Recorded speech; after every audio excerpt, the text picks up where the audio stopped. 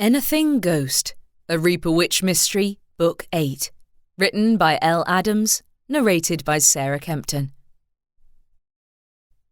Chapter 1.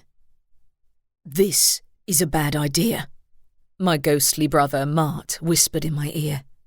"I'm aware." I pushed my foot down into the river, trying to suppress a shudder of discomfort as the cold water flowed over the top of my boot. Then I did the same with the other foot, and took careful steps forward until I stood amid the gushing current. October wasn't the best time to wade into a river that was deadly on a good day, but this was the first time since summer that the water levels were low enough to risk going in search of the tunnel again. Biting my tongue to avoid focusing on the ongoing chill of the water soaking into my socks, I followed the bank of the river towards the bridge that connected one side of Hawkwood Hollow to the other. As I craned my neck to see into the shadows under the bridge where I knew the tunnel was located, Mart came floating past, his transparent feet skimming the water. "It's still covered," he announced.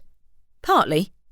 I could see the hole in the ground that led to the tunnel above the lapping waters, and while the notion of crawling into the tunnel after nearly drowning a few weeks ago was unappealing, I'd been waiting for this moment for what felt like forever. "Maura," said a voice from the bridge. "What are you doing?" Gia. I'd hoped my co-worker wouldn't notice my little excursion, but there she was, peering down from above, her straight dark hair blowing sideways in the breeze. "Just having a look around," I called up to her. "The water level's down. I can see the underside of the bridge again." "You aren't going in there, are you?" She ran to the other side of the bridge and began to make her way down the slope of the riverbank to join me. "Maura." "I'm not," I said ineffectually. "I'm looking." "Of course you are." She reached the edge of the bank and placed her hands on her hips. "Maura, do you not remember the last time?" "With all too much clarity." Thanks to a spell someone had carved into the tunnel walls, my Reaper powers had been cut off, preventing me from getting out. I'd almost died.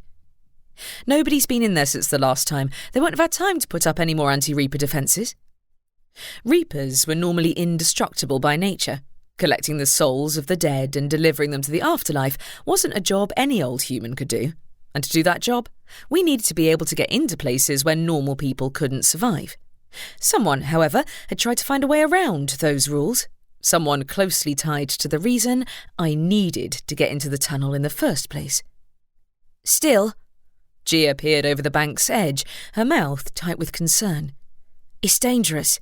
There's no telling what other defences were put in there by whoever created the tunnel to stop anyone going snooping." No kidding. The tunnel was just one part of my plan to investigate the misdeeds of Mina Devlin, former leader of Hawkwood Hollow's Soul Witch Coven, who'd been responsible for countless crimes over her decades of leadership. Unfortunately, she'd been equally adept at hiding said crimes by covering up all the evidence. None of us had guessed that a massive clue lay right beneath our feet, covered by earth and floodwater. No one knew about the tunnel but her followers, one of whom had been responsible for trying to drown me, and I had every intention of finding out which one. "I can go snooping instead," Mart announced. "I'm not afraid of a bit of water." "You're volunteering?" I asked in surprise.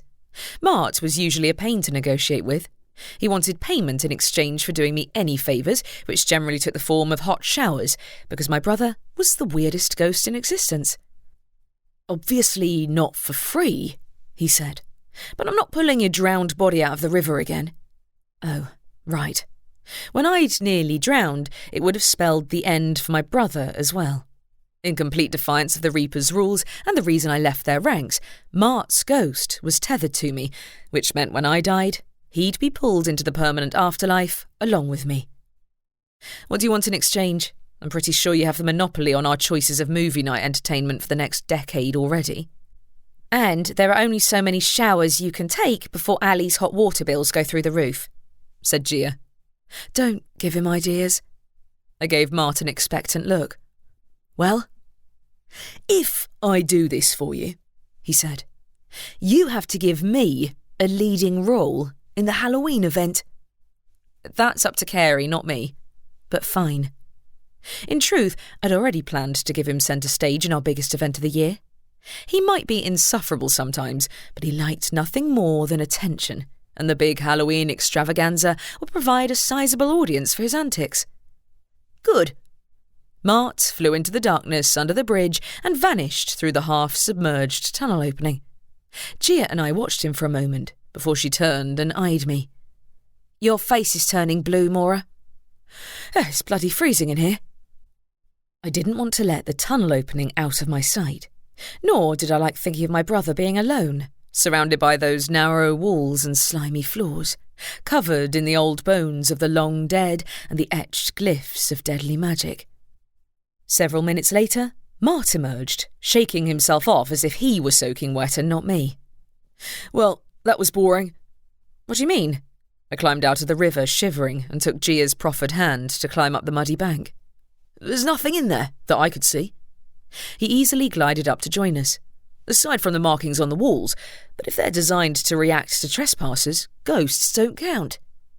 "Any bodies?" I faltered. "Bones, yes. Old ones." "Figures." The bodies wouldn't be identifiable, since they were most likely victims of the flood that occurred more than 2 decades ago.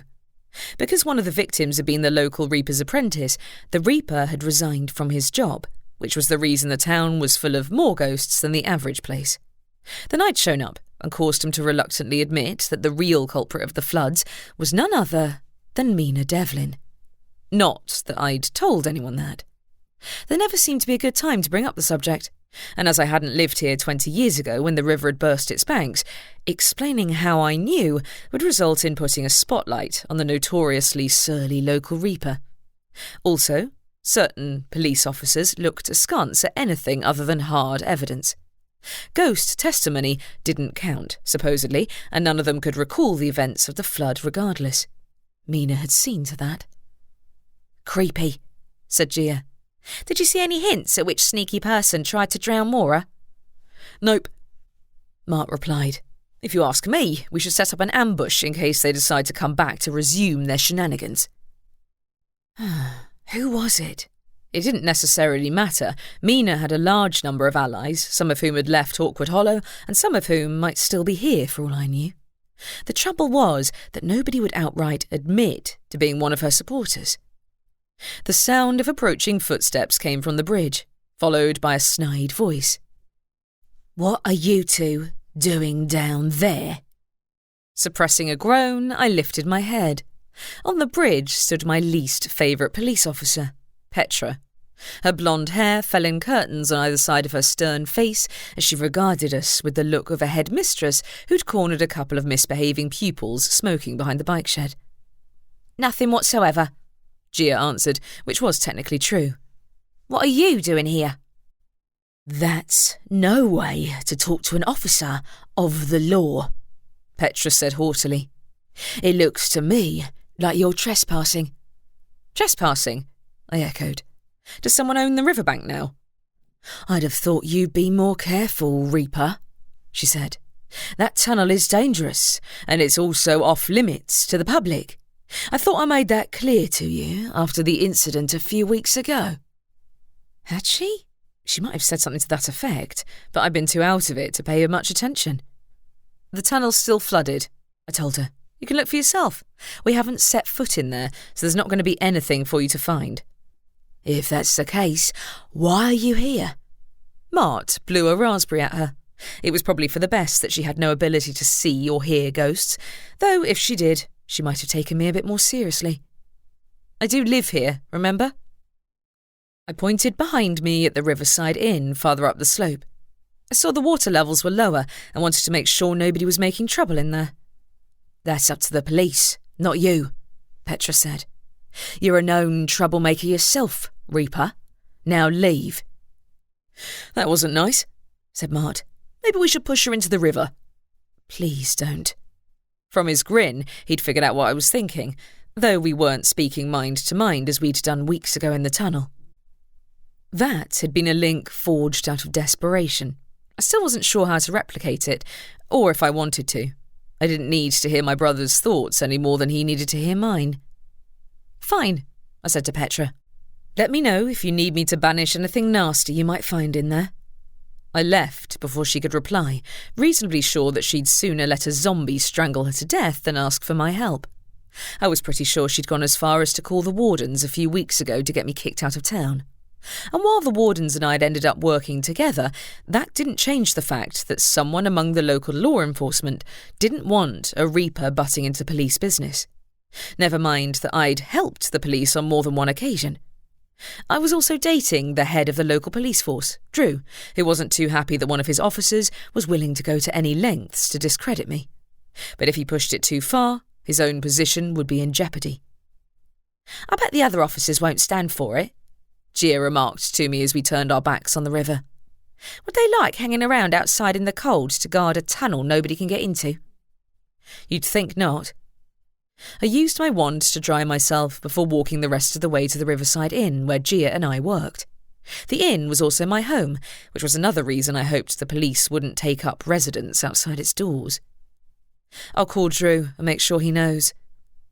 An array of Halloween decorations greeted us inside the restaurant that stood adjacent to the inn itself, connected to the lobby by a set of automatic doors. Carey had been adding new decorations every day since October had begun, with the result that there was hardly an inch of wall that wasn't plastered in faux horror movie posters, while most of the corners were full of fake spiderwebs and other paraphernalia. Mart's favourite was the inflatable pumpkin, which he liked to wear on his head while parading in front of our guests on our twice-weekly ghost tours. Our major event would be on the final day of October itself, and given the rate at which Carey's enthusiasm kept increasing, I was a little concerned that I'd wake up one morning to find that she'd hired a plethora of actors to dress as zombies for the night or something.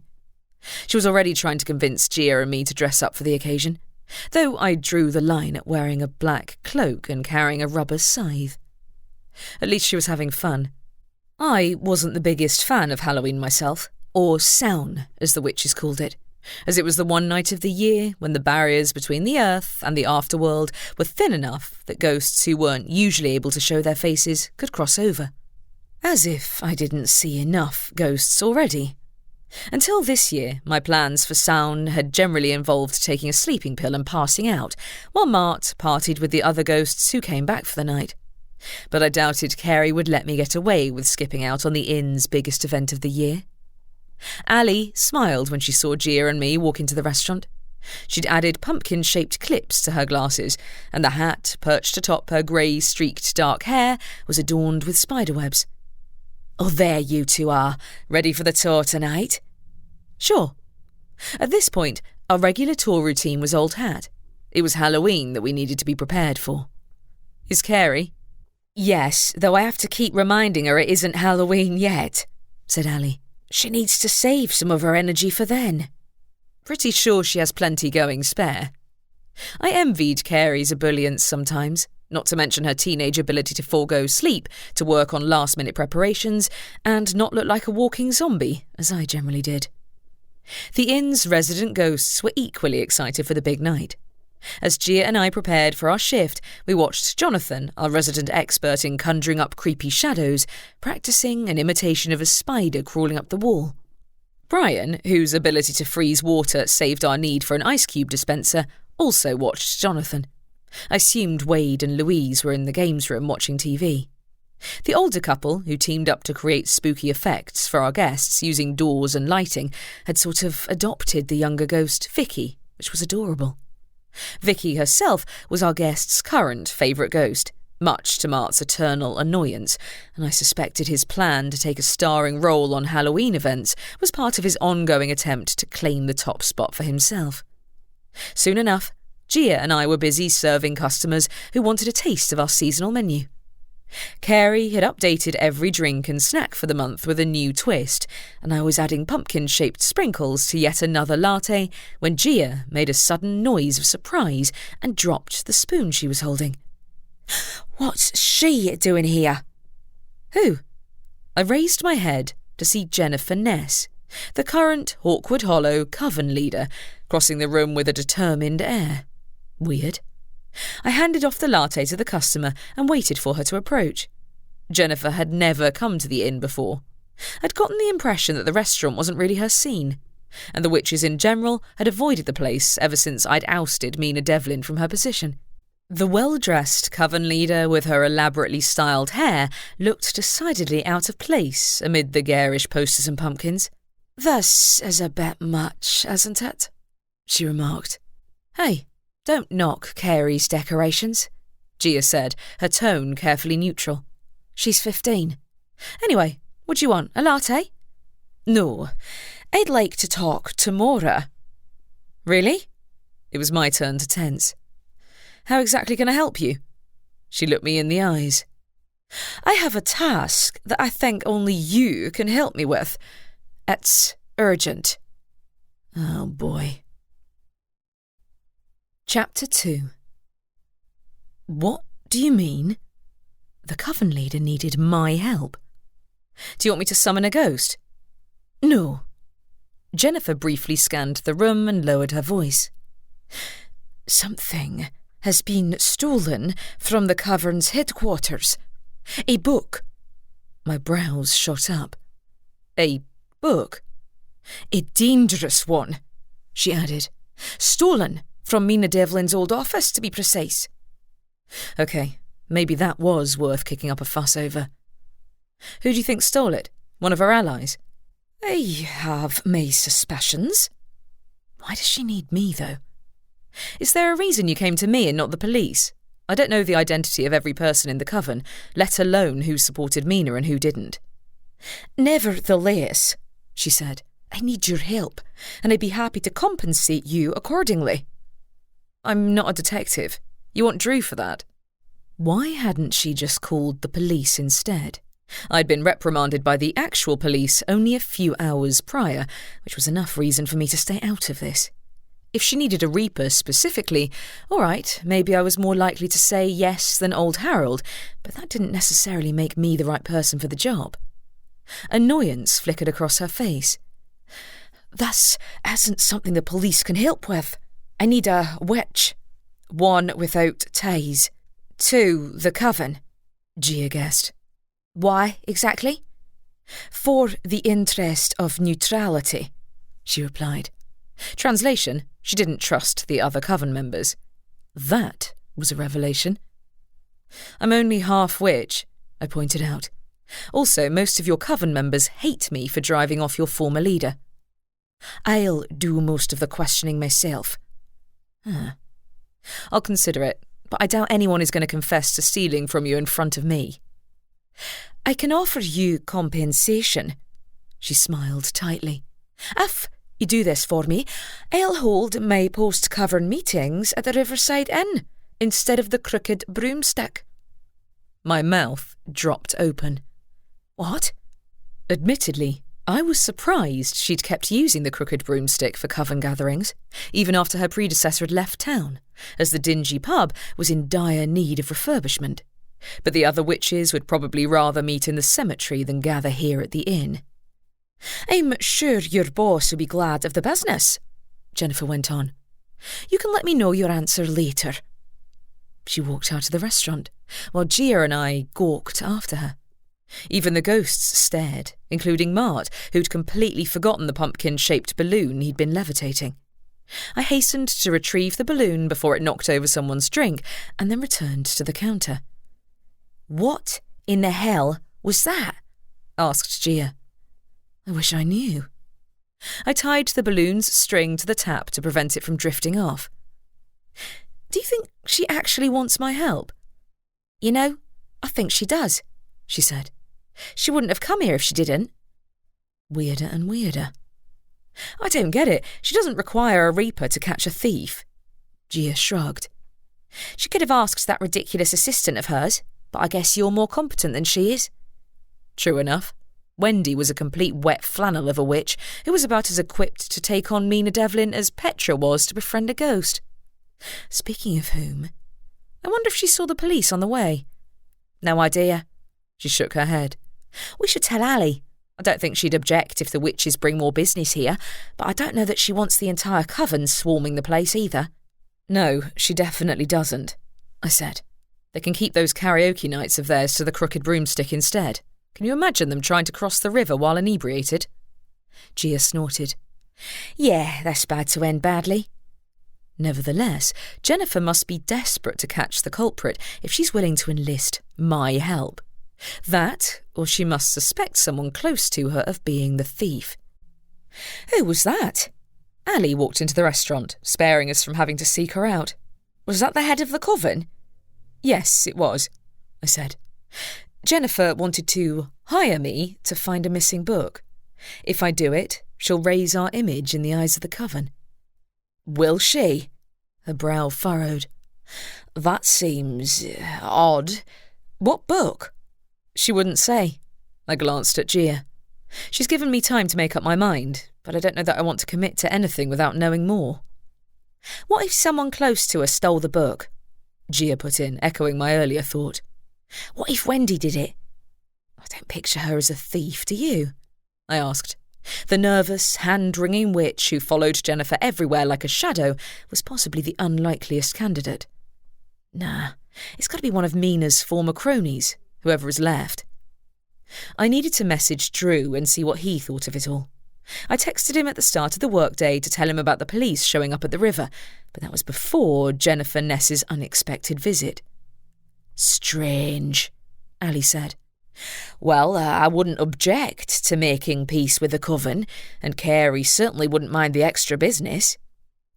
I guess. I didn't particularly want more attention on the inn, but I knew Jennifer was trying to build a new coven on her own terms, which was a tad difficult with the shadow of Mina Devlin eternally hanging over the town.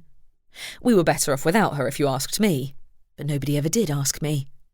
By the time Drew showed up an hour or so into my shift, Gia, Mart and I had exhausted all possible arguments for and against helping the coven. So I was glad to have someone to add impartial input. Granted, it might be a stretch to call Drew impartial. Tall and broad, Drew had the typical shifter appearance, except with longish dark hair instead of blonde, and he looked somewhat out of place amid all the Halloween decor. I swear there are twice as many fake spiders as the last time I came in, he remarked as he reached the bar. I didn't see any officers, though. Who? Petra, I said. She took issue with Gia and me going near the river. She said the tunnel is out of bounds now that the water levels are low enough that we might be able to get in. You didn't go into the tunnel, did you? No. When he sighed, I added, I waded in a little, but I couldn't get into the tunnel itself. I sent Mart instead. Maura. He's a ghost, I pointed out. It's perfectly safe. You nearly died there. I'm aware. So is Petra, but I doubt she's banned me from the area out of concern for my safety. His gaze clouded. No, but it is dangerous. We can't have the local kids playing down there. They have more sense. I drew in a breath. You didn't actually ban the public from going into the river, did you? Is this some new rule Petra made up? I didn't, he said. But she's right. If the tunnel's open again, we need to establish some rules to stop the public from putting themselves in danger. I take it you don't object to me sending Martin at the very least? I asked. As a ghost, he won't trip any magical alarms. No, he won't, he said grudgingly. But that won't be enough for you, will it? I know you, Maura. He had me there. I wouldn't take the risk if I didn't think it would be worth it. Why? He asked. You know why. I leaned over the counter and lowered my voice. Something very illegal happened down there that's likely connected to a certain ex-coven leader. I'd like to know what, wouldn't you? Not at the expense of your life, he said. Besides, we already have evidence enough against her. Yeah, but not for her biggest crime. I hadn't spelled it out for him, namely that the coven had been responsible for causing the floods 2 decades ago that had caused the town to turn into a haven for ghosts. But I had good reason for withholding the full story. The only person who knew all the details was Harold the Reaper, who'd ordered me not to tell another soul. The problem was, the coven had had complete control over the local newspapers at the time, and there'd been a well-orchestrated cover-up to the extent that nobody had ever guessed the truth. Harold had never revealed exactly what Mina had been trying to do, and he hadn't clued me in about the tunnels until I'd stumbled upon them myself. Anyway, I have more news, I said to Drew. The coven leader decided to hire me to help find a missing book. Have you heard about a robbery at the coven headquarters? No, he said. Should I have? I guess she didn't want to call the police, I surmised.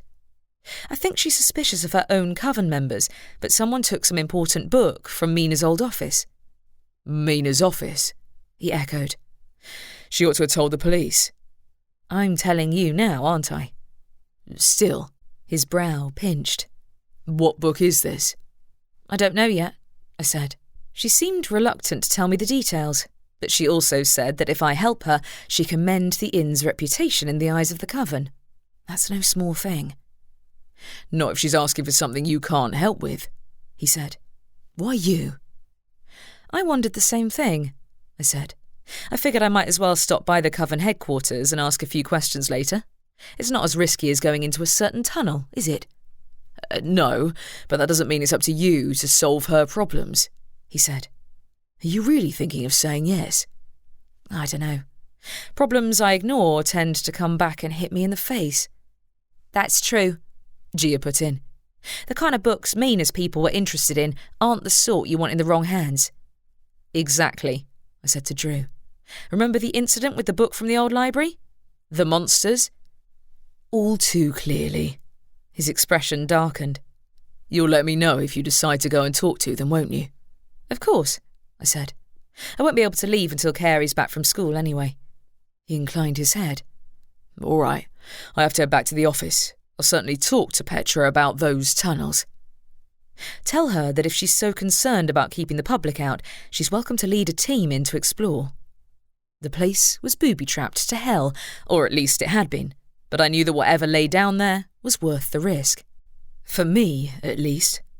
Drew left, and the rest of the workday passed without any more surprise visitors. By the time Carey came back from school, the crowd had died down enough that I'd decided that I could do worse than to see if Jennifer was willing to reveal more details while we were in the safety of her own office. Carey bounded into the restaurant and left her bag by a table next to the bar, her mustard yellow uniform clashing with the Halloween decorations. Casper, her familiar, flopped onto a nearby seat. The cat was a lot calmer around the local ghosts than he used to be, though he still freaked out whenever one of them got too close to him. Carey had been working on helping him with anxiety issues after he'd spent one of the ghost tour nights running through the corridors and yowling. Luckily, the guests had thought it was part of the show, but I did feel sorry for the poor cat. Hey, I ducked out from behind the bar. I'm heading out for a bit, but I'll be back long before the tour starts. That okay?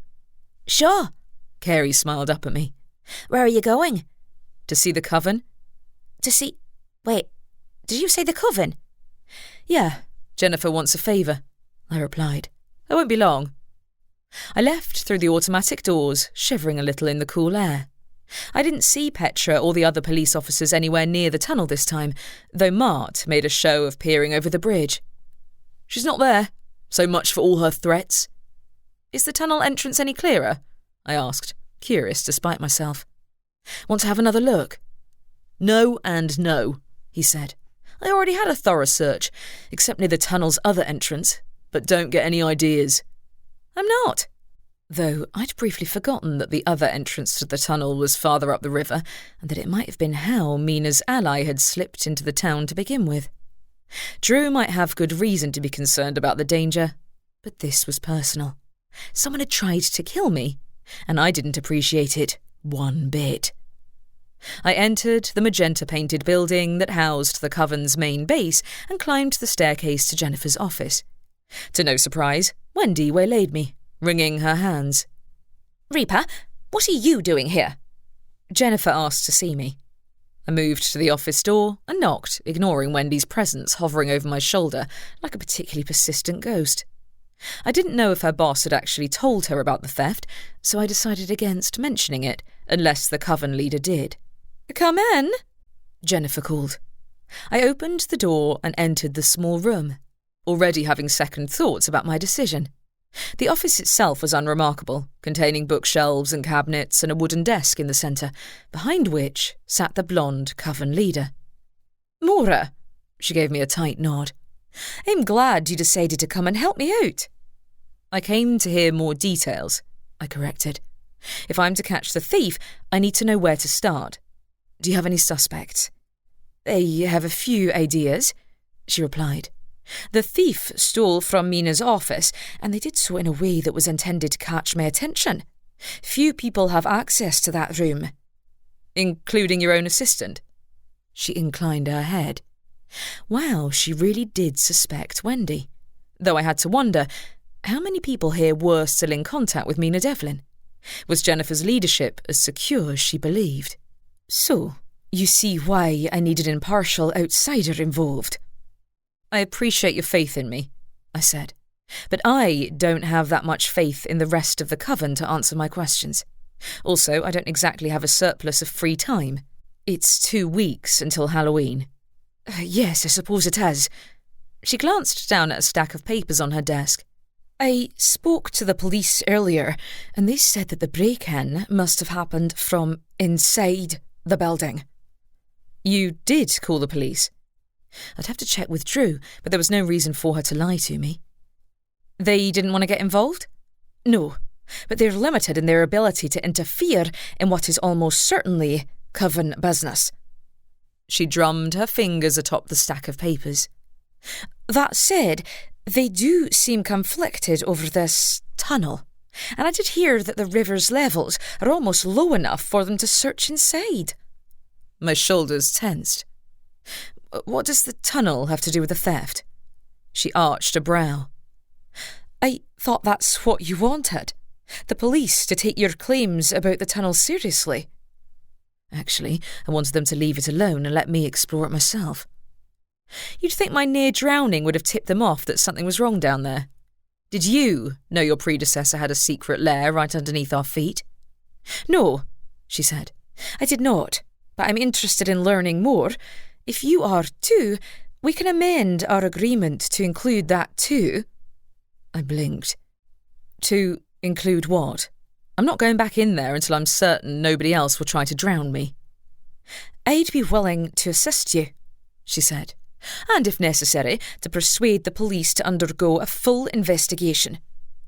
That would really help. Though it surely couldn't be that easy. Didn't they just refuse to help you find the thief? I decided not to push the matter, she said. Like I said, this is a coven issue. However, my predecessor... She paused.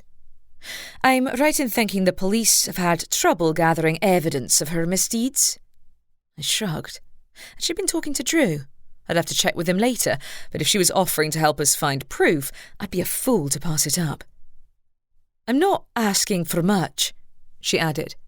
If any of the people I questioned today turns out to be the thief and confesses to the crime, I'll maintain my end of the bargain. You won't have to do anything more. Ah, hell. Fine. Chapter 3. So, I said in the silence that followed my agreement, which individuals do you want to start with? I imagine you might have guessed one person I have some questions for, said Jennifer. My assistant. Wendy? She actually thought Wendy could be the thief. Why would she steal from you?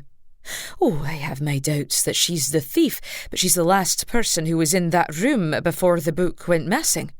I put her in charge of keeping an eye on Mina's assets, so if anyone's likely to have seen whoever took the book, it's her. Well. All right, should I go and find her? She'll already be outside the room. Right, she probably was, and had likely been listening to our entire conversation. Okay then. Wendy, she called. Come in. The door nudged inward, and Wendy came shuffling into the room, wringing her hands so intensely that she looked like she was trying to keep hold of a slippery python. Her eyes brimmed with dread when she saw me standing opposite her coven leader. Yes, she squeaked. I've asked Maura here to help find the missing book that was taken from our coven headquarters yesterday, said Jennifer. Since you're the last person who went into that room, I think you should give an account of the incident so that she knows where to start looking. Don't you agree? Wendy's round eyes fixated on me. Why? Why her? I'm asking the questions, Wendy. Jennifer's tone was almost gentle, but Wendy quailed all the same. I didn't mean to question your judgment. Wendy's voice came out as a squeak again. I was just... I didn't see who took the book from Mina's office. I didn't see anyone. Then tell me what you did see. When did you realise the book was missing? I didn't, she swallowed. I go in there every day to clean and dust the shelves, but I don't usually examine them closely. I didn't realise anything was gone until you came to me and told me. I swivelled back to the coven leader. You went in there after Wendy did and realised the book was missing. How many other people have access to that room? Only those who can unlock the door, Jennifer replied. The two of us alone hold the key. I usually keep it in my office. Weird. I turned back to Wendy, who continued to wring her hands. Did her nervousness indicate guilt, or was she just terrified at the concept of getting into trouble with her coven leader? I was inclined to believe the latter, if just because her zealous dedication to Jennifer made it unlikely that she'd commit theft right in front of her leader's nose. Besides, there was no good reason for Wendy to steal anything from the former coven leader's office. Was there? Nobody had taken the key before I went in there, Wendy whispered. It was in its usual place, in your desk drawer. As you said before, Jennifer pursed her lips. This leaves me in a difficult position, Wendy. Someone undoubtedly stole from Mina's office, and if they didn't use the key, they must have used magic to get in. There were no signs of interference inside the room? Wendy shook her head. No. Do you think it was one of her allies? I asked. Mina's? Wendy flinched, but Jennifer gave a nod. Whoever it was, they got through a locked door in our headquarters, and they did so without triggering any of the security spells set up around the office to prevent intruders from gaining access. Wendy coughed. Can't Reapers walk through walls? Thanks for that. I had zero reason to go into that office. The time I got locked in there was enough to put me off, and I don't even know which book got stolen or why you're so desperate to get it back. It's a book of dark magic, Wendy whispered. Dark magic. The sort that is of interest to Reapers. Wendy, Maura has no reason whatsoever to have gone into that office, Jennifer interjected. Nor could she have known that there was a hidden compartment in there. Hidden? I decided to let Wendy's accusations slide, if just because Jennifer clearly didn't believe I was responsible. You might have mentioned that earlier. Mina concealed a compartment in the back of a cabinet, Jennifer clarified. I didn't know it was there until recently, when Wendy moved the cabinet to vacuum along the back wall of the office. You looked inside the compartment before the book was stolen? I asked. You already knew about it? I did, Jennifer replied. I decided a locked office that only two of us had full access to was as safe a hiding place as possible. So I left the book and pushed the cabinet back into place. Someone else must have known. I looked between them. Was anyone else here in the building at the time of the theft? No, not that I know of, said Wendy. The theft must have taken place overnight, when nobody was at work, but anyone can access the coven headquarters at any time. Any coven member? Oh, they claimed all witches had access, but when I'd tried to get into the supply cabinets myself, I'd usually been interrogated or thrown out. Honestly, I had a hard time feeling sorry for the witches after the way they'd treated me before Jennifer's ascension to leader. I was also beginning to regret agreeing to help them. Were either of you here? No, said Wendy. I got here at 6 o'clock or so. I always arrive shortly before the coven leader so I can clean and tidy her office. Do you have any security measures on the building when nobody's here?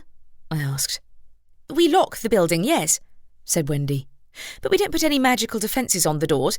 Anyone might want to come in for legitimate reasons, and we have a duty towards our coven members. Did you see anything else out of place? No. She cleared her throat. But I didn't check any of the other offices. They don't like people going in there without permission, so I only cleaned the rooms of the coven leader and her predecessor. I faced Jennifer. Do I have this right? Wendy cleaned Mina's office without realising there'd been a break-in, and then you went in after her and discovered the theft. What made you want to check? Habit, Jennifer said. Since we discovered the hidden compartment, I've been checking on the office periodically to make sure nothing else is out of place. You suspected one of her people might try to get in. I'd be a fool not to. I guess she has good reason to be paranoid. But you didn't tell anyone else about the book? Obviously not. Still, someone knew. If they hadn't, they wouldn't have known where to look. I realise that you don't want to draw attention to this, but I don't even know which coven members work in this building. Have you spoken to any of them yet? Yes, she said. I asked everyone who works on this floor, but nobody confessed to going near Mina's office. There are a few hundred other witches who use this building, aren't there? Any of them might have dropped by in the middle of the night. Correct? She pursed her lips. Wendy, you're the only witness as far as we know. Is there anything else you think we ought to know? No, I don't think so. Wendy didn't meet the coven leader's eyes, which might have been a red flag if she didn't look like she was about to pass out. Am I being fired? Fired? Echoed Jennifer. Oh, don't be absurd. I simply wanted to hear your story. You're too valuable to fire. Wendy swayed on her feet. I wondered if I ought to put a cushion under her in case she did faint, but she recovered herself at the last moment. Thank you. You can go, added Jennifer. As Wendy tottered out of the office, I faced the coven leader. We aren't going to question every single coven member, are we? Or was Wendy a special case, because she was the only witness? The latter, she said.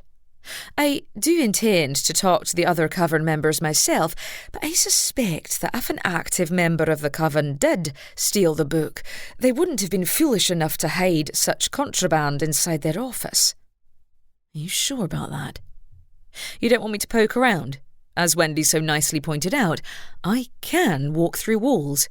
No, she pursed her lips. If necessary, I'll search the other offices myself, but only if I feel that someone is lying to me. Then why she needed me to come here? What about the ex-coven members? I know most of them are in jail. Correct. Do you think any of them were involved? I'd assumed Jennifer had asked for my help because of my own history with Mina Devlin, but so far nothing about the theft had felt particularly relevant to me. Even her comment about me supposedly being impartial meant nothing whatever to the other members of the coven. Not directly, she replied. And if they were, they almost certainly had the help of someone who is a current member. I intend to visit them later today after I've spoken to the active coven members.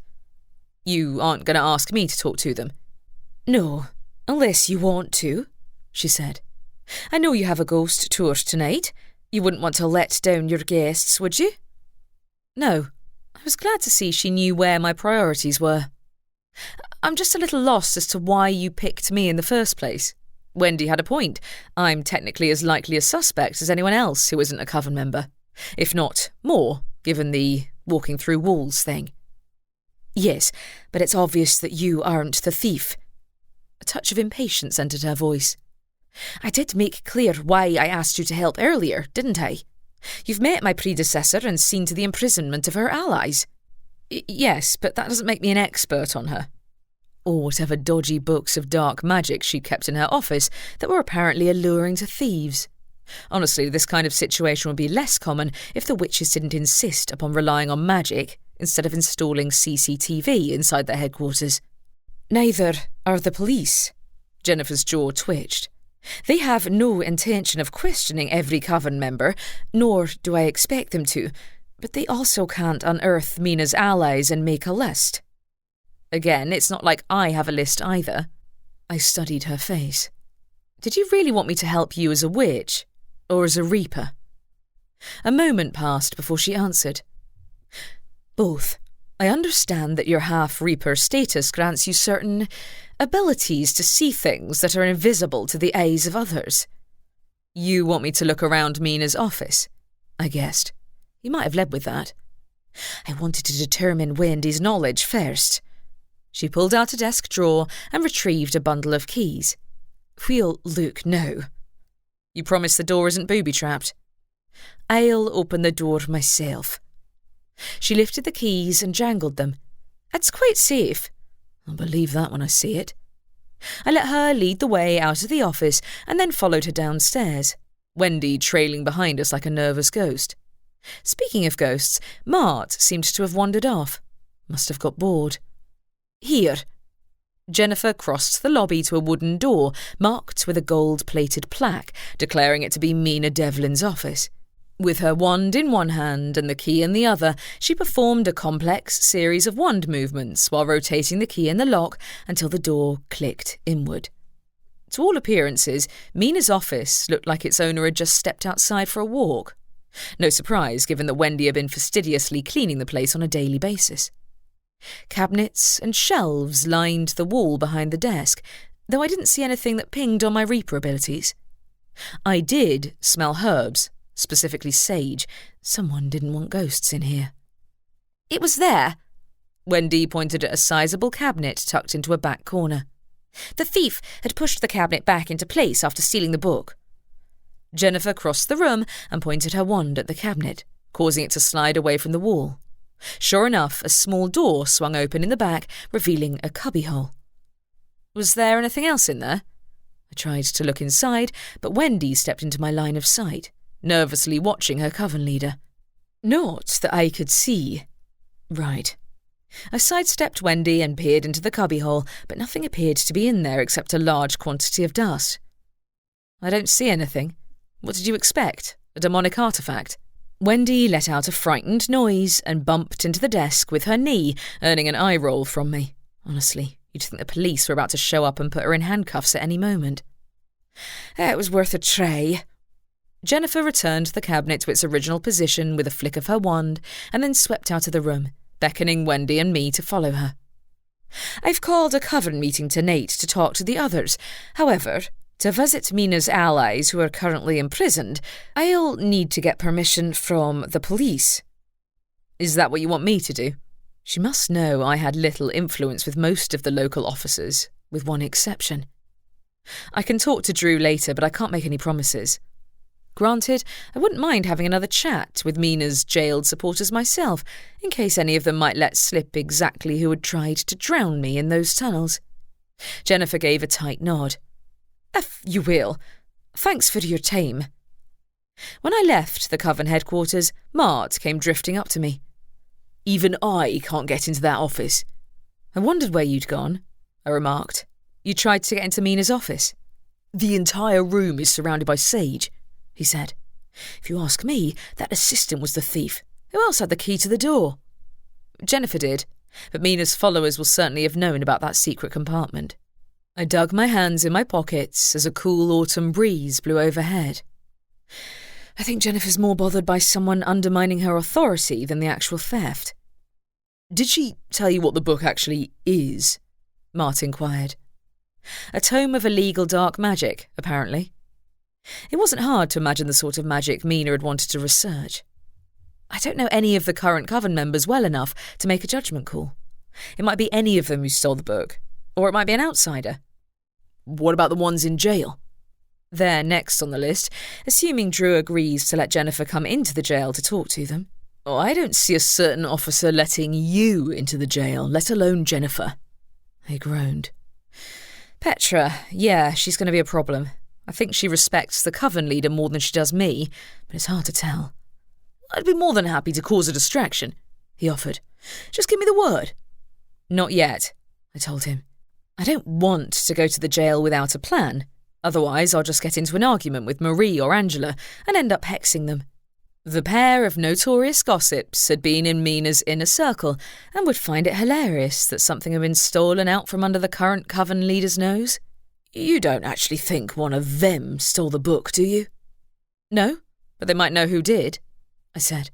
Also, I'd like to know who tried to have me drowned. Mina did. Mart drifted alongside me as we left the high street behind. I don't like that Jennifer wants you to do her job. Doesn't she know the coven better than you do? She's going to do most of the questioning herself, I said. But I've met Mina. I know how she operates. I can also walk through walls, as Wendy so helpfully reminded me.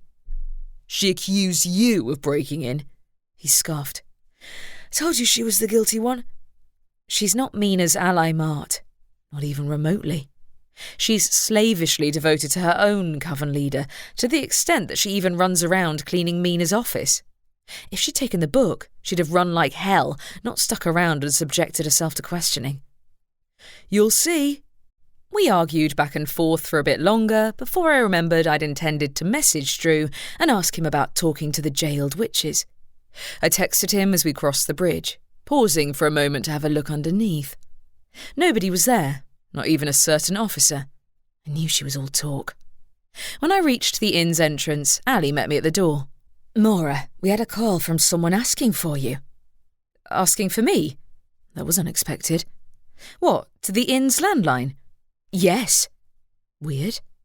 I didn't go around handing my mobile phone number to just anyone, but the inn's landline was publicly available on the wizarding web. That didn't mean many people knew I worked here, though. "Are they still on the line?" "No, I told them you were out." She walked to the desk and picked up a piece of paper. "I did write down their number." "All right." I took the paper from her, and a thrill of dread rippled through my nerves. It was the landline number of the house where Mart and I had grown up. Chapter 4. Why would my dad have called the inn? I stared at the page as if the markings would rearrange themselves if I looked at them intently enough.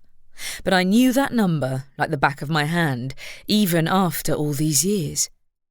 "Maura, you look like you saw a ghost." Mart laughed loudly at his own joke. I ignored him.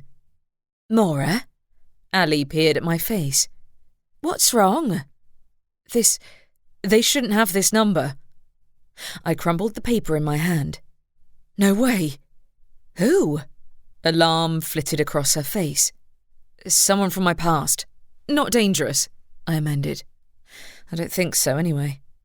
Reapers were dangerous by nature, of course, but why would anyone from my home have any reason to contact me here? Unless they knew I hadn't stopped using my Reaper skills after I'd quit. "Hey!" Mart snatched the paper from my hand where the page hovered in the air before his widening eyes. "No way." Exactly. To say my dad and I hadn't parted on the best of terms was an understatement. I'd broken the Reaper's rules in a major way when I'd stopped my brother's ghost from passing into the eternal afterworld after his untimely death, binding him to me instead. Dad might have flaunted the Reaper's rules himself when he'd married my mother and had 2 kids, but he drew the line at violating their most important principle. The dead were dead. No exceptions. Not even for his own family. "Do you want to call them back?" Ali asked hesitantly. I shook my head. "No, definitely not." Mart blew air onto the paper, causing it to drift towards the partly open door, but I lunged and grabbed it first. Clenching my fists, I made for the stairs. I needed to get my head together before I spoke to anyone else. It was bad enough that Ali had to see my reaction to the latest bombshell the universe had dropped on my head. Why now? How'd he known where to find me? "I'd like to know how he got this number," I muttered to Mart. "Any ideas?" "It's publicly available, obviously." I shook my head. How would he know where to go looking? It's not like I'm listed on the website as an employee. Granted, I'd accompanied Carey on several ghost hunting trips, but she didn't mention me by name in her blog posts or include me in any video footage. Of course, a certain grumpy ghost blogger had tried to badmouth the inn and featured images of us a few weeks ago, but I'd got those taken down. And there was no good reason for my dad to be browsing ghost hunter blogs on the internet. He didn't even have a computer in the house, for crying out loud. Still, I reached the door to my room and retrieved my key from my pocket. Is there the slightest chance he might have seen a certain blogger's attempts to troll us? Mart scoffed. Does Dad even know how to use the internet? Even if he does, he won't know there's a whole industry of real-life ghost bloggers. The same could be said of the Reaper Council, who'd scarcely changed in the centuries of their existence. They shunned all mortal conveniences, including the wizarding web, but they didn't need to use a search engine to find anyone, and I'd been counting on them not wanting to find me. As an ex-Reaper who didn't draw attention to herself, I should have been far down on their priority list. My dad, though. There was nothing stopping him from stepping through the afterworld and crashing straight into my new life with the force of a boulder rolling down a mountainside. I unlocked the door, entered my room, and let out a groan. What the hell am I supposed to do? Call him back? Nope, Mart said. If he wanted you to come home, he'd have visited here in person, not called the inn's landline. Yeah, I was under no illusions there. Dad was a full Reaper, not a half Reaper like me, and if he'd wanted me at his side, there wasn't anything I could have done to stop him from marching in here and forcibly dragging me home. Not that he would. He did have some sense of compassion towards his one surviving child, and he'd already stood back as I left my hometown and threw my Reaper apprenticeship out the window. He, of all people, knew there was no point in training an unwilling Reaper, but that hadn't been why I'd left. Mart drifted around the room, stirring up a breeze that raised goosebumps on my arms. Why him? I'd have expected Mum to call first.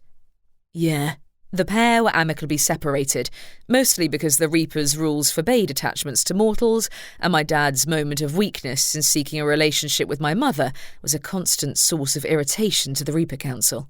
But they still spoke to one another. If she had, she'd have stayed on the line until I got back to the inn and probably told Ali our entire sob story in the process. Reapers and witches were chalk and cheese. Dad was ever the stoic Reaper. Mum was more of the emotional sort, whose habit of calling to beg me to come home had grated on me so much that I'd ended up changing my phone number just to shake her off. Not the most mature way of handling the situation, but I'd been 18 when I'd left town, raw with grief from losing my twin brother. Now, well, I wouldn't say my reaction to Dad's phone call had been particularly mature either, but the shock had hit too hard for me to make a rational decision. Sure, the quickest way to find out what Dad wanted was to call him back, but all my instincts screamed against it. I had quite enough problems to handle without the ghosts of my past showing up again. The sound of Mart turning on the shower reached my ears. Please don't flood the place. We have a tour in a few hours. Exactly, he called back.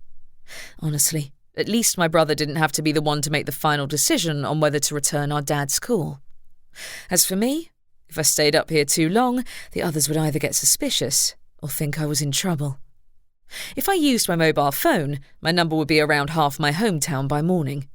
Using the inn's landline came with the risk of someone overhearing, but I'd already had to buy a new phone a few weeks ago after my impromptu swim in the river. With a landline, I wouldn't need to switch numbers again to shake off unwanted family members. I listened to the sound of water pounding on the shower floor for a long moment before asking my brother, "What should I tell him?" "You're going to call him back?"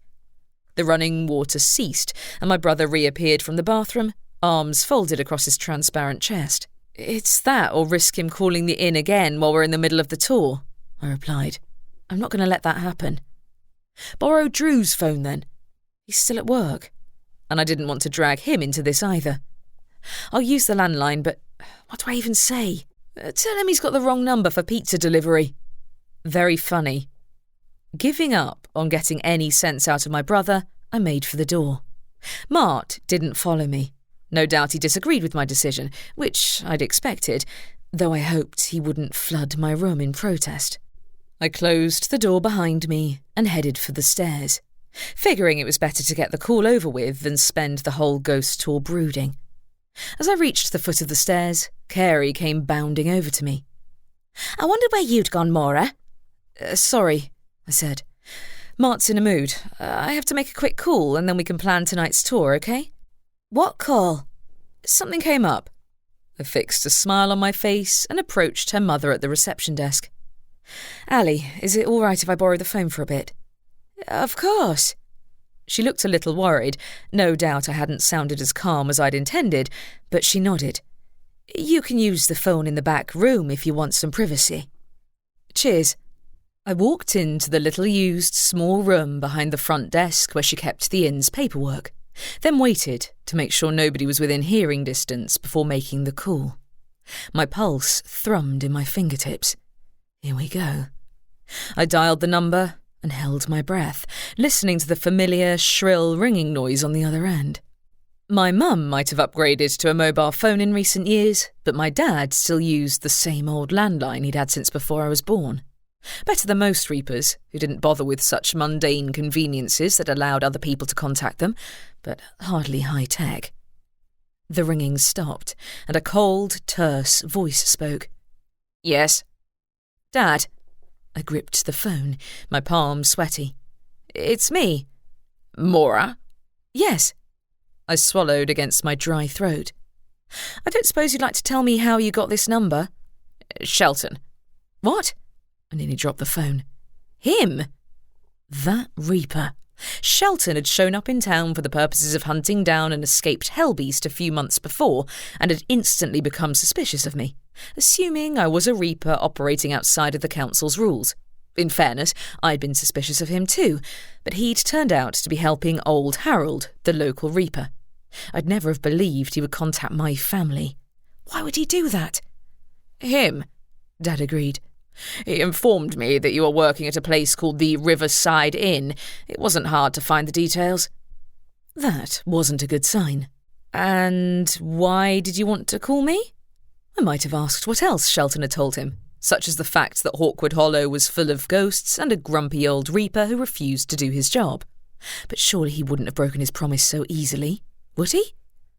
"Do I need a reason to get in touch with my daughter?" "As a Reaper, yes. I thought you shunned all human attachments." I'd also thought he'd have made more of an effort to find me before now. Sure, I'd kept my distance, but he was my dad after all. "Don't be absurd," he said. "You're my child. You're also skirting the line of the Reaper Council's laws, I'm told." Here we go. Who told you that? Shelton? Did he also mention that I saved his life? "You didn't have to leave all of this behind, you know." What? Where had that come from? "You told me 8 years ago that once I made my choice, that was it. No going back." "I may have spoken in haste," he said. "My son was dead. You—" I raised him from the dead and bound him to me. How could he rip the wounds open after all these years? "You made your stance clear." He had, and I'd never forgotten. "You're years too late. I'm not going to uproot myself and come running home now." "Are you really so attached to that inn?" he asked. "Running ghost tours is beneath you." "Excuse me?" My voice went cold.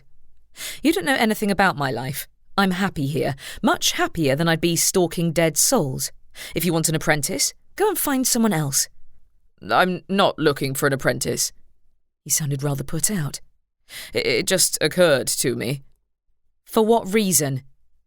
Beneath the cocktail of anger and resentment, suspicion stirred. "Why did Shelton get in touch with you in the first place?" "Reapers talk to each other." "No, they don't. You're notorious loners." "Sometimes we talk to each other," he corrected. "You know that. I just wanted to ask if you were willing to come back home so we can have a face-to-face discussion." You have got to be kidding me. I did my level best to keep my voice Reaper cold and not let my anger slip in. What in hell brought this on? Don't lie to me. You can't have had a change of heart out of nowhere. "Oh, you don't believe me?" He sounded more resigned than surprised. "I'll give you time to think about your decision. I know this came as a shock." "You don't say." Anger crept into my voice. "Sorry to disappoint you, but I'm not giving up my job or my home. Did you want to talk to Mart too?" His breath hitched, and an instant later, the phone call ended. "Guess not then," I muttered to the dial tone. I should have known my words would hit a sore spot, but when I put the phone down, I was alarmed to find my own cheeks wet with tears. Furious, I scrubbed my face with the back of my sleeve. So much for playing the stoic Reaper. "Maura," Gia called to me from near the front desk. "Something wrong?" "Nothing." I took in a breath and stepped out to join her. "I'm having a weird day. Is Carrie at the bar?" "Ali is." Her forehead creased in concern. "Maura, if there's anything you need help with, I'm here. Any bodies you need me to bury, I'll get the shovel." My eyes burned, damn it. "No, it's not necessary. Reapers are kind of hard to bury." I was tired of keeping secrets, and I could do worse than let Gia in on this one. She was the least likely to judge. Reapers? Her mouth parted. You were talking to them? My dad, I amended. He decided to contact me for the first time in 8 years and asked me to join the Reapers again. I said no, but if I'm a bit spaced out during the tour, that's why. No, I don't blame you. She sucked in a breath. I haven't spoken to my dad in years either. Yours is a full Reaper. Hence the lack of contact after I broke all their rules and quit my apprenticeship. Wow. Gia glanced over at the transparent doors to the restaurant, which was beginning to swell with the evening crowd. Ali wants my help in there. Tell me the rest later? No, I'll come too, I said. I need a distraction, though I should probably make sure Mart hasn't flooded my room first. Oh, not again. She pursed her lips. Did he not take the news well? Definitely not, I said. He's the reason I left home. Dad never acknowledged my brother as an actual person after I brought him back. Harsh. So Reaper for you. I heaved a sigh. I haven't the faintest idea what brought this on, but I'll check on my brother and then I'll come back to work. I wasn't in the right frame of mind to deal with customers or plan ghost tours, but at least my job mostly involved standing behind the crowd and watching for trouble. Mart was part of the main event, but the others were used to weirdness from him by now. My phone buzzed on the way upstairs, yanking me back to reality.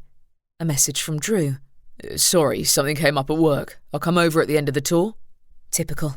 I replied and said that was fine, then entered my room. Inside, the bathroom door remained closed. Mart? Go away. Don't you want to know what Dad said? I sat down on the bed. Shelton visited him and blabbed about us. That's how he found out. Oh, I knew I didn't like that guy. He drifted back out of the bathroom, a scowl on his ghostly face. What does he want? He asked me to resume my Reaper training. Mart collapsed into peals of laughter. The sound was more of a half-wailing, half-groaning noise, and when the door started to rattle, I pressed my hands to my ears. Mart, cut that out. Save the dramatics for the ghost tour. The noise stopped. Resume your training. What planet has he been on? One where the past 8 years never happened, apparently. I flopped over backwards on the bed, tempted to have a nap on the off chance that I'd wake up in a few hours and the world would make sense again. I don't get it either. He wouldn't say why he had this change of heart. Unless the council came snooping. Why would they? I lifted my head. They'd have come here first rather than telling tales on me to my dad. I don't know. Your name is out there, he said. With the wardens, with the ghost blogger community. The Reapers don't go around looking up ghost tour blogs, you know that. The wardens, though? Maybe someone had mentioned my name, but I trusted them. Why would they have reported me to the Reaper Council? They look for rogues. He flipped over in mid-air. They also look for practitioners of illegal magic. You know they'd be all over me, Devlin, if they realised what she was doing in that tunnel. 20 years ago? I sat bolt upright. Crap. Is this her, do you think? She can't have figured out where I lived. She'd have good reason to try. Yes. She would, but it would also have taken a hell of a lot of detective work for someone to trace me back to my old town. There weren't too many half-reapers out there in the world, but the council were very cagey with their information, and they didn't store it online where the public could access it either. No, I wasn't convinced. But just the thought of Mina having found out where I'd grown up had my mind spinning in circles. Had my dad contacted me out of a sudden surge of regret for our past arguments, or was there a more sinister reason? Chapter 5. I had no idea how I got through the ghost tour that night. Mart was subdued too, though his ghostly antics remained exciting enough not to make our guests suspicious. They especially got a kick out of his new-to-them habit of wandering around with an inflatable pumpkin bobbing on his ghostly head. As for the other ghosts, they were good enough at their routines not to need too much supervision. Vicky, the youngest, had adopted her own floating pumpkin to wear on her head while she skipped around grabbing people's hands when they weren't expecting it. Jonathan made shadows appear on the walls, morphing them into pumpkins and bats and other Halloween-themed shapes. Brian contributed by chilling the air and freezing the windows, while middle-aged couple Wade and Louise had a double act in which they opened and closed doors, rattled windows, and flickered lights on and off in time to creepy music. In truth, it was one of our better nights. and yet my heart just wasn't in it. My background role meant nobody noticed except for Gia, who at least understood the reason for my sour mood. I did have other excuses lined up, such as the witch's attempts to manipulate me into finding a thief for them. I'd given Carey a brief explanation of Jennifer's unexpected request earlier, but I could tell she wasn't quite satisfied with my insistence that I was holding the witches at arm's length and letting them deal with the actual thief catching themselves. It was a relief when I checked my phone and found a message from Drew saying he was on his way to the inn. As the guests went into the restaurant for Carey's final speech of the night, I hung back in the lobby to wait for him. Without the crowd of guests, the cold breeze from outside was more evident, and I stood out of range of the automatic doors to keep what little warmth remained inside. When the doors slid open, I moved closer to look for Drew, but he wasn't there. Neither was anyone else. But the doors opened as if an invisible figure stood just outside. "Who's there?" I stepped out, drawing my arms around my chest in a futile effort to keep out the chill. Maybe it had been a ghost, but they didn't usually have enough presence to cause motion sensors to respond. A faint stirring of shadows drew my gaze to the bushes across from the inn's entrance, near the river. I headed in that direction and then spied a figure on the bridge. This time it was definitely Drew, and an unexpected rush of emotion hit me at the sight of him. Before I'd quite got a grip on my senses, I ran over and wrapped him in a hug. He stiffened in surprise, then hugged me back. "Maura, what are you doing out here? I'd have thought you'd be staying out of the cold." "I thought I saw someone outside. Might have been a ghost." "Really?" He followed my gaze to the bushes growing along the riverbank. "With your track record, Maura." "Fair point." I released him, scanning the bushes myself. I don't know, ghosts can't usually trigger the motion sensors on the doors, but I guess a bird might have landed outside. Drew made a sceptical noise, and I found my attention travelling down the dark riverbank, towards the curved underside of the bridge. When I peered around to see better into the darkness, Drew gently took hold of my arm. "Don't walk into the river, Maura." "Wasn't my plan." "You did it once already." "You weren't with me that time." "So the solution is for me to be with you at all times?" "Huh." I craned my neck, but there might have been a whole family of ghouls down there, and I wouldn't have been able to see them in the dark. "No, the solution is to send a team of officers down there to have a proper look around when the tunnels are clear." "Funnily enough, you aren't the first person to propose that idea," he said. "I had an unusual call from the coven leader earlier." "She called you?" I twisted around to peer at his face. "Wow, she really meant it." "I assume that was what you wanted to talk to me about." "Right, yeah." I'd implied I wanted to have a serious discussion when I'd texted him earlier, but I'd been referencing my dad's bizarre phone call. Honestly, I'd forgotten to check if Jennifer had made any headway with the police. Jennifer and I agreed that if I helped to find this thief, she'd try to escalate the investigation into those tunnels to keep certain officers from whining at me. "Nice of her," he commented. "Did you find the thief?" "Not yet." I turned my back on the river. She asked me to question Wendy of all people, but then she said I probably wouldn't be interested in watching her talk to everyone else in the coven, which is true enough. There's no way they'd spill their secrets in front of me. "That's true." His gaze lingered on the bridge. "If you think you did see someone earlier, I can make a call." "No." I shook my head. "Never mind, it's probably nothing." "You're not usually so quick to dismiss something that's bugging you." "Everything is bugging me." I returned my attention to the inn, where the guests had begun to disperse through the front doors to avoid catching his eye. "Really?" He was silent for a moment. "I thought the tunnels were at the top of your priority list." "They are." I shrugged one shoulder. "But my quickest route to answers is through Jennifer, and I doubt her thief is hiding down there in the damp and cold." "You never know," he said. "Does she have any other suspects aside from Wendy?" I began to walk away from the river, back towards the inn. "She also wanted to talk to Mina's jailed allies. I'm guessing she told you that on the phone too." "She did," he said. "She can't possibly think one of them committed robbery from inside jail, can she?" "No, but they might have an idea of Mina's current movements," I replied. "Did you give her permission?" "I said I'd see what I could do." He tilted his head. You want to talk to them too? About as much as I want to swim in the river, I said. But yes, I think they're more likely to know what Mina's doing than anyone else. I doubt they'll be cooperative, but if it's what you want, I can take you there tomorrow. Thanks. It was like thanking him for booking me a dental appointment, but it had to be done. Have you mentioned any of this to Petra? No, because she isn't in charge, he said. I'm not planning to pick her for the team I'll send into the tunnels either.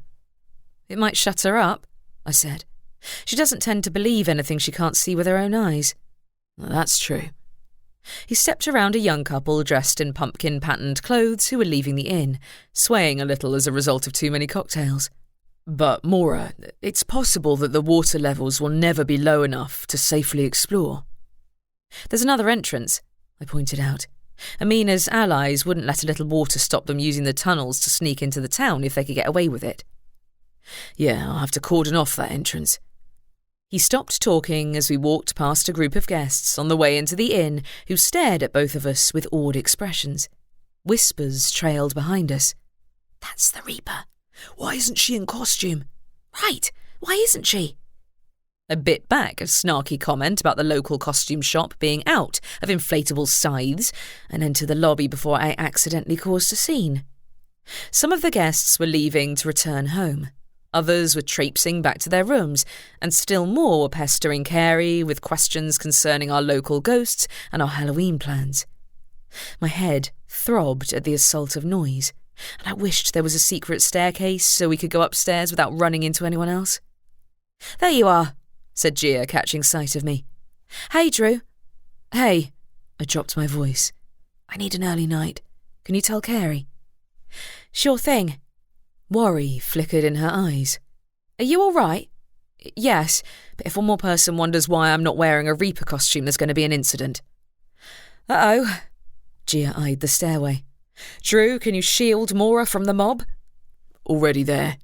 Drew swept ahead of me to the staircase, his intimidating air of authority effectively clearing the path without any resistance. I followed, doing my best to impersonate a shadow until we reached the door to my room. Once inside, I dropped my fake smile with relief and then groaned when I spied water trickling from under my bathroom door. Mart, really? Your brother's up to his usual tricks, is he? Drew asked. I thought he was helping with the tour. He is, I just didn't notice this earlier. I pulled out my wand to clean up the mess. He's in a mood. So are you, he pointed out. Is this about the coven or the tunnels? It's been a long day. I didn't want to lie to him, but frankly I didn't even know where to begin with the latest development. Drew didn't know much about my history before I'd come to Hawkwood Hollow. He hadn't pried, and that alone made me want to trust him with the truth. Something else happened earlier. What? He sat on the edge of the bed, his gaze following my movements while I paced around the room. What is it? I had a call. I sat next to him, my gaze on the ceiling. From my old home. My dad. Your dad? Surprise filled his voice. Is he? A Reaper, yes. I lowered my head to look directly at him, but he looked more puzzled than anything else. He wasn't thrilled with me for ditching my apprenticeship, so we haven't spoken in years. Let's just say I wasn't expecting him to have a change of heart and call the inn to invite me to come home. That seems odd. His brow furrowed. You did turn him down, right? Of course I did. I leaned my head against Drew's shoulder, taking comfort from his closeness. He also claimed that Shelton was the one who told him where I was, which seems equally weird. Him? Drew asked. He wasn't part of the Reaper Council. No, and my dad isn't either, I said. They sort of frown upon relationships with humans, let alone having 2 kids with one. Dad's a rule follower to the core, though, and to say he disapproves of my general life choices is an understatement. What about your mother? I don't know if he told her. I shrugged. They split up years ago. A coven leader and a Reaper were never going to last. He's immortal and she isn't, for a start. My brother's death was the final nail in that coffin. Literally. Immortal? Wariness entered his voice. You aren't, right? I'm sure you told me. I wouldn't easily be able to shake off the Reapers if I was, I said. Given that I broke the rules myself when I bound my brother's ghost to me, I'm not exactly welcome among them. My dad made that clear when I left. Now he's in touch again. Apparently so. The call had brought back a flurry of mixed feelings, but one thing was certain. I had no intention of giving up my new life. He hung up on me when I asked if he wanted to talk to my brother, so that might be the end of it, but I don't know. That's rough. He wrapped his arm around my shoulder. If you wanted to check, I'm pretty sure the Reaper Council wouldn't object to you visiting family, would they? They wouldn't know or care, but I don't need to be dragged into old drama. I leaned into his embrace. If I showed up at my dad's house, my mum would find out and try to guilt-trip me into staying. I'm not sure if he told her what Shelton said, but this isn't exactly a good time for everyone from my old life to start barging into my business. I bet. He ran a hand through my hair. Honestly, in your place, I'd let it go. Wait for him to call back if he wants. That's the plan, but a thought remained lodged at the back of my mind. Namely, Mart's suspicion that there was a reason Shelton had given my dad the means of contacting me again. This is all convoluted. I'm not sure who's involved, but Mart thought a certain ex-coven leader might have tried something. Drew released me. What, he thinks she's poking into your old life? She might be trying to, but Dad's an actual Reaper. You could push him off a cliff and he'd walk away unscathed. An ex-coven leader wouldn't intimidate him in the least. I imagine not, he said. Still, like I said, I wouldn't object if you wanted to visit home. I could even come with you for moral support. I shuddered. Thanks for the offer, but I swore never to set foot in that place again. If I had to break that promise, I wouldn't object to having him by my side, but that would have to stay in the last resort category. I don't blame you. He planted a kiss on my mouth. Is there anything else I can do to help? This helps. I kissed him back. Honestly, I'd rather be here. I made my choice, and I picked Hawkwood Hollow. This is my home. But would that be enough to stand against the weight of my past? The following morning, I accompanied Drew to work. He'd agreed to pull some strings to get me into the jail to talk to the imprisoned witches and ask some questions, but he'd been somewhat hindered by the fact that Jennifer had walked in there at the crack of dawn and demanded to speak to the prisoners. Seriously? I asked when he broke the news after receiving a call from the terrified receptionist at the police station. All this fuss about her needing my help, and then she goes and talks to the witches without me. Why did nobody stop her? I assume whoever was working in the jail this morning was too intimidated to turn the coven leader away. He didn't sound thrilled, but it was a tad too late to evict her at this point. If it was Petra, I'm not going to be impressed. I'd already dragged myself out of bed, so I decided to walk with him to the jail anyway to find out just what kind of chaos Jennifer had unleashed. No sign remained of the coven leader in the police station lobby, though the usually grumpy werewolf receptionist descended on Drew with hand-wringing apologies worthy of Wendy. Drew shook her off with the promise that he'd be back once he'd determined that nothing was amiss inside the jail itself, and he led me through the adjacent door to the prison cells. One perk of Jennifer's unexpected visit was that nobody looked twice at me, and we walked past the holding cells housing short-term prisoners without drawing too much attention. Through another door, we found ourselves in the main part of the jail, and I found my attention drawn to a cell in which a middle-aged witch sat reading a book. Oh, right. I forgot about her. Deborah Rowe, former librarian and summoner of monsters, put down the book and gave me a mocking smile. Reaper, what a pleasant surprise. I guess I'm starting with you, then. Heard from your former coven leader lately? What do you think? She asked. I've scarcely seen anyone outside of this miserable place. Now I get 2 visitors in one day. You did encourage a bunch of teenagers to summon monsters from the afterworld, if you've forgotten, I said. You earned your place here. Her jaw twitched. Oh, you can't stay out of the coven's business, can you? Hey, it was Jennifer who asked me to help her this time. I hoped that detail might shock her into giving something away. How close were you to Mina? She'd pretended to be a mild-mannered librarian up until the moment I'd exposed her as having convinced a bunch of teenagers to summon ghost-eating monsters. Her aim had been to drive me out of town and prevent me from poking into the past, which no doubt included a certain set of tunnels too.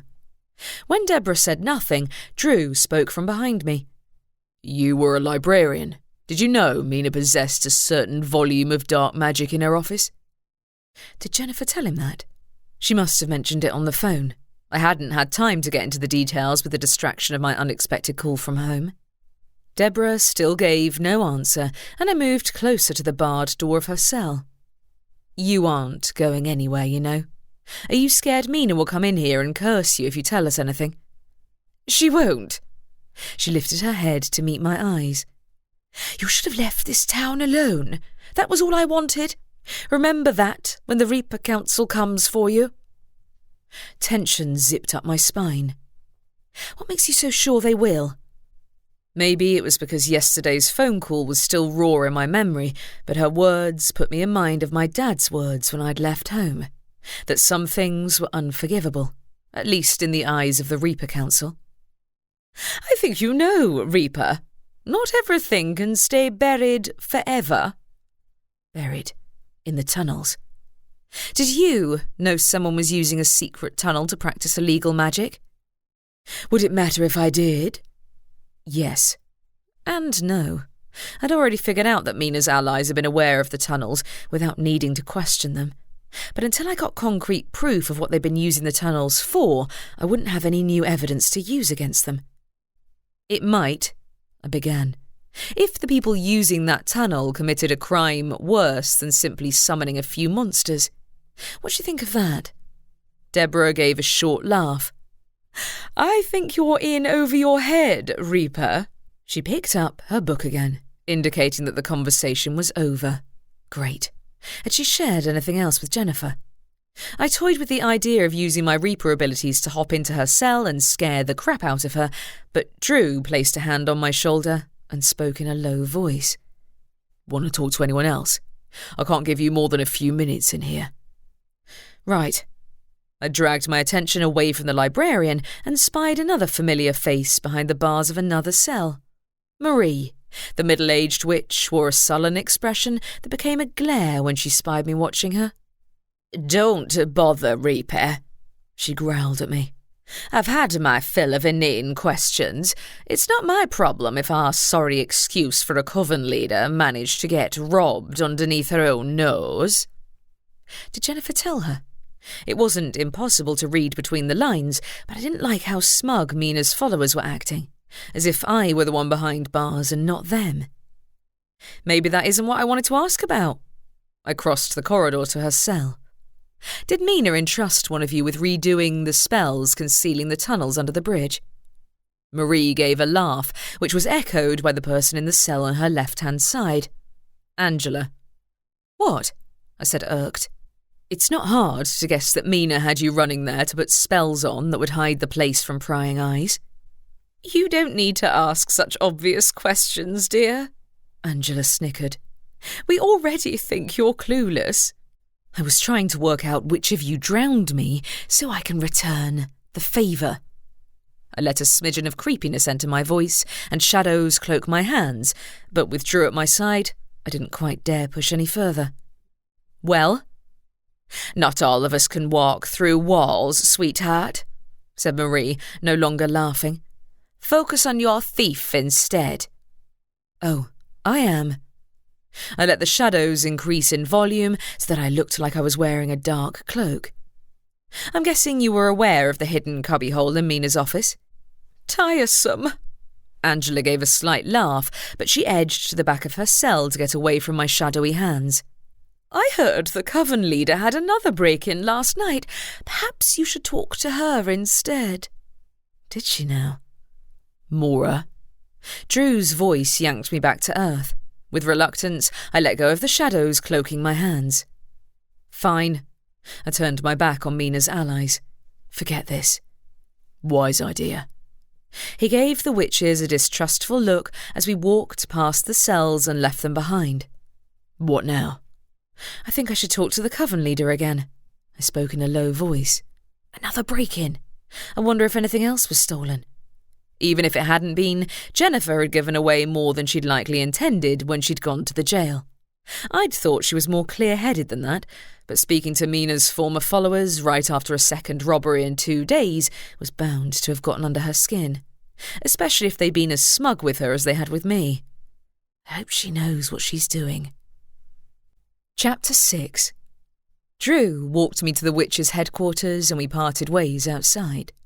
He added that he'd stop by the inn to say hi later, which would be my chance to update him, not only on the situation with the witches, but also if I got any more unexpected phone calls from home.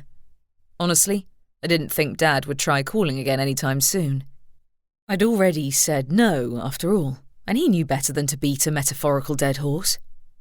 Unusually, Wendy didn't greet me at the door to the witch's headquarters, or pursue me upstairs. When I entered Jennifer's office, I found the coven leader sat alone at the desk. "Where's your assistant?" She eyed me calmly as I closed the door. "She decided to take a couple of days off for her mental health. At my suggestion." Okay. Did that mean Jennifer had frightened her off, or had she genuinely been concerned for Wendy? "I just dropped by the jail." "Oh?" She cocked a brow. "Were the prisoners any more cooperative than they were with me?" "Nope," I said. "What made you decide to go there first thing in the morning?" "Didn't the police tell you?" She drummed her fingertips on the desk. "Someone broke into Mina's office again last night." "Did they steal something else?" Right, Drew had told me, but if there'd been a second top-secret tome of illegal magic, it would have been nice if someone had clued me in earlier. "They didn't take anything this time," she said. "They left the door open, though, so there was no doubt that they got in." Weird. Was it the same thief intending to taunt the coven leader, or someone else playing a prank? For all we knew, they had taken something or other from the office that nobody had discovered yet. Did they go into any of the other rooms? Possibly the storeroom. The storeroom? Had they been raiding the potion supplies? "Everything that could be potentially dangerous has been moved," she added, as if she'd picked up on the direction of my thoughts. "The storeroom currently contains basic supplies that anyone can buy at the apothecary, nothing that can be used in illegal spells." Simple herbs can be dangerous in the wrong hands. "Yes, but it's not quite as egregious as breaking into a locked room, wouldn't you agree?" she said. "Especially a room that can only be opened by a key that I keep in my own office. The alternative, of course, is that Mina had a spare key." "She's not here, is she?" My shoulders tensed. "In person?" "Oh, she'd be a fool to get so close," said Jennifer. "With so many people looking for her, showing up would be more likely to backfire in her face than not. That said, I like to stop these break-ins before they cause people to lose faith in my ability to control my own coven members." Fair enough. I waited for her response, unsure why she was looking intently at me. "What's the plan, then?" "I'd like to take them by surprise if they try the same a third time," she said. "They'll be expecting me to ambush them, no doubt, but they might not be expecting a reaper." "You want me to play security guard?" She had to be joking. Not only is it not my job, but certain members of the local police think I'm intruding on their territory already.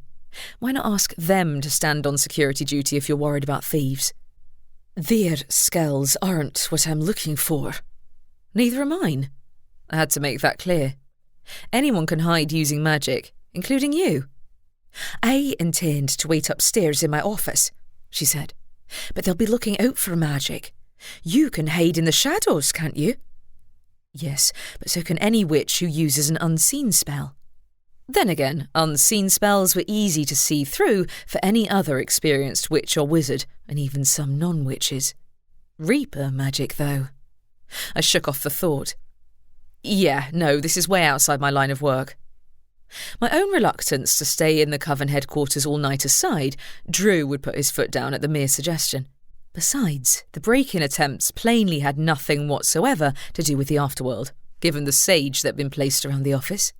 "I see." The merest hint of disappointment entered her voice. "Understandable, but I thought I'd ask." "Couldn't you set up a booby trap or something?" I thought of the spell that had given me an electric shock when I'd tried to open the door to the headquarters once a while back. I did, she said. The thief removed all defensive measures. We're looking at someone who has some level of skill, but who won't be prepared for a non-witch. Why not ask a shifter instead? I changed tack. Half the police are shifters, including their chief. Shifters aren't known for stealth, she said. I'm not asking you to risk your life. I thought sneaking around at night was something you often did voluntarily. Yeah. And at one time I might have decided to hunt down the thief without being asked, but at this rate she'd have me running errands for her next. What if it's not the same person who stole the book? Oh, it is, she said grimly. They moved the cabinet again.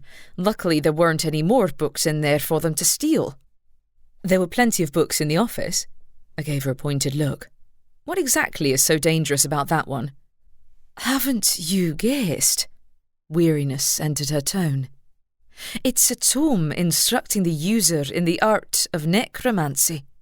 I can't say I know for sure how extensively my predecessor used it in the past, but I'm sure you can imagine the sort of magic it contains. Necromancy. I thought she knew how to use necromancy without the need for an instruction manual. Hadn't Mina's followers summoned demons already? Sure, the idea of more of her followers learning wasn't exactly appealing, but I'd kind of assumed she'd already taught them. I thought you Reapers were educated on these things, she said. Certain rituals require too much precision to risk attempting without the instruction manual. Rituals? Just how advanced was this book? Where'd she get hold of the book to begin with? Did she steal it from a Reaper? She might well have. I saw the genuine fear beneath her usually impeccable composure. Had she even slept the night before? I'm starting to understand that I knew very little of my predecessor while she was in power. You aren't the only one. Yet something struck me as off. Why not tell me earlier? If Mina had books that would tell her how to summon demons and worse, it'd be useful to know. I told the Reaper. My mouth parted. You told him and not me? What did old Harold have to say then? Harold, as expected, had no interest in looking after the book himself. He told me to keep it hidden, in the office. Of course he did. The old Reaper had no intention of exerting himself in any way possible, not even to confiscate a book that shouldn't have been in the hands of a witch in the first place. Let me get this straight. You're only bringing me into this now that someone's stolen it, which wouldn't have happened if you'd handed it over to the authorities. I thought you and the Reaper Council weren't on the best of terms. We aren't on any terms. We've barely spoken. They were the eternal bogeymen in my life. But aside from my phone call with Dad, I'd done nothing that might have drawn their attention. But had Mina. I won't apologise for keeping the book hidden, she said. But now we have a problem on our hands. The Reaper made it quite clear that if anyone got hold of Mina's book, we'd have a crisis the likes of which hasn't been seen here in 20 years. 20 years. The number rang in my skull, along with the certainty that the Reaper who'd spoken those words had known exactly what comparison he was drawing. Jennifer might not know the full details of the floods, but Harold did. My nails bit into my palms. You don't know what you're asking. If you put me in charge of catching this thief, it's my neck on the line. Besides, the police won't be thrilled at me for doing their job for them. I made it clear earlier that I intended to take matters into my own hands, Jennifer said. If you catch the thief, I'll take over from there. I'll still have to check with Drew. I'm sure he'll have opinions. Granted, the idea of a fight was appealing after weeks of frustration over not being able to access the tunnels. But what if the thief turned out to be more than a witch or wizard? I understand, she said. You can give me your answer by this evening, can't you? The sooner we catch this thief, the better for everyone. We'll see. I wanted to have words with the Reaper too, come to that. I'll let you know, but I can't make any promises. As I left the witch's headquarters, I reflected that Jennifer would have been better off asking Wendy to play security guard instead. Did she still not trust her assistant? I really couldn't tell, but it grated on my nerves that she'd told Harold, of all people, about the book and not me. My knock on the Reaper's cottage door went unanswered. I waited 10 minutes before it started to rain, and I realised I'd end up running late for my shift at the inn if I wasn't careful. Giving up for the time being, I pulled my hood over my forehead against the drizzle and walked back to the inn. I found Mart upstairs in my room. "How are the witches?" "Frustrating." I removed my wet coat and used my wand to dry it off. "Now they want me to play security guard." "Where? Not in those creepy tunnels again?" "No, at the witches' headquarters," I said. "Jennifer said the thief came back and taunted her by leaving Mina's office door ajar. So she wants me to show up tonight and take them by surprise." "That's not your job." "No, but if one of Mina's allies is in town, it's definitely my problem." I attempted to fix my hair in the mirror. Also, the Reaper allegedly told her that if anyone got hold of that book, they'd be able to do worse than the floods. "And they didn't tell you?" Mart made a rude noise. "I know, I'm not happy either." I heaved a sigh. But Harold wouldn't have risked exposing the truth to her if he didn't genuinely think that book was dangerous. And Jennifer, when I asked if Mina stole the book from a Reaper, she said it was a distinct possibility. "That makes it their problem, not ours." "Mart, come on." I propped a hand on my hip. I don't need to spell out how this could come back and bite us, do I? I don't want to sit in the Coven's headquarters watching for thieves all night, but we don't need Mina getting her hands on even more dodgy ritualistic magic. "I don't want to either," he said. "That was going to be your next question, wasn't it? You want me to help?" "You like wandering around outside at night anyway," I pointed out. "You also don't need to sleep." He pulled a face.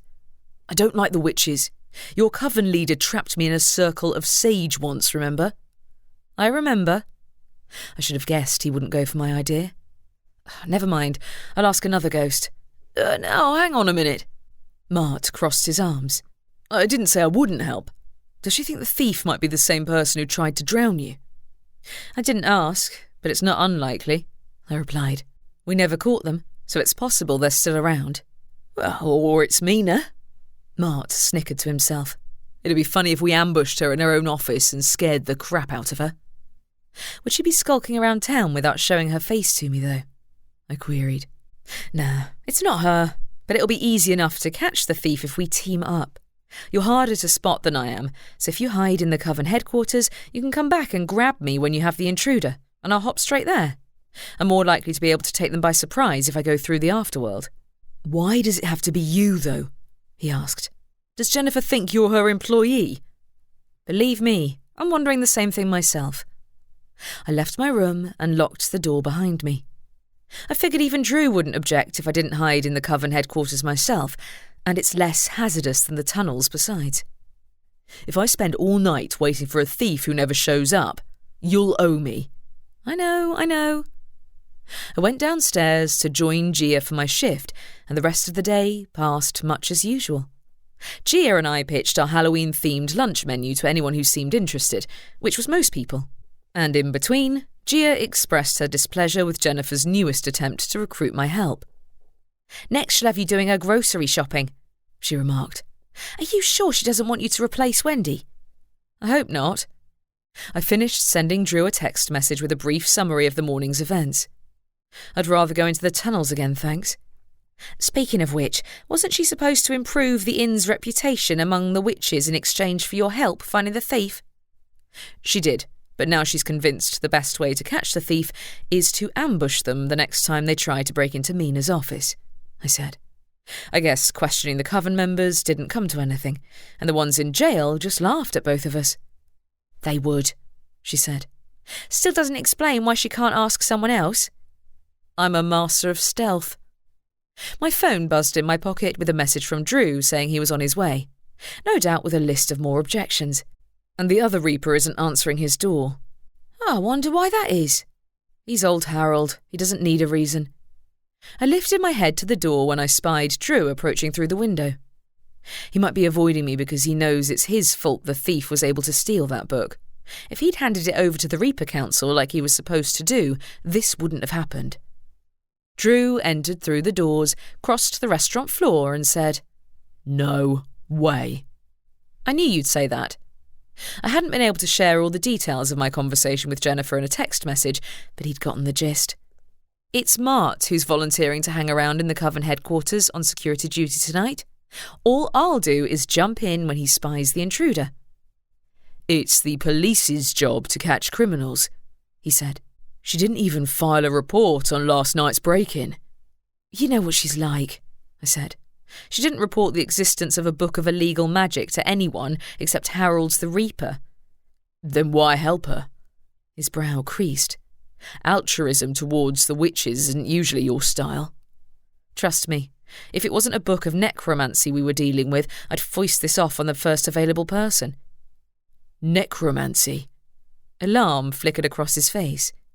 That's what the book can do. Only if you try using the rituals inside it. I lowered my voice to avoid freaking out the customers. It's the sort of book that the Reaper Council is supposed to confiscate, except our esteemed Reaper decided to keep it to himself and trusted the coven to keep the book safe. Needless to say, that plan backfired on both of them. Why doesn't he volunteer to catch this thief? I was going to ask him, but he didn't answer the door. Typical. His jaw tightened in annoyance. It's not your responsibility, Maura. No more than the tunnel is. You have to admit we've stalled on finding Mina Devlin and her allies, I pointed out. And I don't know about you, but I don't want her messing with necromancy again. She already summoned a demon without the need for a book, Gia reminded me. What's to stop her from trying it again? According to Jennifer, Harold implied the book could help her do worse. What's worse than a demon? Gia's eyes rounded. I thought that was the worst the afterworld had to offer. There are different levels of demons. Now we were treading too closely to the kind of secrets Reapers weren't supposed to confide in humans. Ones that had earned me more than a slap on the wrist for sharing. Some more powerful than others. It'd be just like Mina to try messing with monsters that would happily eat her soul given the chance. But I'd rather not give her the chance to drag the rest of us down with her. No kidding, Gia shuddered. You'd think Jennifer would be more inclined to try catching the thief herself, though. You'd think, but the thief will expect her to be watching. To Drew, I added, Come on, I'm not going near the river this time. If you stay over in my room, you'll be a heartbeat away. Literally. Unless someone shuts off your Reaper powers again. Was that what was bugging him? If they do, I know how to remove that spell, and so does Jennifer. She'll be in her own office, waiting for me to spring the trap. His mouth pressed together. There's got to be a better way. Probably, but I'm all in favour of screwing up Mina Devlin's night and stopping her from unleashing any demonic rituals, I said. Also, it's really weird that Wendy's been sent home. I kind of feel sorry for her. I don't, said Gia. She needs to grow a backbone rather than following Jennifer everywhere. Maybe her boss got fed up with all the hand-wringing. That, or she actually does suspect her of the theft. I didn't know either, but there was only one good way to find out the thief's identity. We'll find out tonight, one way or another. Drew exhaled. All right, but I don't think this is a good idea. Not my worst, though, is it?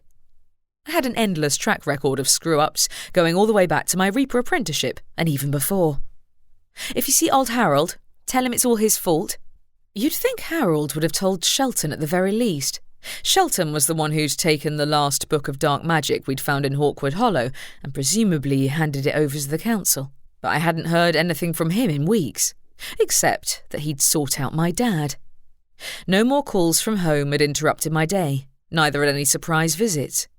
I wouldn't lie, I was kind of looking forward to my upcoming clash with the would-be thief, just for a little excitement.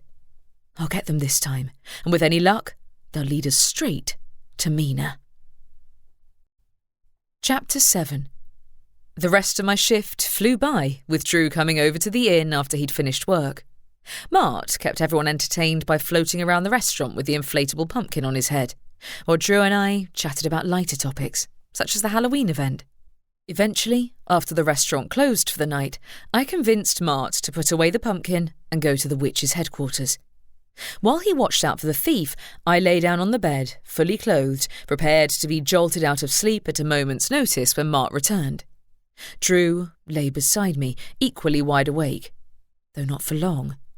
By the time midnight ticked past, Drew was sound asleep, and I was wakeful as ever. "Maura," Mart's voice spoke softly in my ear. "Intruder alert." I bolted upright. "Where?" "They just entered the building." "Got it." I pushed off the bed and shoved my feet into my shoes. Then I stepped into the shadows in the same instant as Drew startled awake. "Sorry, Drew. I'll be back." I emerged out of the shadows into the darkened lobby of the witch's headquarters. Nobody was there, except for a short woman who screamed when she saw me. "Gotcha!" I jumped on top of the intruder, pinning her down with my knees. A witch. I didn't recognise her wildly curly dark hair or pale face, but she'd been right outside Mina's office. "Nice try." What are you?" she gasped. "Help!" "I'm here to stop you from playing any more pranks on Jennifer," I informed the struggling witch. "What are you doing here exactly?" "Pranks?" She squinted up at me. I came to get some supplies from the storeroom." "In the middle of the night?" "I thought any witch was allowed to use the storeroom at any time," she said, sounding put out. "Unless the new leader changed the rules." "Are you new in town?" She kept squirming underneath me, trying to push me off, but I didn't budge. "Yeah, no, I don't believe you." "Let her go," Jennifer called from behind me. "Priscilla, I'm surprised it's you." Reluctantly, I relaxed my hold on the witch and she scrambled to her feet. I didn't expect anyone to be here." "I thought you left town." Jennifer stepped around me, so she stood between Priscilla and the way out. "Months ago." "I did," said the witch. I left for work." "And came back a few months later?" I asked. "I don't buy it." "The job didn't work out," Priscilla addressed Jennifer, no longer paying me any attention. "I decided to come back to somewhere familiar. I didn't know you'd hired a Reaper as your security guard." "I'm not," I corrected. "I'm here to catch a thief. Unless you were in the wrong place at the wrong time, which I doubt. That's you." If Priscilla was innocent, I was a unicorn. The fact that she'd lived here when Mina Devlin had been in charge and had left after I'd ousted her leader was a screaming red flag if ever I saw one. I'd bet anything she'd gone straight to Mina after leaving and had come back to test the waters on her former coven leader's orders. "That'll do, Maura," said Jennifer. "I'll talk to her myself." That's it. It would have been nice to have a thank you at the very least, but Mart had disappeared, and I didn't want to spend any more time hanging around in the witch's headquarters than I had to. At this rate, Drew would come running over from the inn and draw even more unwanted attention. Fine. I turned my back on the witches and walked out. As the doors slid closed behind me, Mart came zipping over. "Hey, Maura, there's someone hanging around the back of the headquarters." "There is." I peered around the corner, but the darkness between the building and its neighbour made it hard to make out any human-sized figures. "Where?" As I moved into the darkness, movement stirred. Out of the corner of my eye, I spied a man moving at a speed that only a sharp-eyed reaper would have no difficulty spotting. Whoa, that wasn't a ghost. Mart took off like a rocket while I backed out onto the high street where there was a little more light. Of course, the figure had long since vanished by then, but he hadn't gone into the afterworld. I'd have seen if he had. Mart came zooming back to my side. "What's a vampire doing here?" "You think it was a vampire?" They could certainly move at freakishly fast speeds, though I'd never seen one in Hawkwood Hollow before. I scanned the high street, but nobody else was out this late. "You don't believe me?" Mart sounded slightly insulted. "I know the difference between a vampire and a ghost." "I know, but it's dark." I'd lingered out here long enough, so I called the shadows to my hands and stepped through. I landed back in my room, where Drew jumped to his feet. "Maura, I was going to come looking for you." "I thought you would." I kicked off my shoes. "Don't worry, we caught the intruder." "No, we didn't," Mark countered. I frowned at my brother. "Mart, you're the one who alerted me." "I know, but I'm not sure that witch I caught was the thief." "What makes you say that?" I asked. "You think it was that whatever it was. What? Drew tracked our conversation the best he could, though he couldn't see or hear Mart. What's up with your brother? Mart thinks he saw a vampire. A vampire? I did see a vampire, Mart corrected. I remember a few weeks ago. I'm sure I saw him then too. I thought that turned out to be a ghoul. So did I, but it was dark and they moved fast. Maura, what's going on? Drew peered at me in the darkness. Another ghoul? No, but someone was spying on the witch's headquarters, I explained. He ran off so fast that Mart thought he was a vampire, but the witch I caught was definitely one of Mina's people, so I'm more inclined to think she was the thief than our mysterious stranger. I don't appreciate the disrespect, Mart said. Vampires are untrustworthy by nature. I don't disagree, but I'll send out a team. Drew reached for his phone. Don't bother, I said, exasperated. Mart is in a mood and I don't blame him, but it's not worth... The pillow lifted itself from the bed and threw itself at me.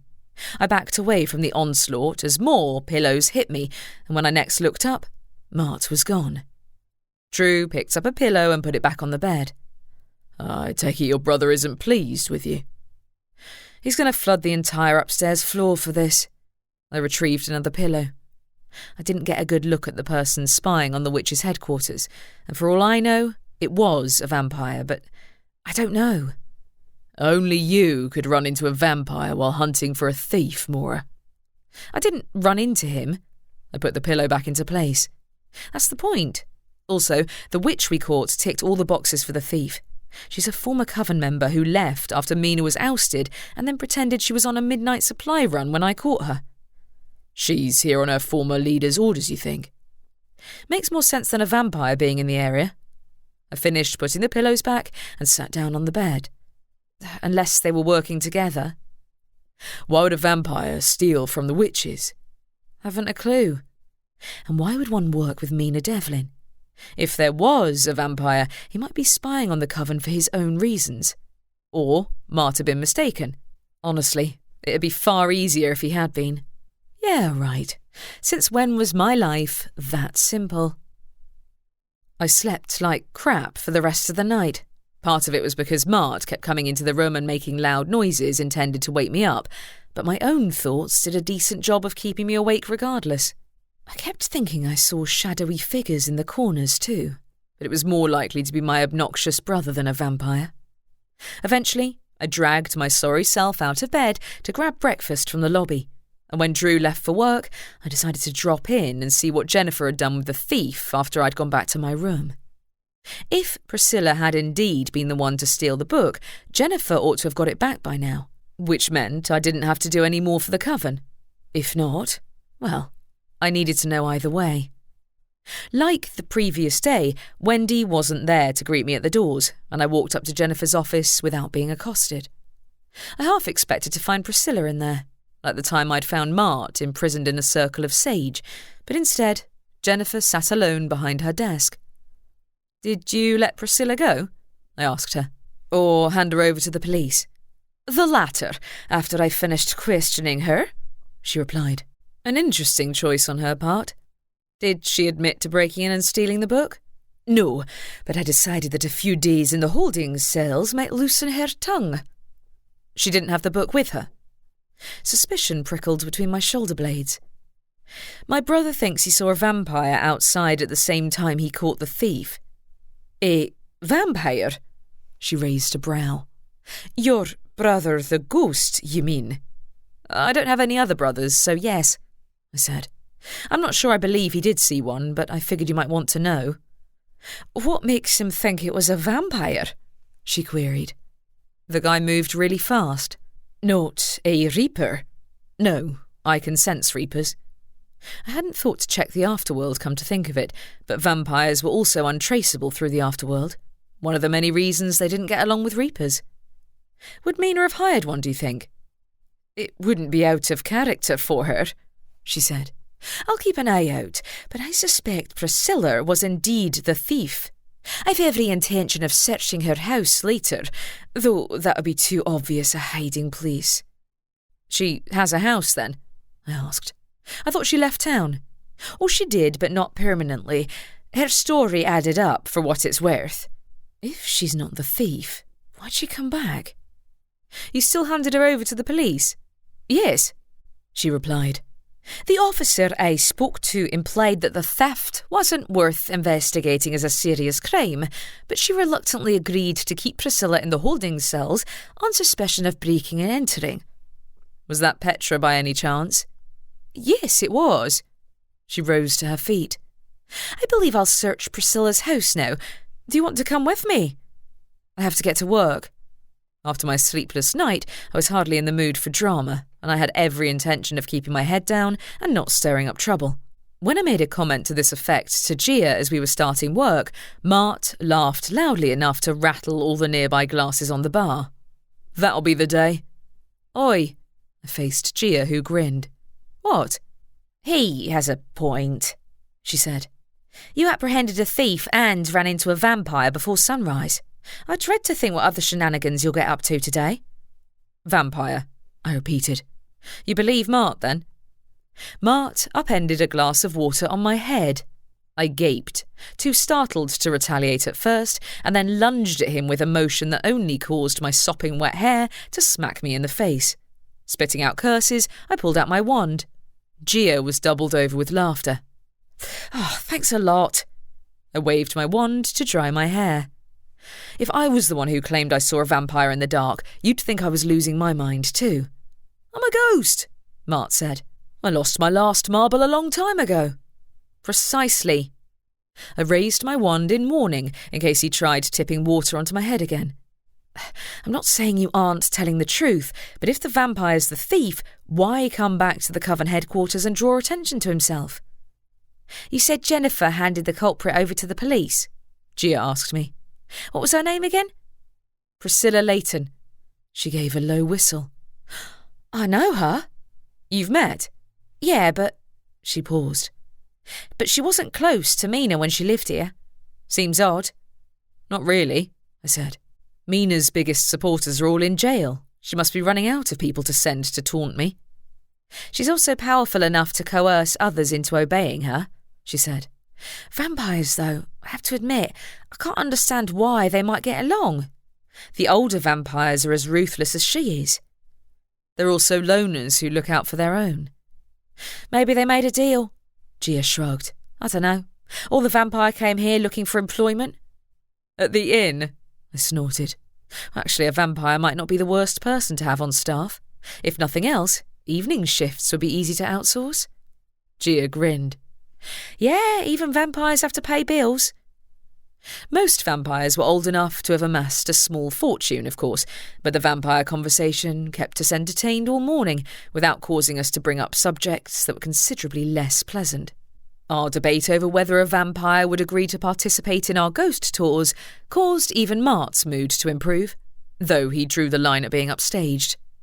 Relax, no vampire would agree to work in the same building as a reaper, I told him. What's that? Asked Gia. You don't get along?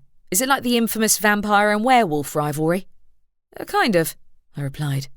I think the Reaper Council dislikes vampires because they're undying and their souls don't go anywhere after they wake from death. They make a huge deal about being unnatural, which is rich, coming from the Reapers. Did they... Gia's mouth slammed shut when the door opened and Petra strode into the restaurant, eyeing the Halloween decorations with her usual expression of disdain. Hi, Petra. Can I help you? I saw you sneaking around town last night, she said to me, ignoring Gia altogether. After dark. Is that illegal now? What was her problem this time? Am I supposed to believe you were idling around the high street for innocent reasons? She inquired. I went to do the witches a favour. Nothing dodgy about that. Jennifer hadn't sent her after me, surely, had she? Didn't you apprehend the thief I helped the coven leader catch in their headquarters? You need to stop trying to do the police's jobs, she spat out. I've given you more than enough warnings. Jennifer asked me to help, I told her. And you're welcome. Your attitude needs adjusting, Reaper. Speak for yourself. Luckily, Ali entered the restaurant before I could reply and dig myself a deeper hole. Eyeing Petra, she asked, Is there a problem? One of your employees has been walking around the town at night. I don't monitor what my employees do in their spare time, she said. And Maura hasn't broken any laws. That remains to be seen. What's that supposed to mean? I asked. Had someone been spreading stories about me? The criminal is the person who broke into the witch's headquarters, not me. An interesting way of putting it, she said. I thought you claimed to have caught the thief. I did. If she was trying to put together an excuse to lock me up as well, she was barking up the wrong tree. Jennifer asked me to catch the next person who broke into the headquarters. I did, and she handed them to you. Nothing more. So, you weren't running around the police station at night? I wasn't, no.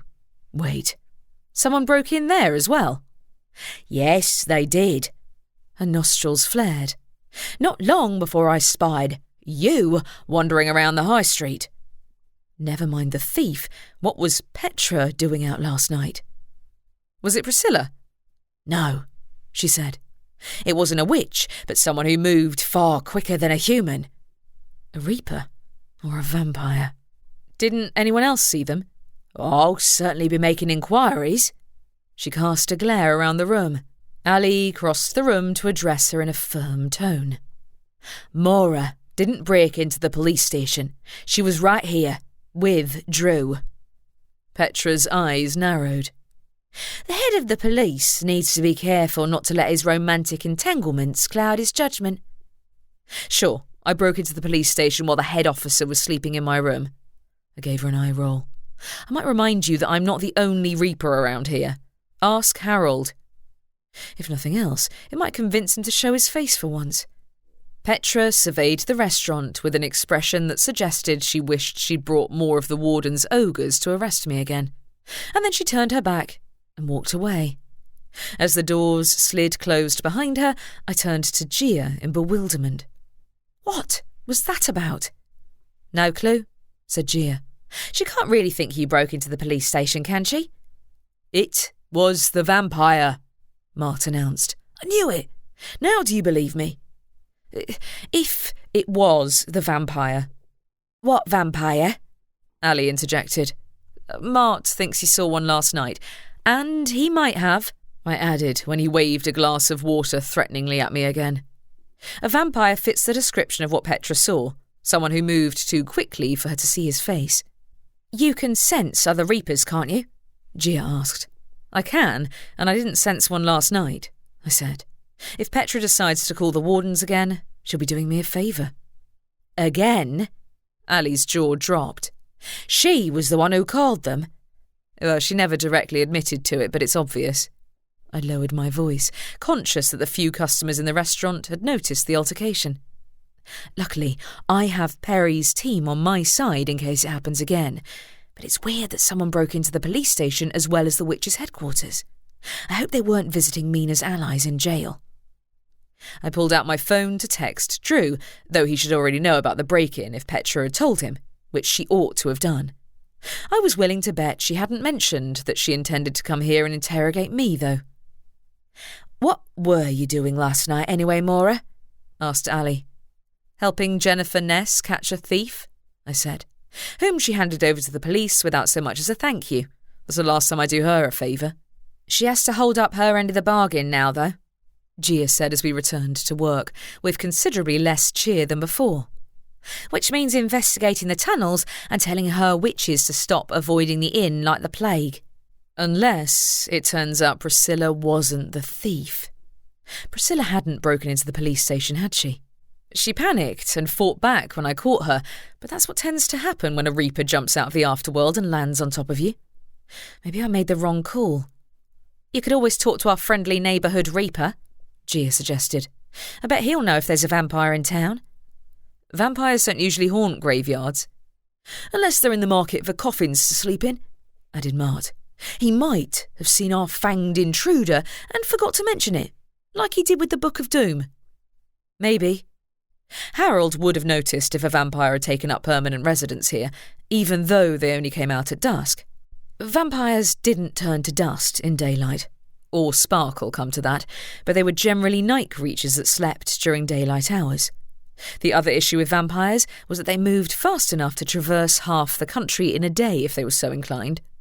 Granted, they didn't tend to exert themselves unless they had a good reason, and it felt like this one was local. Regardless, Harold and I were long overdue a conversation, and not just about the book and the vampire. Was he the one who'd sent Shelton to talk to my family? I hadn't heard from my hometown since that initial call, but the thought remained in the back of my mind. Next time I visited the Reaper, I'd make sure he answered me. Chapter 8. I had to wait until after the lunchtime rush before I had a spare hour to pay the Reaper a visit. When I crossed the bridge outside the inn, I had a quick peek underneath, but the lower water levels hadn't quite cleared the tunnel entrance yet. "That's a good hiding place for a vampire, that is," Mart remarked. "They hate water." Admittedly, the vampire on the warden's team had jumped into the river to save Perry and me from a watery grave, but that incident was an exception rather than the rule. "Maybe this one has a death wish," Mart said. "An undeath wish, I mean. He already broke into the police station for a prank."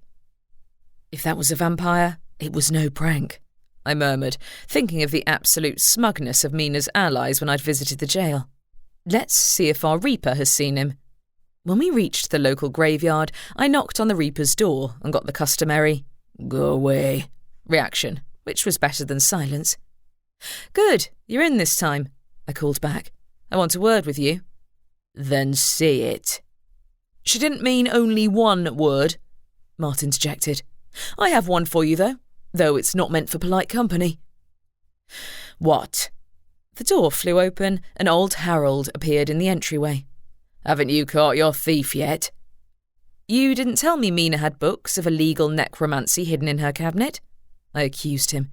"Nor did you mention it to any other Reapers."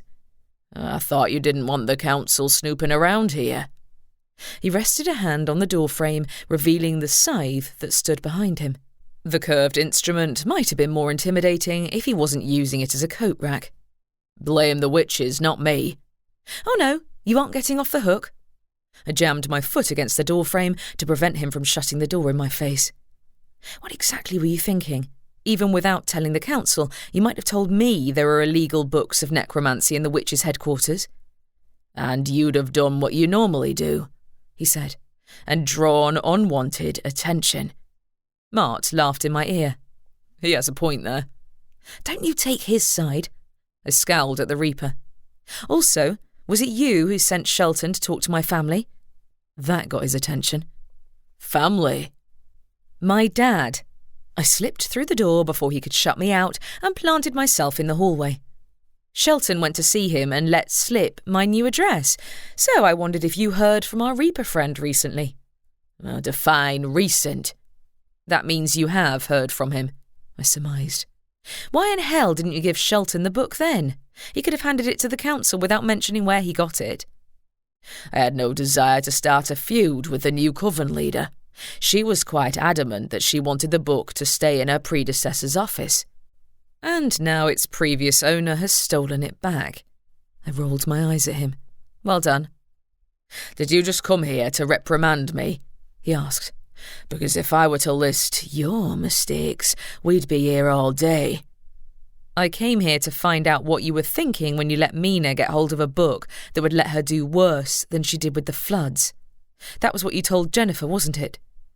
Shadows surged around his feet, and for an instant I wondered if he was about to pick up the scythe after all. Then his shoulders slumped. "It was Jennifer Ness's mistake, not mine. She was the one who was lax with her security." "She wasn't," I said. "The thief got through a locked door that only 2 people could access. More than once, if it's the same person who keeps breaking in on a nightly basis." "Precisely," he said. "Her mistake, not mine." "You're allergic to the concept of responsibility, aren't you?" I could see why he'd believe the witches had sealed their own fate when they'd decided to keep hold of a book that should never have been in their possession. Still, someone had to deal with the situation. "And before you ask why it matters to me, I volunteered to catch the thief in exchange for access to a certain tunnel, among other things." "What?" The shadows disappeared as he stared at me in alarm. "Do you want To drown this time? Obviously not. Hadn't he wanted me to find proof of Mina Devlin's misdeeds? I never said I'd go in there myself, but certain police officers won't believe anything they don't experience with their own senses. I thought this werewolf partner of yours was head of the police. He is, as well Harold knew. But Drew didn't come into the tunnel with me, and I didn't exactly have the chance to get photographic evidence when I was nearly drowning. You won't need it if Mina truly does have the book, he said. I'd advise you to keep your attention there, not on the past. I already caught the thief. Wasn't he the one who'd told me the truth of the town's history in the first place? Under duress, admittedly, but still. Jennifer is going to find out where she stashed the book and retrieve it. There you have it then. He indicated the door. Go and help her. Mart flew in front of me. Now, I'm going to hang around and annoy you all day. Also, have you seen any vampires? Have you a sudden desire to see the wrong end of my scythe? Harold retaliated. Have you seen any vampires? I peered around my brother. Mart thinks he saw one the other night, so I figured you might have. I did see one, and so did that idiot police officer. Mart interjected. No, I certainly haven't seen any vampires. Harold waved an impatient hand. Get out, both of you. Come on. I beckoned to my brother, giving up on the crotchety old reaper. We're wasting our time here. Harold hadn't seen the vampire, and he'd fall on his own scythe before he admitted any culpability in the book's theft. I was kind of tempted to drop by the police station on the way back to ask if any other officers had seen the supposed break-in, but that would land me in trouble with Petra yet again. No, I'd ask Drew later instead. When we reached the high street, Mart veered and drifted away from me. Mart, where are you going? I called after him. He didn't answer, so I followed his path as he moved towards the blocky building on the corner that housed the local hospital. Mart, what are you doing? Vampires, he said inexplicably, and floated straight through the doors and into the reception area. Okay, he's lost it. I stood awkwardly in the doorway for a long moment before the obvious occurred to me. If anyone would know if there was a vampire in town, assuming said vampire wasn't attacking locals and biting them instead of using the local blood bank, it was the hospital staff. Not to mention that a certain ex-ally of Mina Devlin worked there. I stepped into the hospital and made for the corridor off the lobby, where I knocked on the door to the one room I'd visited before. What? Called a familiar, irritable voice. I pushed open the door, revealing a grumpy witch with frizzy hair seated behind a cauldron. It was Kathy, the coven healer, who rolled her eyes when she saw me. Oh, not you again, she grouched. Let me guess. Jennifer sent you? Nope, she hasn't a clue I'm here. I stepped into the room and closed the door behind me. Also, I'm not here for the reason you think. What, you aren't here to accuse me of petty breaking and entering? She said. Good, because I've already had to give Jennifer my weekly shift schedule to prove I was at work at night when the break-in happened. There are witnesses. It's a different kind of break-in I'm here to ask about. I was probably speaking to the wrong person, but Kathy was a known connection to Mina Devlin. Has the blood bank acquired any new visitors lately? Of the fanged variety? She scoffed. Funny you should say that. We have had a few weird incidents with samples going missing. Blood samples? Yes, but if there's a vampire swiping them, it's better than biting the locals. True, I guess. Someone is stealing from the blood bank. Would Mina Devlin work with one, do you think? With a vampire? She'd work with anyone who stroked her ego. She lowered her gaze to the bubbling cauldron. And yes, I know something was stolen from the old coven leader's office, but I have no idea what. Talk to Jennifer, not me. I already did, I said. Also, did you know about the tunnels? No. Kathy gave the contents of the cauldron a stir. I don't really care if you believe me or otherwise, but I was never close enough to Mina to be entrusted with confidential information. Whatever she was doing down in those tunnels, I have no idea. I'm a healer, not a practitioner of dark magic. Dark magic? That's what you think she was doing? If she wasn't, she'd have been out in the open, not skulking underground. True enough. And maybe I was wrong to be suspicious of her. But that didn't change the fact that Mart had been right. There was a vampire in town. My brother was as insufferable as I'd expected when I told him about the missing blood samples. He gloated all the way back to the inn about how he'd been right all along and that I owed him a profound apology. "All right," I relented, entering the restaurant. "I'm sorry for doubting you. Now, will you talk about literally anything else for the rest of our shift?" That wasn't part of the bargain." He flew across the room, whooping, while a baffled Gia watched from the counter. "What in the world happened?" she asked. "Did your brother win the ghostly lottery or something?" "Nope, he found proof there's a vampire hanging around town," I explained, "stealing blood samples from the hospital." "Oh, better than stealing humans to nibble on." Gia watched Mart perform loop-the-loops in mid-air. "Is the vampire the one who stole from the witches too, though?" "I expect we'll find out if Jennifer managed to find anything in Priscilla's house soon," I said. "If I can be bothered to drag myself up there again today." "At least the Reaper answered the door this time." Not that he was much help. Mart might be in a great mood, but a metaphorical thundercloud hung over my head, not at all helped by my knowledge that if the vampire was the thief, we didn't have a clue where he was hiding. "I told you, the vampire's in the tunnel," Mart said when I mentioned this aloud. "Really?" Gia shrugged. "I guess it's dark enough in there. No noisy humans intruding." "Mart, you didn't see him hiding in the tunnel the last time you went in there, did you?" I pointed out. "The police are going to come to a decision soon about whether to send in a team, so I guess we'll find out soon enough." "No, they aren't," he said. "That Petra will probably keep them arguing for months. Not if she thinks there might be a connection with whoever broke into the police station." "That was the vampire too?" Gia blinked at me. "Why break in there? Oh, right, Mina's allies." "You've got it." Maybe that accounted for my sense of unease, though I couldn't stifle the worry that the witches wouldn't find the missing book in the house of the supposed thief. If the vampire had it instead, was there a better hiding place than Mina's former lair? When Carey entered the restaurant, having come back from school, my phone buzzed with a message from Drew. "The officers have agreed to send a team into the tunnels tomorrow." "What?" I yelped, nearly dropping my phone. "He's sending in a team? To the tunnels?"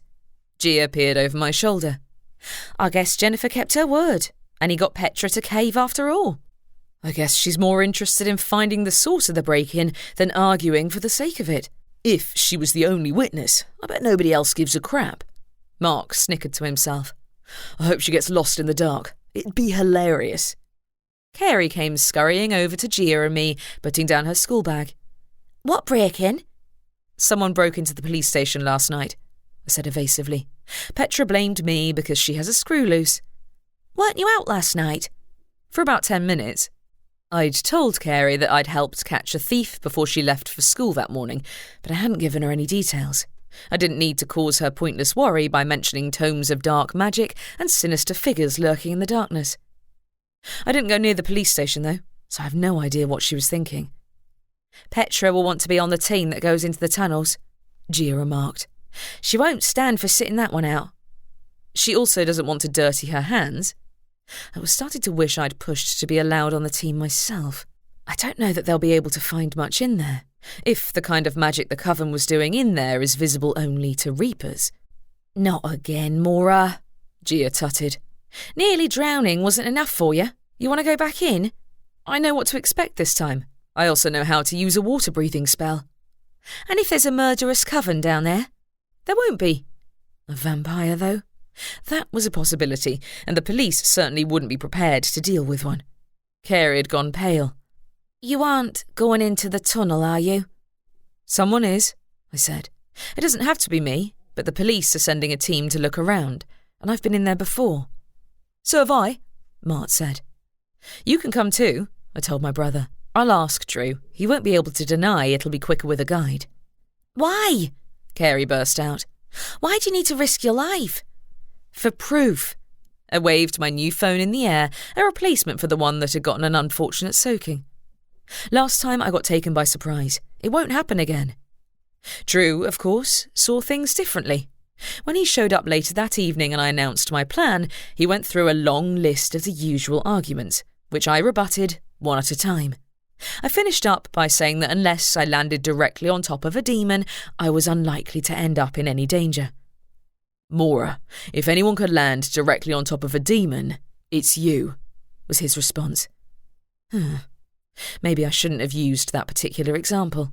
If we make sure to remove any magical defences Mina might have put on the tunnels, it won't be any riskier than your officers going in. My people are paid to take risks, he said. I don't like the idea of them going in there either, but they volunteered. So did I said. Also, Mart will be with me, and I'll take all the precautions I can. That won't guarantee anything. His mouth turned down at the corners. I only announced the plan to dissuade Petra from making more absurd accusations. What? Not her again. Is she still going on about the break-in at the police station? Yes, and she's certain you were involved. I choked on a laugh. Yeah, right. It was the vampire, Mart announced. He broke into the police station, the hospital, and the coven headquarters. He's been busy. The vampire. Even if he wasn't in the tunnel, the team deserved to know what they were getting into. I told her to stop being ridiculous, Drew said. In the end, I sent her and some others to check on the tunnels earlier this afternoon. The water levels have lowered enough that it's safe to go in through the entrance outside Hawkwood Hollow. I wondered about that, I said. If Mina's people start using the tunnel again, that's the entrance they'll use. Yeah, I expect so, he said. I'll have to decide what to do about that, as the tunnel entrance isn't inside Hawkwood Hollow itself, strictly speaking. That entrance is not my team's responsibility to supervise, but the tunnels themselves very much are. Yes. Then, prompted by my brother's nudging, I added, Mart thinks there's a vampire in there. A vampire? His brows rose. In the tunnel? Not the one who was with the wardens? No, the one Mart thinks broke into the coven headquarters, I clarified. Possibly it was the same vampire who broke into the police station. Vampires move fast enough that they can be mistaken for reapers, and someone's been stealing from the local blood bank too. Drew blinked. This is the first I've heard of it. The hospital staff might not have thought it was worth reporting missing blood samples to the police, I guessed. Even Jennifer wouldn't necessarily believe there was a vampire sneaking around headquarters. She thinks she already caught the thief. The last time we spoke, she had yet to find the missing book, Drew said. Exactly, I said. Priscilla might have just been in the wrong place at the wrong time and never had the book at all. I thought it was Mina you wanted to catch out, he said. Isn't that why you wanted to go into the tunnels again? To find proof of her crimes? Yes, but I figured your team should know there might be a vampire in there, I said. I know they're difficult to fight, even for a shifter. If I suggested there was a vampire hiding in there, I'd get laughed out of the room, he said. I'll tell them to be prepared for hostility, but there's a limit.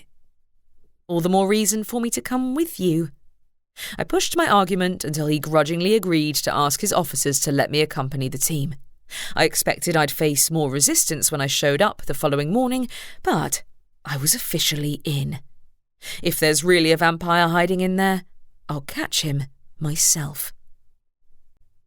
Chapter 9. The following morning, I set off from the inn to meet with the team of police officers Drew had selected to search the tunnels. I followed the path of the river eastward while Mart drifted behind me, humming under his breath. I did my best to ignore the twinge of guilt in my chest at how I'd intentionally left the inn before Carey had come downstairs and before Gia had shown up for work to avoid unnecessary questions. I also hadn't mentioned the vampire to the other officers. That might come back to bite me, pun intended. But I wasn't sure my brother was right about the vampire making his home down in the tunnels. When we reached the outskirts of Hawkwood Hollow, Mart and I crossed another bridge to the area I recognised as where I'd emerged from my near drowning. The tunnel entrance was farther from the town itself than I'd realised, nestled beneath the bridge and surrounded by gathering police officers. Drew waylaid me first. Maura, are you sure about this? Absolutely. Dropping my voice, I added, if there's anything inside the tunnels that's visible only to a reaper, your team should be glad to have my brother and me in there. Your brother is coming too? Yes, he is. Leaving him behind was out of the question. Is the entrance clear? No booby traps? I'll send a couple of people ahead. Both volunteers are wizards, so they'll be able to remove any hostile security spells, I hope you're right. I watched Mart float over to the tunnel entrance ahead of the two wary-looking officers Drew had selected. I didn't know either of them well, but since they were wizards, they did at least have some ability to handle Mina's sneaky security spells. A vampire, though? I had my doubts. I trod closer to the tunnel entrance as the two wizards disappeared inside. Drew, I think I should lead the way. Maura, he lowered his voice. I have to let my team maintain some level of control here. If there's a trap in there, it's meant for me. I was also prepared this time. Can I just... Watch out! The cry came from within the tunnel entrance, and one of the wizards came bolting out of there as if a manticore were on his tail. Behind him, his fellow officer screamed from somewhere in the dark. Drew swore and moved closer, but in order to properly see into the tunnel, he'd have to go inside. I'm going in, I told him, pulling out my wand and casting a light spell. Ready? Drew inclined his head and descended the bank while I used my wand to illuminate the tunnel entrance. Inside, the second officer lay groaning on the floor. But there was no sign of his attacker. Who was it? Drew asked. The officer winced, pressed his hands to his neck, and his fingers came away, red. I think it was a vampire. Crap. My body tensed. He is hiding in here. I knew it, Mart yelled in triumph. Take that, doubters. Mart, I said out of the corner of my mouth. Please do everyone a favour and chase down the vampire instead of gloating. Who are you talking to? The officer pushed himself upright, looking wildly around the tunnel. Never mind. I'd had enough of screwing around. Drew, sorry about this. I'm going after our interloper. I took off at a run, sprinting ahead into the darkness while Drew's shout echoed off the walls behind me. Sorry, Drew, but only a reaper stands a chance of catching a vampire. A reaper or a ghost. My brother had the lead, but the vampire had gone when I caught up to Mart. You know even you can't outrun a vampire, don't you? He said. Wasn't my plan. I called the afterworld and leapt into the shadows. As I did so, I pictured the first chamber Perry and I had come to when we'd walked in here the first time. The shadows receded, and I ran out of the dark into the stone-walled chamber, shining my wand's light ahead of me. The vampire wasn't here, but the pattern of glyphs on the walls seemed brighter than before. I recognised some of them, but Jennifer Ness would surely know the others. All right. Keeping hold of my wand in one hand, I pulled out my phone with the other and snapped pictures of the glyphs. When I was done, I pocketed my phone and shone my wand's light across the entrance of the tunnel branching off the chamber. The vampire must be somewhere in there. Hey! Mart came zipping into view. You left me behind. Sorry. I shone my wand over the walls. Where's our vampire? Behind you. A heavy form crashed into me, sending both of us flying. I landed on my back, the vampire's pale face looming above me. White teeth gleamed, sharp and bared, while I fought to push him off. What are you doing in here, Reaper? Lying in the wet and cold. Damn it, I'd dropped my wand somewhere when he'd crashed into me. What are you doing in here? I didn't know vampires liked damp tunnels so much. None of your concern, Reaper. You made it my concern when you landed on me. I could only theoretically escape through the afterworld, but that would risk losing him when I dearly wanted to know what he was doing in the tunnel, and how long he'd been in town. You broke into the witch's headquarters, didn't you? And the police station. Why? In answer, he tried to bite me. I squirmed away from his teeth and struck out, but my fist connected with his neck instead of his face. Oh, stop struggling, Reaper, he growled.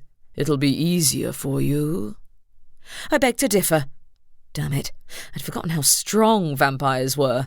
His arms were like solid metal weighing me down, and those fangs were too close to my neck for my liking. What did you do with the book? You are the thief, aren't you? You need to learn not to poke your nose where it doesn't belong. His eyes glittered with malice.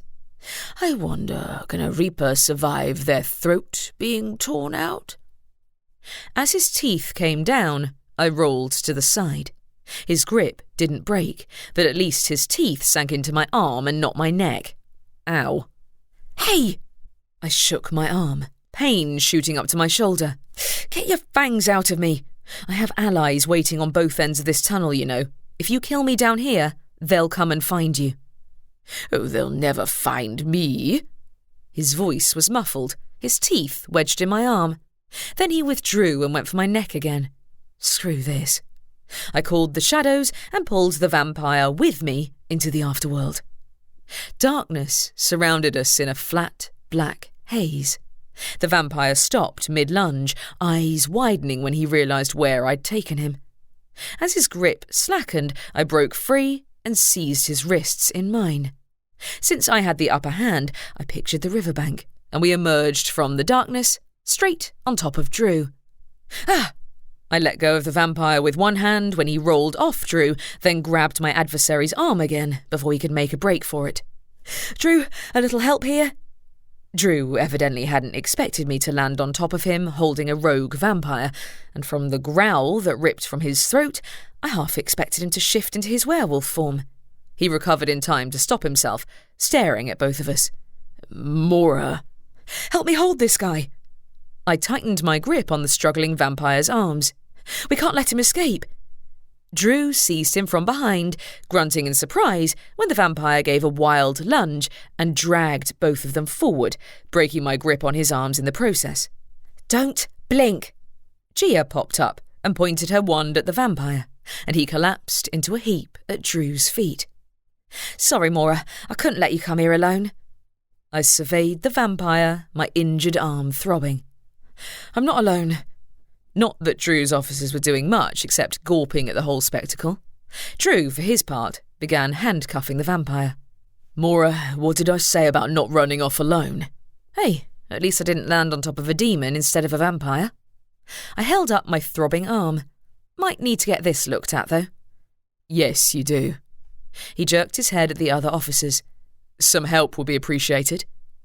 Is anyone else still in the tunnel? I queried. Because, I left my wand behind. I'd also left my brother, come to that. You're not going back in, Drew said flatly. Not before you get that arm seen to. I'll get your wand, Gia offered. I stand corrected. As I turned my head, a wand came flying through the air and hit me in the forehead. Ow! I spun around in search of the culprit and saw Mart gesturing at the wand that had rolled to a stop at my feet, its end still glowing with the light spell I'd cast. You're welcome. Sorry I left you behind.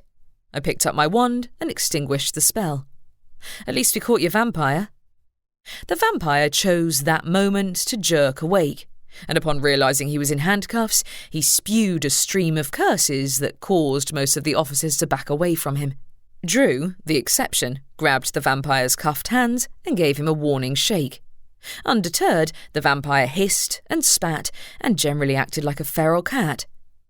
Charming, isn't he? I stepped up to Drew, careful not to go within range of those sharp teeth.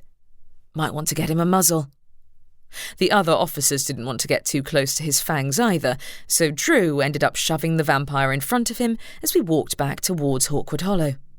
Gia fell into step with me. You aren't going to turn into a vampire, are you? Nope, I replied. It's not possible for Reapers. We're pretty much polar opposites in magical terms. I thought that was vampires and shifters. Them too. My bleeding arm was really starting to hurt by now. Mart, what are you doing? My brother had flown behind the vampire and started to blow on the back of his head, which did not improve the prisoner's mood. He bared his teeth and hissed and tried to swipe at the air, which suggested he could see exactly who and what was tailing him. Stop it, I told my brother. You don't need to make Drew's life difficult. Your brother? Drew guessed, having long since grown used to seeing me have conversations with thin air. Yep. When the vampire twisted around to glare at me, I gave him an equally stony look in response. He's got a personal grudge against our fanged friend. Now I do too. The vampire can see ghosts, Gia murmured as we walked down one of the streets on the outskirts of town. Apparently so. I wanted to talk to the guy myself, but preferably while he was behind bars and unable to bite anyone. Must have been a wizard while he was alive. Not uncommon, since shifters couldn't be turned into vampires, like most other paranormals. Witches and wizards, on the other hand. When we neared the high street, Drew handed the vampire off to two of his other officers and addressed Gia. "I can trust you to take Maura to the hospital while I deal with this, can't I?" "That's unnecessary," I objected. "I heal fast. Besides, I want to talk to the prisoner." "Maura?" Drew eyed my arm. "Can Reapers turn into vampires?" "Nope, and even if they could, I'd need to drink his blood to complete the transformation," I said, "which isn't happening in a million years. It's important that I hear what he has to say." "About the stolen book?" Gia guessed. "You didn't find it in the tunnels?" "Didn't have time to explore all of them before that guy jumped me," I replied. "All right, Drew, fine. If I go to the hospital, will you let me talk to the vampire later?" He worked his jaw. "Deal." When we turned into the high street, however, there were several officers waiting outside the police station, including my least favourite. To no surprise, Petra instantly zeroed in on me, and on the vampire. "Who's this?" "We caught him trespassing in the tunnels," Drew told her. "It seems he's been taunting the witches as well." "And I bet he was the one who broke into the police station the other day," I added. "An apology would be nice." Petra's face reddened. "You're bleeding." Vampires tend to be bitey. "Come on." Gia took my uninjured arm. "Let's get that looked at." Resigned, I let her lead me away towards the hospital, as over his shoulder the vampire shot me a scathing look that immediately turned into a smirk. What's that mean? I took a step forward, but the officers dragged him into the police station and out of sight. "Huh?" Gia asked. "What's wrong?" The vampire looked weirdly happy. A chill raced down my spine. Did he get himself caught on purpose? "There really was a vampire." Jennifer Ness stared at me from behind her desk. "Oh, I did wonder, but Priscilla seemed to be the obvious thief." "I know." I held up my bloody sleeve in demonstration. I'd let Gia drag me to the hospital so that they could patch me up. Then I reluctantly went to the witch's headquarters to inform Jennifer that we'd caught her intruder. The police said he was called Jacob Reed. "I know that name." Her brow furrowed. "I'm sure he lived here once, as a human." "Figures." My arm gave another throb. The staff at the hospital had fixed me up in a second, but I still had a nice set of teeth-shaped marks on my arm that would take a while to fade. Gia had wanted me to go back to the inn, but I'd insisted she go ahead to tell Ali I was okay. I'd had to promise not to get into any more scuffles with any vampires, but I was working under the assumption that Jacob Reed had been alone in there. I hope he was. And just what had that smirk been about? "That would explain why we didn't find the book in Priscilla's house," Jennifer said. "We searched thoroughly." "It might be in the tunnels," I admitted, but I didn't have time to look around everywhere before the vampire jumped on me. "Did he mention my predecessor's name?" "He didn't mention anything at all," I said. "He told me to mind my own business, and, honestly, he seemed almost grateful that I caught him. Unless I was reading him wrong." "Why would that be the case?" "That's what I'd like to know too." It left me ill at ease, though I certainly felt more secure with the vampire behind bars than running around unchecked. I did get some photos of the spells Mina used in the tunnels. Want to see them? "Of course." She watched as I fished my phone out of my pocket. "This is the evidence we need to prove Mina was dabbling in illegal magic." I didn't recognise all the symbols. I pulled up the images of the tunnel walls, lit by wand light, and passed her my phone. This was the main chamber. "I see." She pointed her wand at the phone, performing a spell that would transfer the photos to her computer. "I'll certainly examine these closely. At a glance, it looks like ritual magic and spells to prevent intruders from entering." When she handed me my phone back, I cleared my throat. Are you going to let Priscilla go? Is she still in jail?" "I'll talk to the police later," she said. "There's a chance she and the vampire were working together." I had my doubts, but I wanted to talk to the vampire myself regardless. We still need to find where he hid the book, but I don't know that he'll give it away easily. If it's in the tunnels, I intend to send some of my own people to search. I was less than certain the police would let her, but they might be too distracted by the vampire to pay attention to the coven leader, and she'd managed to convince them to let her enter the jail once already. I'd rather they keep their attention on their fanged prisoner, as I didn't trust the guy to stay contained in a cell. Vampires were notoriously good at slipping through the cracks, and his reaction to the arrest had made me suspicious, to say the least. I walked to the police station and was greeted by a stern-faced Petra. "No." "What do you mean, no?" "You aren't coming to talk to our prisoner." So much for gratitude. "I have evidence of illegal activity in those tunnels to hand to the police. I took photos." "Bring them later," she interrupted. "After the questioning is complete." Why isn't she talking to the vampire? Had Drew excluded her from the questioning? He might have, given her general lack of respect towards him, and the thought was amusing enough to banish my desire to fight her on that one. "I'll do that." As I left, I spied my brother drifting in the opposite direction. "Mart, where are you going this time?" "To taunt the vampire." "Oh, please don't," I said to him. "If Drew and the others are questioning him, you'll only cause the prisoner to clam up and stop talking." "Doesn't sound like he's doing much talking in the first place." But he obeyed and followed me out of the police station, watched by an irate Petra. She hadn't commented on me having a conversation with thin air, but I'd bet she was filing it away, alongside the many other strikes against me. I messaged Drew, telling him about Petra's rejection while we headed back to the inn, but I didn't expect him to be able to reply until he'd finished questioning the vampire. Back at the inn, Ali took one look at my bloodied arm and insisted that I should take the day off.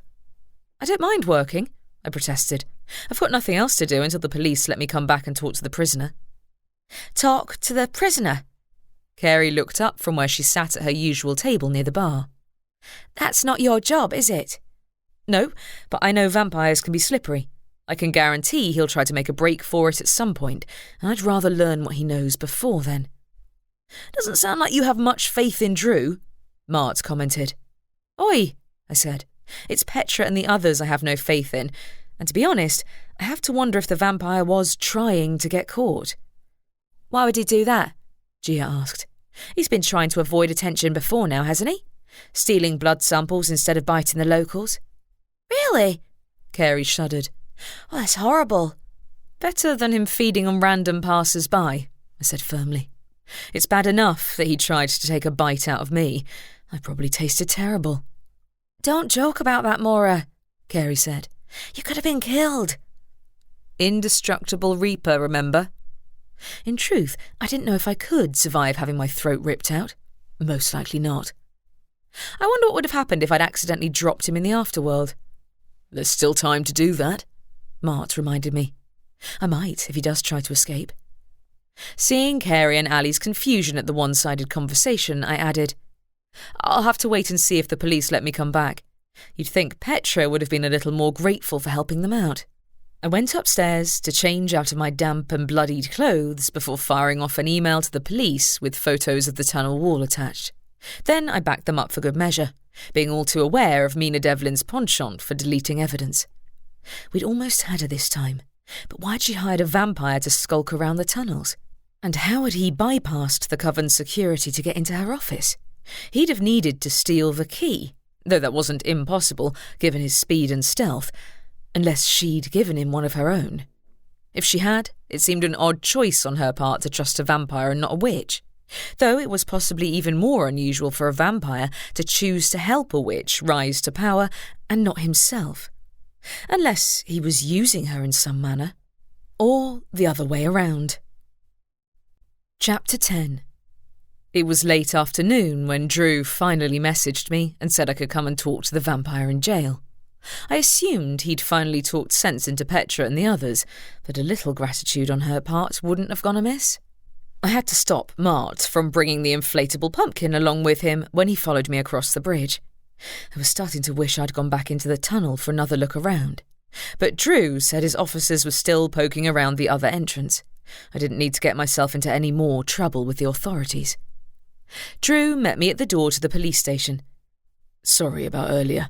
I didn't know Petra would kick up that much of a fuss about you coming to the questioning." I hope Petra's about to grovel to me, I muttered. Not only did I catch the vampire, but I also proved that I wasn't the person who broke into the prison last night. I had a word with her, he said, but I'm afraid our prisoner isn't being very cooperative. I'm not sure he'll talk to you. He might talk to me. Mart drifted ahead of me through the wall without asking permission. Typical. I followed Drew into the reception area, only to come to a halt when I spied Petra watching from near the door to the jail. She hadn't seen my brother, of course, but she didn't look any more contrite than she had earlier. "You're back already?" she said. "I do hope you've thought carefully about your decisions, Reaper." "I caught your vampire," I pointed out. "Also, I sent over a bunch of photos of the tunnel walls, if you're looking for proof someone was up to dodgy magic down there." "Yes, I've got my team looking at those," Drew added. "Petra, I did say you could go home, didn't I?" Petra's eyes narrowed. "I do find it interesting how easily you were able to overlook my order to stay away from those tunnels, Reaper." "I gave her permission to go in there myself, Petra," Drew reprimanded. "Besides, these photos are certainly proof of illicit activity. If you want to find someone to punish for trespassing, I'd suggest you join the team examining the pictures and working out exactly what spell they were casting." There were also bodies in there. I hadn't had the chance to look around properly, but I remembered the neglected skeletons lying on the floor from my previous visit. Petra's jaw twitched. "Unfortunates who died in the floods, no doubt. Why would anyone have voluntarily gone into the tunnels under the river while it was flooding?" I was close to spilling the secret I'd kept, even from Drew, but at this rate, the truth would explode publicly before anyone could be prepared for the fallout. Those tunnels have been sealed off for years by someone who didn't want anyone going in. "Yes, so you keep claiming." Petra remained unimpressed. Why wouldn't she get out of the way of the door? "Can I get into the jail? I'd like to have a word with our vampire myself." "Petra," Drew said in warning tones, "let Maura in, or I'll have to discipline you." With visible reluctance, Petra stepped aside. As I moved towards the door, she said, "I do hope this isn't another false alarm. The last person you caught trespassing turned out to be innocent, didn't she?" "That's up to the coven leader, not me." I'd forgotten about Priscilla. If she was still in jail, I expected Jennifer would ask for her to be freed soon. But no doubt she was a little distracted by the latest developments. Drew walked behind me into the jail, closing the door behind us. "You shouldn't bait her, Maura. She's a grown adult police officer, not a rabid hellbeast," I said. "Some people need to get a life." On the way through the holding cells, I spotted Priscilla staring at the wall. She didn't seem to have noticed my brother circling her, pulling faces and doing silly dances. "Mart, cut that out," I told him. "Priscilla," she finally noticed me. "Maura, I heard you caught the vampire. Impressive." Thanks." Was her praise genuine? I couldn't tell. "You didn't steal the book, did you? It was him." "I did try to tell you." She fidgeted with her sleeve. "Is Jennifer coming to let me out?" She's busy, but I expect she'll come here soon." Unless it turned out Priscilla had been working with the vampire after all, but I didn't know her well enough to make a judgment call. That part would be up to Jennifer. I left the subdued witch and continued into the main part of the jail.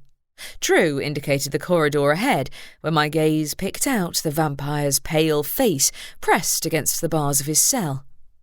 "You." The vampire bared his teeth in a grin. "I wondered if the police would send you next." "They didn't. I sent myself." I tensed when he moved back, fast, far quicker than a human, and folded his arms over his chest. "Any reason you've been hiding in a tunnel for weeks?" Instead of answering, he watched my brother join me. "I'm surprised your sister lets you have so much freedom. She must know what the Reaper Council would do to you if you were discovered." My blood iced over. "He's a ghost. They aren't illegal." "He's no ordinary ghost." He gave me a smile. "It's not that much of a secret, Maura." He knows. Mina told you that, didn't she? Mina shouldn't have known either, but she'd been obsessed with me for long enough that she might have worked it out. Still, if she'd been telling her followers I'd illegally raised my brother from death, damn it. His grin intensified. Now that would be telling. You weren't so talkative earlier. I took a step closer to the bars to prove his fangs didn't intimidate me, ignoring my arm's continued throbbing. Care to tell me why you decided to hang out in a damp tunnel for days or weeks, except when you emerged to commit robbery? Rather than wasting your time with me, you might want to look closer to home. What does that mean? I tensed, my arm giving a sharp throb. You have more of your vampy friends hiding down there in the tunnels, do you? Surely not. Vampires were loners, and it was unlikely enough that Mina had hired one vampire to work for her, let alone several. When he didn't answer, I pushed on. Was that where you hid the book? He simply laughed. Witches have a knack for not seeing what's right in front of their faces. So much for him being talkative. Granted, that's not the same as cooperative. Are you working with Priscilla? I asked. Or is she an unlucky bystander? He laughed again, which only added fuel to my temper. I moved closer to the bars and hissed. Do you want to be here? I have to admit, this place is preferable to a damp tunnel. Meaning yes? Had he let himself get caught on purpose? You must be really devoted to Mina to let her send you to scuttle around in the dark and then get arrested.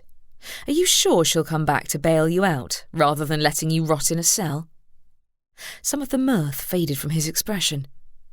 Careful, Reaper. It'd be a pity if you were to die before the real fun started. Fun? Mart interjected. What are you planning to do? Throw a party? The vampire ignored him. Soon you'll come to see that even a Reaper isn't invulnerable, Maura, but I'm tired of talking to you. He glided to the bench inside his cell and sat down, giving a clear indication that he wouldn't say another word. Fine then. I looked for Drew and saw he'd walked off. He's talking to that Petra, Mart said to me. I think she wants in. Will she ever quit? Disgruntled, I scanned the nearby cells and spied Deborah Rowe watching me from behind bars. Screw it. I might as well talk to the others while I was here. Hey there. I walked up to her cell. I don't suppose you knew we had a vampire sniffing around town? What do you think? She laughed. Got under your skin, did he? Not in the slightest, unless you count when he bit me, but that doesn't work on Reapers. I gritted my teeth when my arm gave another throb. If he thinks he's going to get luxury treatment here, he's mistaken. Oh, he knows. I caught the meaningful note in her voice. Has he been sneaking in here and paying you visits, giving updates on your leader's movements? If he'd broken into the police station, he'd certainly have been able to get into the jail as well. But what had he been doing? Plotting another breakout, or just giving the prisoners an insight into Mina's activities? Oh, does it matter if he has? I guess not. If Mina intended to have her allies escape, it would hardly be the first time. I'd like to know where he hid the book, though. Oh, yes, the infamous book. She looked amused. Did Jennifer tell you what it contains exactly, or is she still keeping you in the dark? What does that mean? She'd told me it contained illegal magic, which, yeah, it wasn't that specific, but I could fill in the blanks with relative ease. Is Priscilla working with you too, or not? Another laugh. Now I'll let you decide that for yourself. It's up to Jennifer, not me. I'd had about enough of her taunting, but like with the vampire, there wasn't much I could do to loosen her tongue. I expected even Drew would reprimand me if I tried getting her to spill her secrets by pulling her into the afterworld to freak her out. One of us is behind bars, and it's not me. I walked away before she could irritate me even further, while Mart flipped her off. Should I stay here and haunt them? Tempting, but they're not worth it, I told him. That includes the vampire. He deserves worse. My steps faltered. It had slipped my mind that the vampire might have been the one who'd tried to drown me. If he'd been a wizard in life, he might have retained the ability to activate the spells on the walls and seal the place off. even if he hadn't actually cast the spells himself, which might explain why I'd never seen the person responsible when I'd been in the tunnels. He'd have been able to get out of there easily and quickly enough to avoid being caught in the backlash when the tunnels flooded, leaving Perry and me to drown. I clenched my fists. He does, but that's not my job. When I walked past the holding cells on the way out, Priscilla called to me. "Can't you talk to Jennifer and ask her to get me out? She seems to respect you." "I can't do that if she thinks you're guilty." I came to a halt outside her cell. "Out of interest, why did you come back to town at this precise moment?" "For work, I told you," she said. "I got hired on for a temporary thing a few months ago. That was why I left." "I assume you can provide references." "Yes." She didn't quite meet my eyes. "Look, I'm not the one who stole from the coven. You already caught him." "If you're hiding more secrets, it's not my problem if they refuse to give you freedom." I walked out into the police station lobby and found Drew waiting for me. Petra must have finally taken the hint and left, so he was mercifully alone. "Priscilla wants out." "I know she does," he said, "but I can't do anything until Jennifer comes in and withdraws the charges against her." "If you find the book, it'll prove she isn't the thief." Irritation prickled beneath my skin. "Is your team still looking around the tunnels?" "Yes, they're searching," Drew replied. "I'll let you know if we find anything else."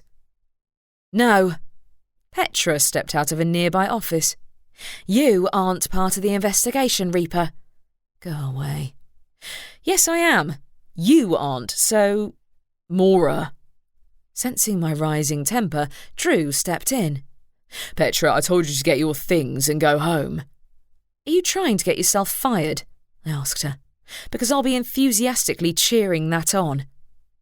"Your influence over our supposed head of police is unacceptable," she said, eyeing Drew.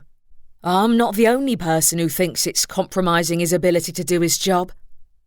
"I think your grudge against me is compromising your ability to do your job," I said. "If you want to help in the investigation, why not volunteer as part of the team that's searching the tunnels?" "That's right," Mart put in. "Maybe if we're really lucky, someone will shut you in." "We already have the proof of illicit activity in the tunnels," Petra said. "We have the culprit too, and yet you still won't leave us alone." "You think the vampire carved those glyphs into the walls?" I guessed. "He's undead. He can't use magic, not the way a wizard can." "Nevertheless," my hands curled into fists. "If you want a second opinion, maybe you should call the wardens again." I'd never called her out as being responsible for that the first time around, and from the way her eyes widened, she hadn't expected me to. Drew cleared his throat. "The wardens backed up Maura's words, Petra. You know they did. You've stepped too far." Petra was silent for an instant. "Everything I do is for the safety of this town and its people." I knew better, but I still said, "I should hope so." She was more fixated on her own advancement and on undermining Drew because of her irrational grudge against me. A vampire running amok is dangerous for the people of the town too, especially one who just hinted that he's planning a breakout, along with Mina's other allies. So, maybe focus on that. "I will," Drew interjected. "Maura, I'll talk to you later, okay?" From his worried frown, he wanted to say more, but not in front of Petra, which was fine by me. I'd had quite enough passive-aggressive nonsense for one day. But I had one last stop to make on the way back to the inn. When I walked towards the cemetery, Mart groaned. "Not old Harold again? Didn't he shut us out last time?" I figured he might want to know we caught the vampire. I knocked twice before the old Reaper pulled open the door. "Yes." I was so disarmed by him actually answering the door that my mind went temporarily blank. I caught the vampire."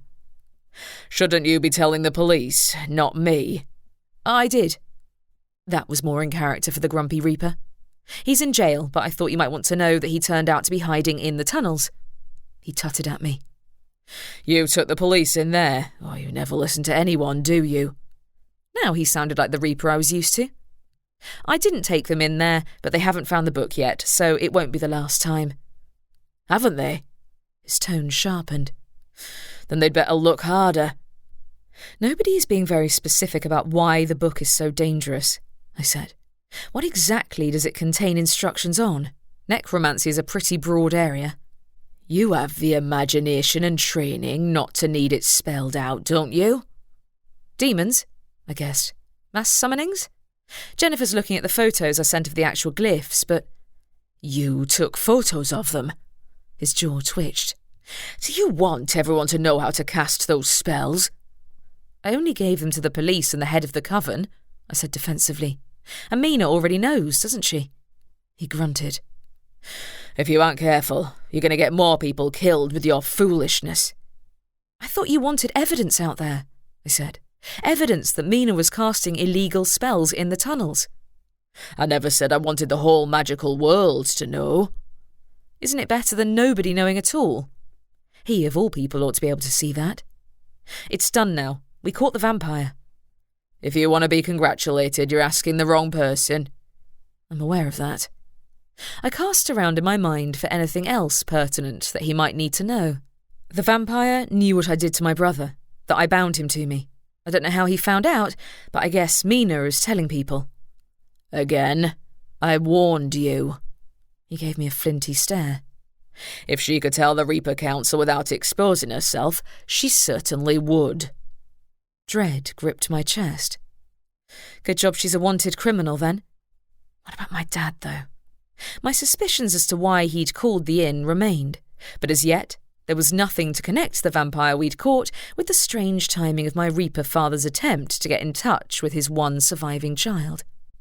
"Soon you'll come to see that even a Reaper isn't invulnerable, Maura." If the vampire was the one who'd trapped me in the tunnel, he knew I was fully aware of that fact. But what if he hadn't meant me, a half-Reaper, but an actual Reaper, like my dad? I took in a breath. "Harold, what aren't you telling me about this book? Are there spells in there that are deadly even to Reapers?" I swore he rolled his eyes at me. "You are truly the densest Reaper I've ever met." He closed the door in my face without another word, and I rocked back on my heels, my arm throbbing again. "That means yes," I murmured to my brother. "Mina's not trying to threaten the Reapers, is she?" "She has more sense," Mart said, his voice devoid of its usual humour. "She wouldn't attack the council." "But what about a lone Reaper, like Shelton, or my dad?" Chapter 11. One ghost tour later, a very apologetic Drew showed up at the inn. My mood improved immeasurably when he came to rescue me from the usual post-tour questions from the guests, and we sought sanctuary in my room. The ghost tour had been fun, but the vampire remained on my mind, along with my conversation with the Reaper. It didn't help that the police had yet to find the missing book, despite extensive searching. "We have photos of all the glyphs on the walls," Drew told me, "and we removed some of the bones we found down there for forensic testing too." "Good," I said, though a thrill of dread raced through my nerves at the thought of how the unfortunate former owners of those bones might have met their end. "They're old, so I guess it'll be hard to figure out the cause of death." "That was what I thought, but it's worth looking into," he said. "If we can identify them, we might be able to work out if they were coven members, or if they were listed as missing during the floods." "Yeah. We'd bring Mina to justice one way or another, and yet, what if the vampire's taunts hadn't just been taunts? Better focus on the vampire for now. I don't like that he was probably visiting the prisoners behind your back." "Neither do I." He sat down on my bed, looking as tired as I felt. "He was damned fast, and stronger than I expected." "Same," I said. "I only got him because I dragged him into the afterworld, but I guess it'd cause you a bunch of inconvenient paperwork if I took him in there for more questioning." "Maura." Joking. I kicked off my shoes and sat on the bed alongside him. "In all seriousness, though, we need to find where he hid that book. The Reaper implied the spells inside its pages could harm even a Reaper. If it was true, that was bad news for more than my own immediate family." "We'll find it," Drew said firmly. The vampire is all talk. He'll want to make it seem as if he's had this master plan from the start, when the reality is that he was careless and got caught. I don't know, I said. He seemed pretty confident, and I don't like that he knew what I did to my brother. Mina's doing, I expect, he said. Relax. He's in jail, and I'll send another team down into the tunnels first thing in the morning. What if he's hidden the books somewhere else? Maybe that was his plan to win freedom. If he offered to trade the book in exchange, the police wouldn't go for it, but wait. Or what if he already gave it to Mina? Chills scurried down my arms. Drew shook his head. No, I've had people watching the area for any signs of her, including the other tunnel entrance. Good. Yet I couldn't shake off my worries that we were playing into the enemy's hands no matter what we did. It's just weird. My dad's call yesterday, and now the news that this book might be a legitimate threat to the Reapers. He stiffened. That seems unlikely. For anyone except her, I'd agree. I gave a shudder. Maybe she's been poking around my history as much as I've been poking into hers. There aren't that many independent Reapers who ditched their apprenticeships. I thought it was nearly impossible for regular humans to get hold of that information. So did I. I'd also forgotten how much I'd told Drew about the Reapers, come to that. But you know Mina, she'll go to any lengths for an edge over me. I thought you said the Reapers were invincible. Are you sure our prisoner isn't trying to goad you into leaving Hawkwood Hollow at a time of crisis? What, going home to Greenwood Lake? I hadn't yet voiced the name of my former home in front of Drew, and it felt rusty in my mouth, underused. The thought crossed my mind, but honestly, with my Reaper abilities, I can get there and back fast enough that it wouldn't be an issue. You can, he agreed, but I don't like the timing of this. Neither did I. But what if my hunch was right? Shelton wasn't supposed to have gotten in touch with my dad, and if Mina genuinely intended to strike at my old home while everyone was distracted... I took in a breath. I'll call my dad again first, ask him some more questions. Do that. Drew reached for me, pulled me into an embrace. Mina's trying to make you paranoid, I bet. She might be, but old Harold isn't helping matters. Neither is the vampire, despite being in jail. It'd help if I was confident that he'd stay there. No. He ran his hand down the side of my face, cupped my chin, and kissed me. Come on, Maura. Don't let Mina and that vampire make you doubt yourself. I don't doubt myself. I doubt them. I kissed him back. Trust me, I'm fully confident in my ability to kick the crap out of them. He laughed. That's what I love about you. Love. My heart stuttered. He'd never used that word with me before. Sensing my hesitation, he pulled back from me, his gaze searching. Maura, are you here? Yeah. I kissed him again, pushed him down onto the bed. I'm here, and I'll die before I let Mina take you away from me. My brother was less than enthused about my plan when I tracked him down in the games room early the following morning. I'd woken at dawn and was unable to fall back asleep. You want to call home again? Didn't you already make your answer clear? I did, but that was before I found out Mina's book of dark magic might be a threat even to a Reaper. I stifled a yawn behind my hand. I'd left Drew sleeping, not wanting to disturb him, but our pleasant date night hadn't erased my suspicions concerning Mina and her possible antics at my old home. You think our evil ex-coven leader wants to threaten the council? Mart gave a loud laugh that didn't ring true. Yeah, no, she doesn't have a death wish. She doesn't mind sacrificing a few followers, I said. I never said she wanted to threaten the council, just a Reaper. A powerful demon could give a lone Reaper a run for their money, and both Dad and Shelton fall into that category. Her most loyal followers are locked up, said Mart. I bet the vampire wants you to look the other way while he instigates another breakout. He and the others are trying to distract you. It was old Harold who knew what was in that book, I said. He was the one who gave me the idea. You heard him. Dad didn't mention Mina at all, did he? No, but would he admit to being threatened by a mere witch? Would Shelton? The fact that he'd called me at all was proof enough that something was wrong. No, he gave a snort. No, he'd stab it with his scythe. Maura, Drew said, pushing open the games room door. Sorry, I've got to run. The witches have shown up at the jail. The witches? My heart dropped. Not Mina's allies. No. He backed out into the lobby.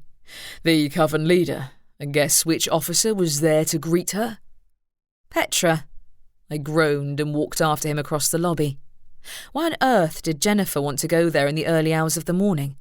Not to set Priscilla free, I assume. Was there another break-in? She didn't say. Drew led the way out of the automatic doors and walked across the bridge towards the centre of Hawkwood Hollow. If there'd been another break-in, it must have been one of Mina's allies. But with the vampire in jail, who else was in the area? When we neared the high street, I spied Priscilla walking out of the jail, escorted by Jennifer Ness herself. Frowning, Drew strode over to catch up to them. What's going on? My apologies for overstepping, Jennifer said in tones that suggested she wasn't particularly sorry. I was told your team intended to let my coven member out of confinement, so I decided to expedite the process. That wasn't your job. I could hear Drew struggling to keep a polite tone.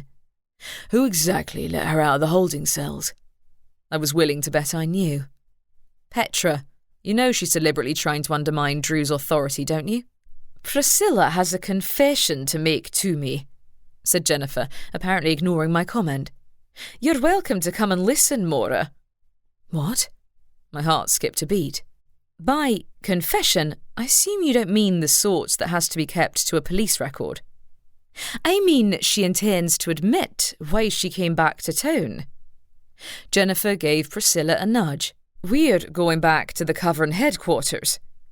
Conflicted, I watched the pair of them cross the road. I should... Follow them, Drew said to me. I'm going to have a word with my officers. Oh boy. Hoping he gave Petra a stern talking to, I ran after the witches and into the coven headquarters. To my surprise, Wendy was back, looking none the worse for wear after her time out of the action. She wrung her hands when she saw me enter. Oh no, not you. Nice to see you too, I replied. Jennifer invited me. I assumed the coven leader had asked her assistant to attend to the questioning as well, because Wendy tailed me upstairs to Jennifer's office. Well? Jennifer seated herself behind the desk as the three of us arranged ourselves in front. Priscilla, you said you had some information. Priscilla glanced at me. Does the Reaper have to be here? She has a name, I said. And yes, she does. I heard you had a confession to make. Did you steal the book? No, she shook her head. No, I didn't come here to steal from the coven either. I came to help. Enlighten me, said Jennifer. You must know you've behaved in a manner that implicates you in the actions of those who want to unseat me from my position. Not me. She took in a measured breath. No, the truth is, I came here because I knew the tunnels had been discovered again. You knew? I tried to read her expression, but her attention was on the coven leader. By again, you mean you knew Mina had kept them hidden to avoid anyone else discovering their existence, didn't you? How long were you aware of them? I suspected they existed, but I could never find their location when I was here, she said. I'm not the only one, but Mina's far more powerful than the rest of us, and even when I left town, her closest coven members walked free. I didn't dare return until they were behind bars. That sounds familiar. Gia had a similar story, except she'd left years ago, not after Mina had already been ousted. You know, I'm not sure I believe you. Maura, Jennifer said.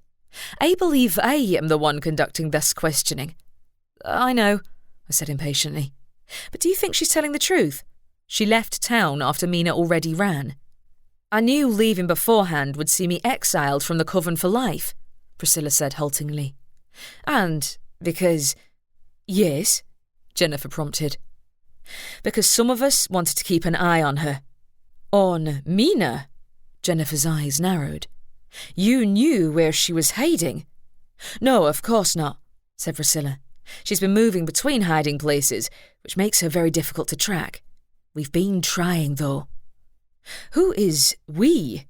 Jennifer inquired. Former coven members. Her gaze flickered towards me, then Wendy. I don't want to mention their names in front of witnesses. They already fear for their lives. Any enemy of Mina's is safe with the coven, Jennifer told her. But go on, what drove you to come back? The vampire. Priscilla lifted her chin. I was hunting him down. I was sent to follow him and keep an eye on his movements. Have you been in the tunnels? I couldn't help asking. Why not hand him over to the police yourself? He's a vampire, she said.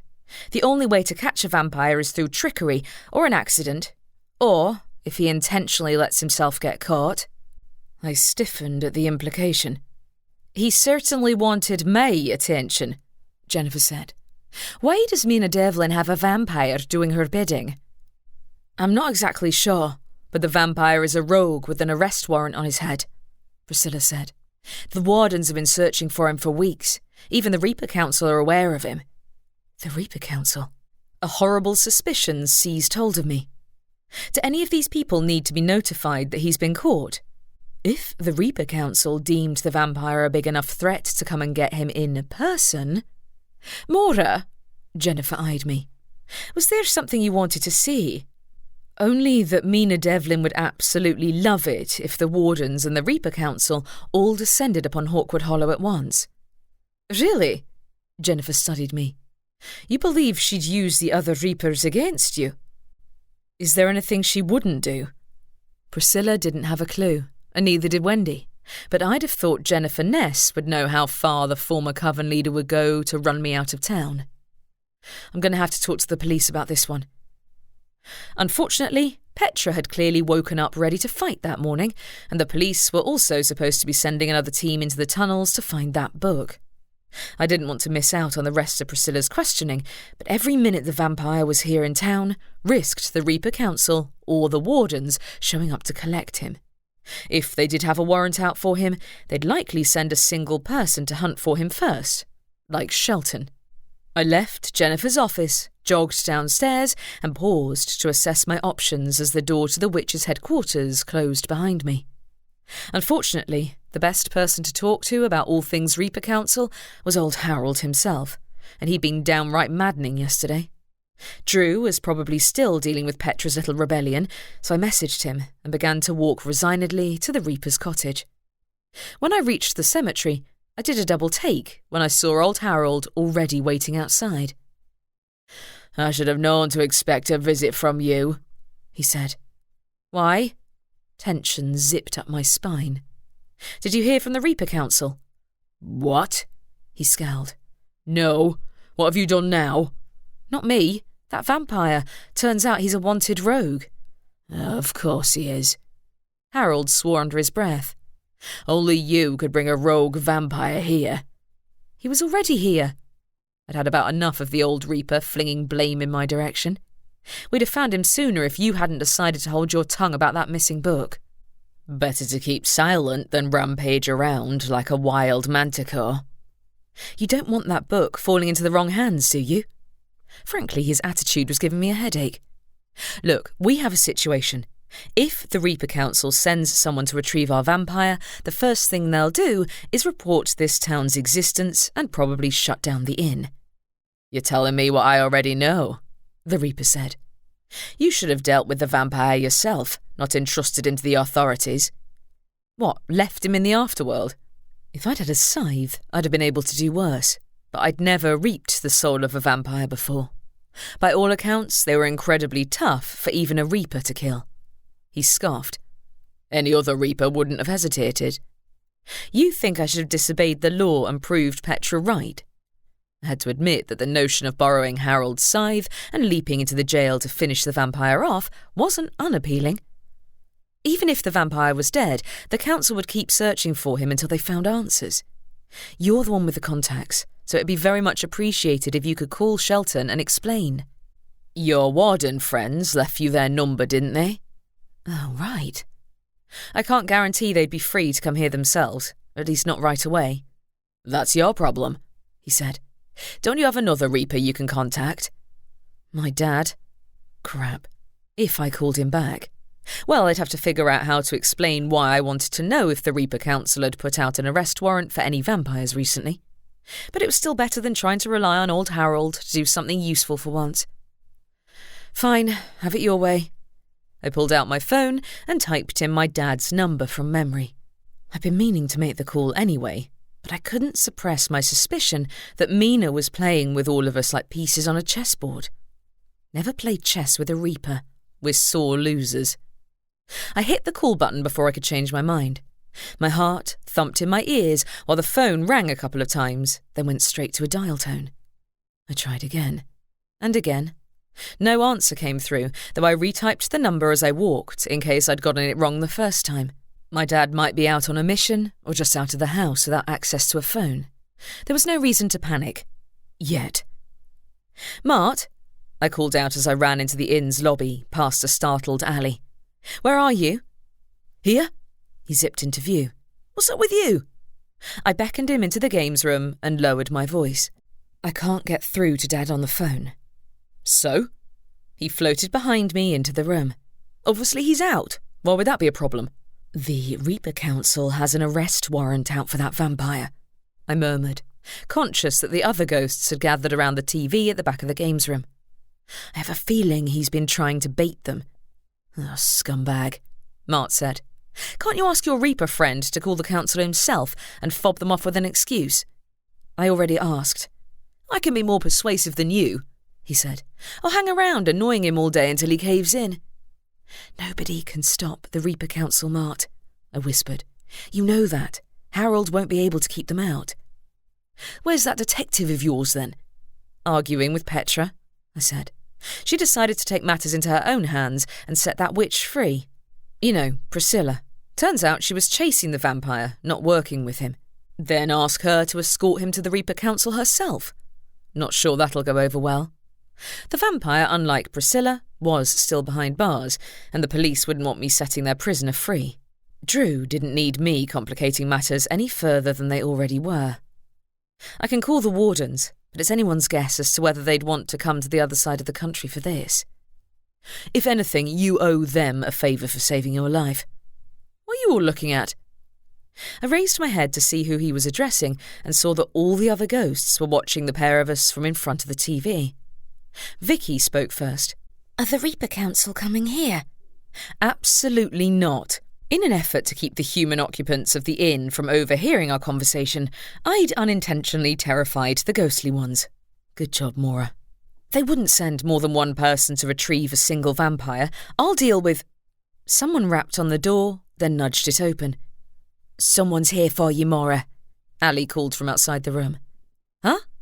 I stepped out into the lobby to the slightly alarming sight of old Harold the Reaper standing at the foot of the stairs. Hi? Outside, he growled without preamble. Too baffled to argue, I walked out of the inn with my brother drifting behind me. Did you follow us? No, he said over his shoulder. I called Shelton, and he said that your father was sent on a mission. Why? Harold hadn't come over here to tell me that. Unless... What mission? A bounty, he said. I think you can guess which vampire it was for. What? Alarm blared through my mind. You can't be serious. My dad was coming here, and my new life was about to blow sky high. Chapter 12. I took off for the police station first, calling Drew as I left. He picked up right away to my relief.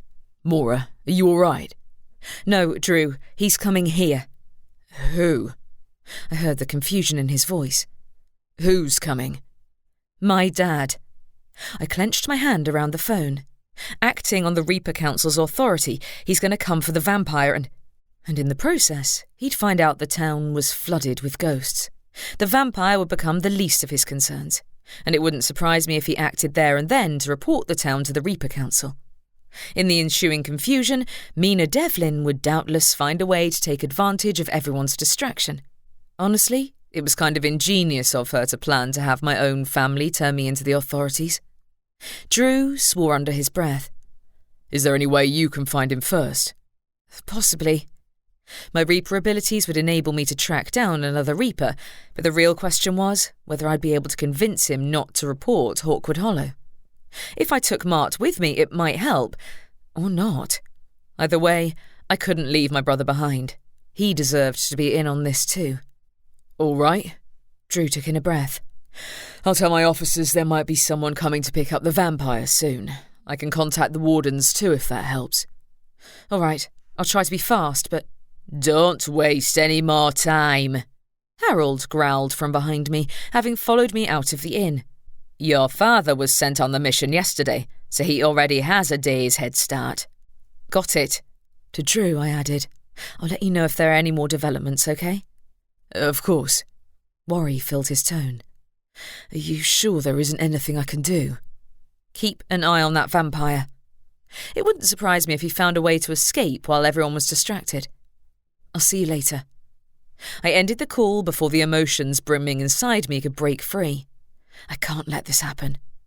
Drew wasn't the person most under threat from the Reaper Council finding out about the state of things here, but there were too many other people I wanted to protect, both living and dead. You're going to find our dad? Mart floated over to me. You know I don't have a choice. I held out a hand. Coming with me? Obviously. His ghostly hand slipped into mine and we stepped into the afterworld. The dark folded around us and I could no longer see anything but utter blackness, save for Mart hovering at my side. What if this is the trap? He suggested. If we leave town, Mina might act. I know, but if I don't find him, Dad will show up at the inn first. I scanned the surrounding shadows for any sign of a scythe-wielding figure. We'd both be out of a job, and I bet Mina would seize on the general confusion to stage a comeback. Do you think you can convince our dad that the ghosts want to stay here? I can try. I focused on the darkness, seeing several glowing shapes nearby. Ghosts, of course. The number of spirits around us made it tricky to pinpoint a single person, and the shadowy form of old Harold didn't help matters. His presence chilled the whole area like an open refrigerator. All right. I'd have to go farther from the town to stand a chance of finding another Reaper. If I were Dad, I'd start from one of the normal towns nearby as a base. I'd prefer it if he was on the other side of the country instead, but I doubt we'll be that lucky. Obviously not, Mart snorted. He's not here yet, though. We'd know. Then let's go. I leapt into the shadow and reappeared on a deserted country lane. Farther from Hawkwood Hollow, it was slightly easier to get my bearings. Mart hovered next to me while I turned on the spot, no longer able to sense the abundance of ghosts that flooded the village. But I also didn't sense the familiar icy-cold nearness of another Reaper. Let's try this again. I stepped through the shadows and headed north this time, picking a direction at random. Not here either, Mart said when we emerged into an empty field. Are we going to do this all day? You're the one who wanted to come with me. Back into the afterworld I went before I unintentionally got myself chased off by a farmer for trespassing. As the minutes passed with no sign of any other Reapers, I was just starting to dare to hope that my dad had somehow gone in the wrong direction and was wandering around the Highlands of Scotland or something. Until a familiar chill rippled through the afterworld and brought me to a dead halt. Another Reaper. Mart stiffened too. It's him. I spun on the spot, tracking the source of the unbearable coldness emanating from nearby. Mart, I whispered. Get behind me. If he has his scythe, you don't want to be in the way.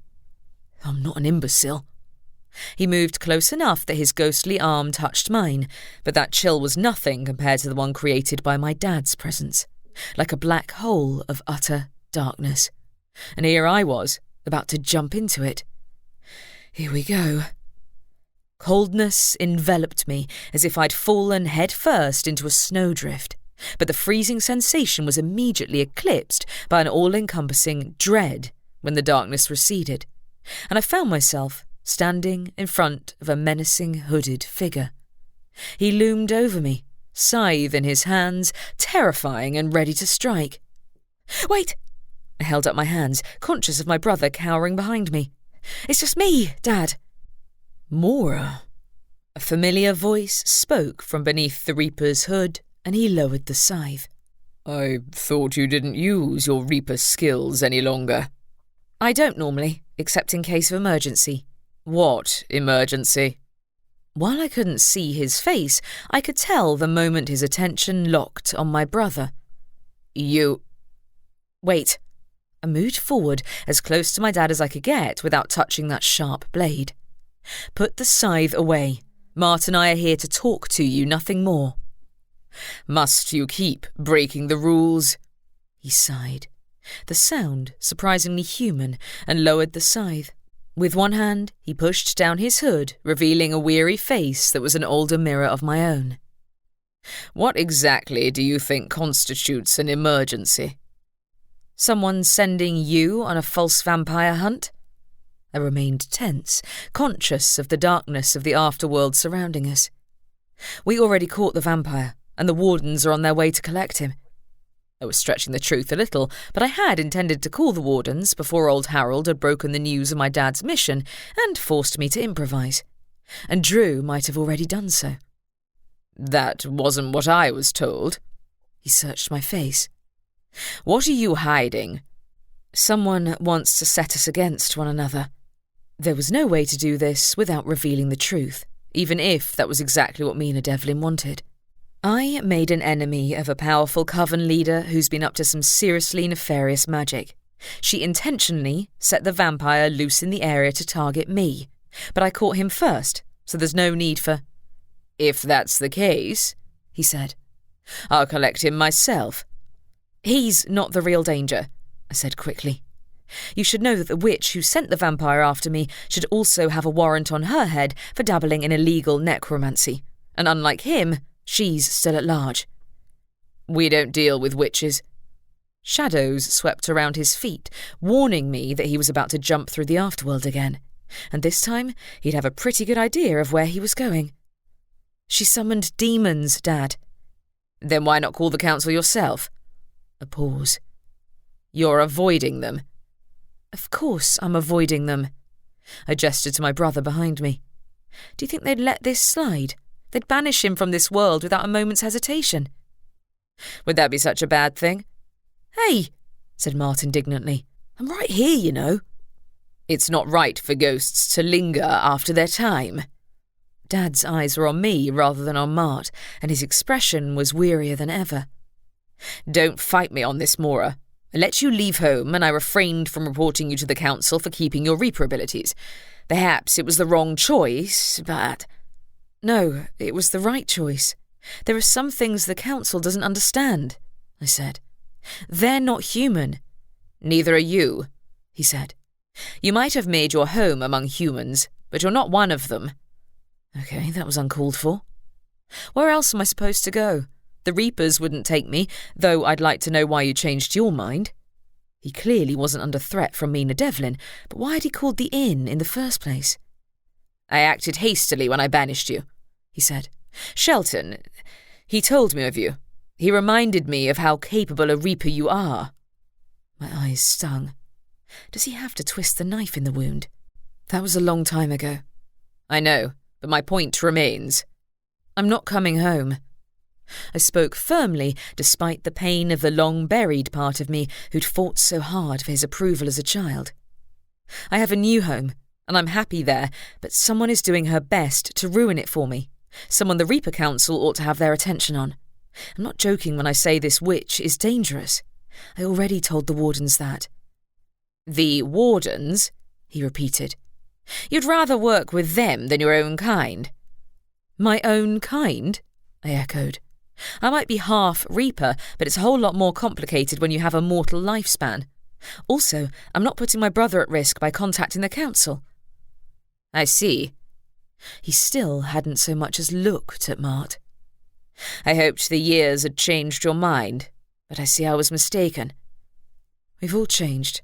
Well, some of us have." I felt kind of sorry for him in a way, for being too stubborn to see that Mart was still here. Not alive, but as much a person as I was. I meant it when I said I was happy with my new life.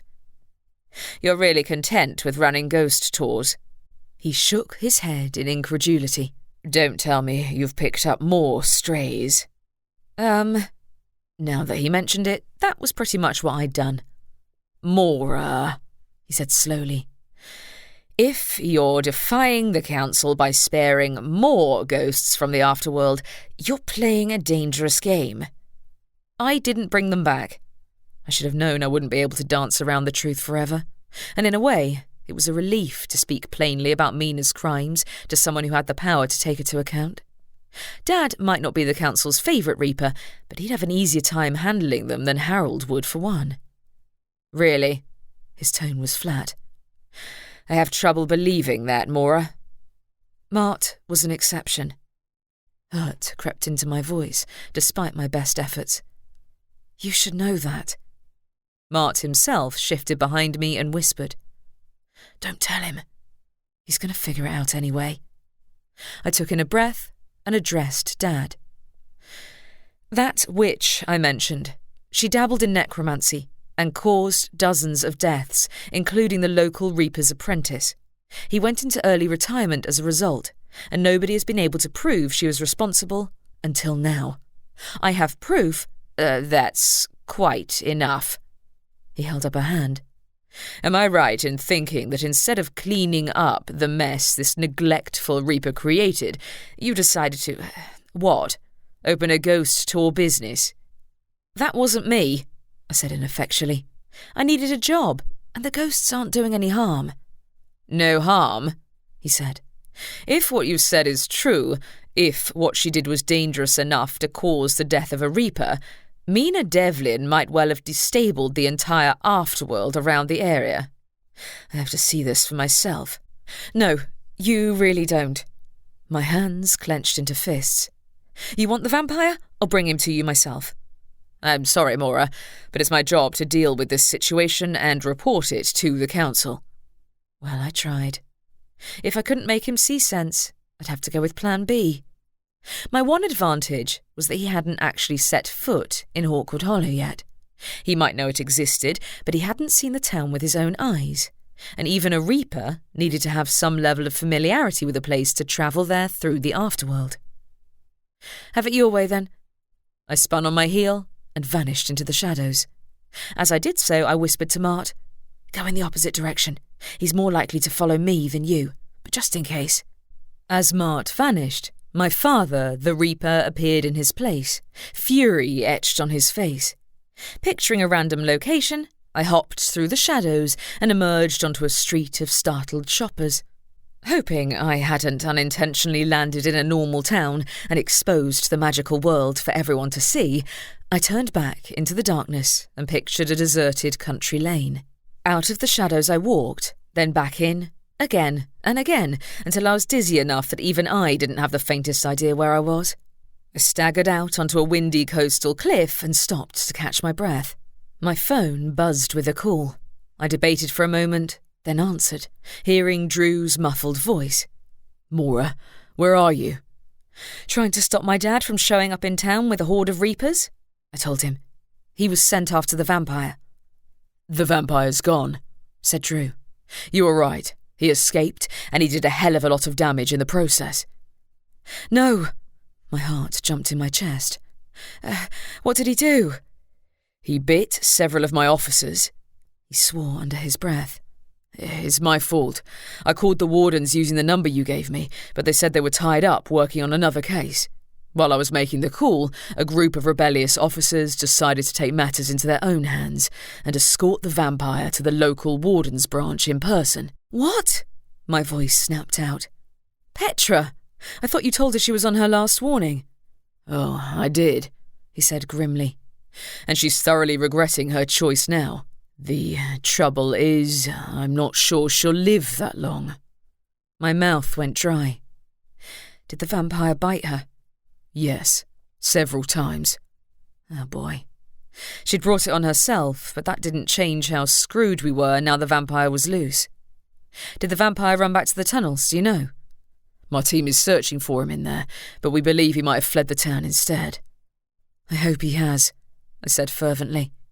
My dad was sent to bring him in, and if he finds Hawkwood Hollow, the vampire would drop way lower on his priority list. Either way, a dangerous vampire on the loose was never good news, especially one with a murderous grudge against me and ties to Mina Devlin. I guess we're going vampire hunting again. Chapter 13. There was a hitch. Before I could hop into the afterworld, my dad appeared at my side with an aggrieved expression on his face.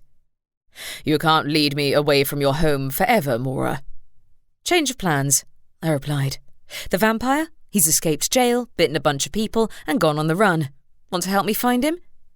"Help you?" he echoed. "The vampire was my mission. I'll find him myself." Good luck with that. Crap. The vampire's escape wouldn't stop Dad from going into Hawkwood Hollow in search of the former prisoner. "You can't track him through the afterworld. That's why you've been walking in circles for the past day, isn't it?" The Reaper narrowed his eyes at me. "I'll find him." In a swirl of shadows, he was gone. I might have followed, but the vampire had unintentionally offered me a reprieve. If he was still hiding in Hawkwood Hollow, I had the chance to catch him before Dad showed up. "There you are." Mart hopped out of the afterworld at my side. "Where'd Dad go?" "After the vampire. He escaped jail, attacking Petra and some of the other officers in the process." "Really?" Mart snickered. "First time he's done something useful. I should thank him." "That's not going to deter Dad from coming to Hawkwood Hollow." I paced along the cliffside. "I think we can risk going back first, but it's not going to be easy to find the vampire unless he's in a really obvious place like the tunnels." "Even if he is, you're right. Dear old Dad isn't going to quit the search now you've told him the truth." Damn it. I couldn't tell every ghost to get out of town until he was gone, and besides, there was no hiding from a Reaper. "I know," I called on the shadows. "But we have to stop that vampire before he causes even more damage." We returned to Hawkwood Hollow in a single jump, landing next to the police station. Our appearance startled the hell out of a few shoppers, but not many people were outside, and it was obvious to see why. The police station doors lay wide open, and inside the lobby was a complete mess. Someone had flung a desk straight through a window, and broken glass littered the floor. I averted my gaze from the red smears on the wall and was relieved to see Drew didn't have a scratch on him. "Maura." Drew strode over and embraced me. "Are you okay?" "Yeah, but my dad's going to be coming here as soon as he figures out where I went." I glanced behind him at the blood-stained floor. "Where'd the vampire run off to?" "I wish I knew," he said. "I had to help the officers he attacked. They're in the hospital, recovering." "Petra's still alive?" "Yes, but she's out for the count," he said. "I sent out 2 teams, one to the north, one to the tunnels, but the rest of us are stretched thin, and we also have to fix the damage to the office." "And you never did find the book?" There was a chance the vampire might come back to retrieve it, but he'd already succeeded in drawing the attention of the Reapers. Mina would have plenty of opportunities to get hold of the book in the ensuing chaos. Unless I stopped her. "No," he said. "Jennifer is displeased at the lack of results, but we searched the tunnel as thoroughly as possible." "Despite certain members of your own team getting underfoot," I added, "if the book is in the tunnel, I wouldn't be surprised if that was where the vampire went. But there are no guarantees that he'll make it easy to find him." "And, the Reaper?" Drew eyed me in concern. "You said he was coming here. Does that mean he's bringing the council?" "It might." The weight of my failure fell on me like an anvil. If I'd just waited a short while longer until the vampire escaped again, I wouldn't have been in this mess. He insisted he'd have to come and look for himself, but I don't know if he'll bring the council along too. Either way, old Harold is going to kill me. "Yes, he is," said Mart. "Well done." My hands clenched. I didn't see another option. He already figured out I was hiding ghosts at the inn for the purposes of running tours, and it's not like he was unaware of how I brought Mart back from the afterworld. Drew grimaced. "Is there anything I can do?" "No. Well, I don't know." I backtracked. "Find the vampire. No, find the book. That's what Mina wants, and unlike the vampire, the Reaper Council has no idea it exists." My dad didn't even want to know, but he might listen to another Reaper. Drew and I parted ways, and I reluctantly left the police station for the cemetery. Mart flew alongside me, and I took a moment before I spoke to him. "I'm sorry. I should have guessed Dad would have stayed set in his ways." I won't let him hurt you or the other ghosts. You can't protect all of us, he said. Don't look at me like that. It's true. Dad's a full reaper, and he has no reason to spare any of the ghosts, including me. Only because he wouldn't stop long enough to listen. He was right, though. In my dad's eyes, I was betraying the very essence of being a reaper by protecting the ghosts. Mart gave a short laugh. Guess it's not a huge deal if the reapers get rid of some of the competition. You're a ghost too, if you've forgotten. I'm tethered to you, not Hawkwood Hollow, he said. If you ask me, the best thing to do is for the pair of us to go and lie low somewhere until the reapers are gone. What about our employees? Hell, our entire business depended upon the town's reputation as a haunted haven. You don't want to be the only ghost left in town, do you? When we lived in ghost-free towns before, you did nothing but complain about how bored you were. Do you really think you can stop the whole council from coming here? I heard the tremor in his voice. If you stay, you know what they'll do to me. I know, damn it. I'll try to reason with Dad. Let's hope old Harold is willing to lend a hand. I assumed Harold would be back by now, and I'd guessed right. The instant my fist hit the wooden door, he appeared with his scythe in hand. Back already? What are you doing with that? I took a step back, eyeing the sharp instrument. Not hunting the ghosts. Well, of course not, he said. If the vampire comes near the graveyard, I want to be prepared. You know he escaped then? Obviously, he growled. Did you succeed in driving that reaper father of yours in the opposite direction? Not exactly. My heart dipped a little. I'd really screwed up. And while it might take him some time to find the vampire, my dad was not the type to leave unfinished business behind him. Once he'd taken care of the vampire, he'd come back for Hawkwood Hollow. Could one reaper banish a town's worth of ghosts? Debatable, but if anyone was bound to give it a try, it was my dad. I knew it, said Harold. I knew you'd bring the reapers here.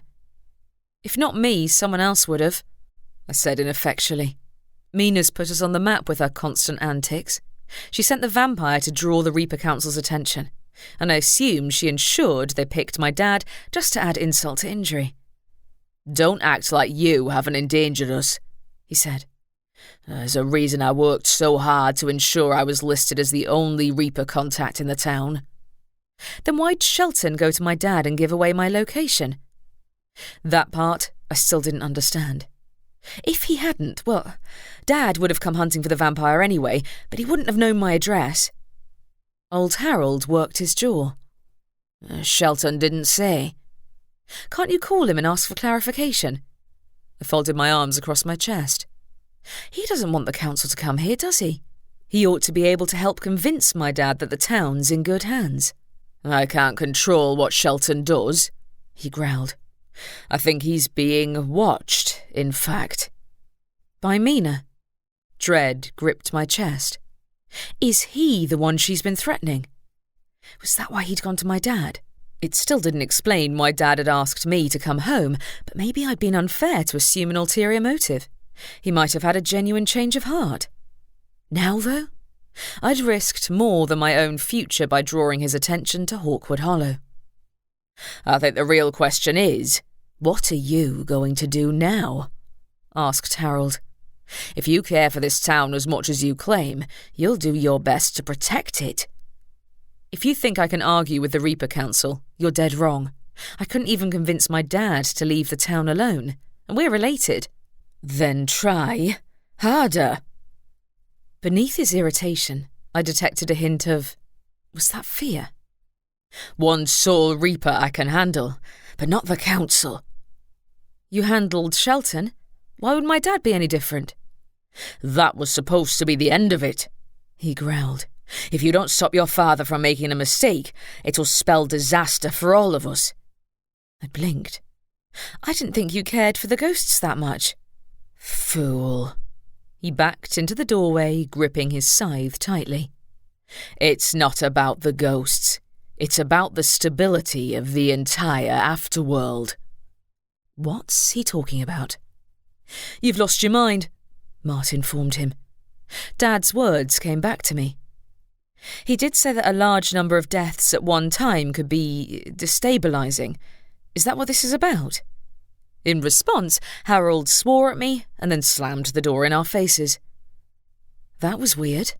I turned to Mart. What's with him? Did someone shove a scythe up his backside?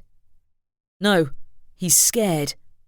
Mart drifted backwards, away from the Reaper's cottage. And I am too. I don't want to be banished. You won't be. We'll talk Dad out of bringing anyone else here. Yeah, like you talked him out of poking his nose into our business. All right, I screwed up. I threw up my hands. But this was always going to happen when he found out where I lived, and I wanted to break the news on my own terms. We'll catch the vampire first, and then... Go ahead.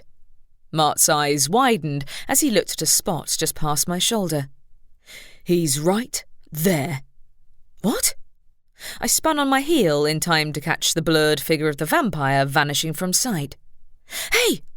I broke into a run. Then Mart overtook me. I'll catch him, he called over his shoulder. I quickened my pace, confusion rising within me. Was the vampire trying to lure me into a trap? He had some serious nerve coming back into Hawkwood Hollow while everyone was on the lookout for him. But he was so damned fast. I'd already lost sight of him, though I ran as quickly as humanly possible. Skidding into the high street, I saw a commotion outside the police station again. The crowd forced me to slow my pace and push my way through to the doors, where a figure lay inert on the floor in the lobby. Drew. Chapter 14. Drew! I shouted his name, but he didn't move. My heart swooped down and then stuttered when he stirred, groaning. Had the vampire bitten him, there was a lot of blood. I elbowed my way through the crowd, my nerves buzzing with fury. The vampire attacked Drew. Nothing else mattered. Drew? Are you okay? Drew? He didn't answer. 2 paramedics had shown up and pushed their way to the front of the crowd, and I was too numb with shock to protest when they blocked me from reaching Drew. When they moved him from the police station lobby and down the road to the hospital, I tailed them, my mind whirling with questions. Why had the vampire attacked Drew? To hurt me, no doubt, but he'd taken a serious risk in coming back so soon after his last attack on the police station. No doubt the vampire had taken advantage of half the team being either in the hospital or outside the town searching for him. That was the rational part of my brain talking. The irrational part wanted to seize that vampire and wring his neck. If I'd been able to track him through the afterworld, I might have done just that. Instead, I forced myself to return to the police station in search of another officer to waylay for an explanation. Hey, you! I called to the shell-shocked shifter receptionist. Did you see what the vampire came back for? Did he have a guilty conscience and want to turn himself in? The receptionist shook her head, but someone else spoke from behind me. No, he came back for the book, said Wendy. I whipped around. Wendy and Jennifer Ness had walked up behind me, the latter wearing an expression that reminded me, oddly, of a furious reaper. Didn't he already have the book? I glanced over at the hospital doors, torn between my desire to be at Drew's side and my equally potent determination not to let that vampire scumbag hurt him again. No, said Wendy. He wanted you to think he did, but I was the one who stole it. A moment of tense silence passed, during which I stared at Wendy, certain I hadn't heard aright. You, I finally said. It was you all along. Explain? Jennifer snapped out the word. No. Wendy took a couple of steps back, not making eye contact with either of us. I'd rather not discuss this here, she mumbled. Not in public. In my office, then. Jennifer retreated, but I remained on the spot, still torn. Drew. But there was nothing I could do for him now. Wendy, though? If she was the one who'd taken the book, she'd better have a bloody good explanation. I'm sorry, Drew. With a curse, I followed the 2 witches back towards their headquarters. I'd lost sight of Mart at some point, but he'd probably freaked out at all the blood and ran off. Jennifer didn't say a word until we reached her office and closed the door, at which point She levelled Wendy with a glare. Talk. I was the one who removed the book from Mina's office. Wendy spoke with her head down. I knew Mina was going to come for it eventually. I knew she'd have a spare key in her office, so I took the book out of the cabinet first. And how exactly did you know Mina was going to come for the book at this precise moment? Jennifer inquired. Priscilla. Wendy wrung her hands. She told me the vampire was in the area on Mina's orders to steal the book. She knew Mina had the illegal book in her possession, but she didn't know where it was hidden. And yet you didn't tell me. Jennifer took in a measured breath. I would dearly like to know why. I knew you'd probably move the book into your own office, Wendy said, and you'd be the first person the vampire would suspect. He'd never guess that I had it. Neither did I interjected, which would have been nice to know, given that the police had been hunting for days, thinking the vampire hid it in the tunnels. And the vampire played along. I'm sorry. More hand-wringing ensued. I didn't dare give away the truth. Vampires can read minds, you see. Not mine. I'd rather stupidly forgotten about that particular vampiric advantage, but both Reapers and ghosts were immune to mind-reading, so he wouldn't have been able to retrieve any information from our thoughts. I wouldn't have given a thing away. I didn't know. Wendy flinched when her boss glowered at her again. I thought he'd be better off staying in jail regardless. But you knew he'd get out eventually, didn't you? I asked. And his first stop would be here. Except it hadn't been. His first stop had been the police station. He'd attacked Drew to hurt me. Wasn't the book supposed to be his priority? Or had he been trying to help Mina's other allies escape jail? It seemed an odd choice, because he ought to know that the longer he stuck around, the higher were the odds that the Reapers would send someone to catch him. Wendy's mouth turned down at the corners. Priscilla, she told me that he wasn't just here for the book. She mentioned something about Hawkwood Hollow being the key location for whatever Mina is planning. By whatever she's planning, you don't just mean retaking leadership of the coven, do you? I asked. You mean with the book? Necromancy? Did you read any of it? Of course not, she flinched. It's dark magic, horrible stuff, enough to give you nightmares. I read some of the book, Jennifer said. However, there is nothing to explain exactly what Mina planned to do with the information. I gather that most of the strongest necromancy is of great risk to the person who uses it. That was why she had her underlings summon demons and didn't do it herself. I spoke quickly, dread gripping my body as if I stood on the edge of a precipice over a sheer drop. That's why it's restricted to Reapers. It's also why that book should have been handed over to the council at the first opportunity, but you decided not to tell the town's Reaper until it was already too late. It's not too late, Wendy whispered. That's the point I'm making. I have the book. It's nowhere near Mina's hands. She hasn't won. Except there's a vampire on the loose attacking people at will, I pointed out. I don't think we've won either. Where'd you even put the book? Wendy hesitated, then pulled out her wand. I hid it at home, but I can bring it back here. Don't, Jennifer ordered. No, if it hasn't been discovered yet, it's better to leave it where it is. The vampire is likely to come here to look for it sooner rather than later. Where is he? Why not come into the coven's headquarters while he'd already been in the centre of town?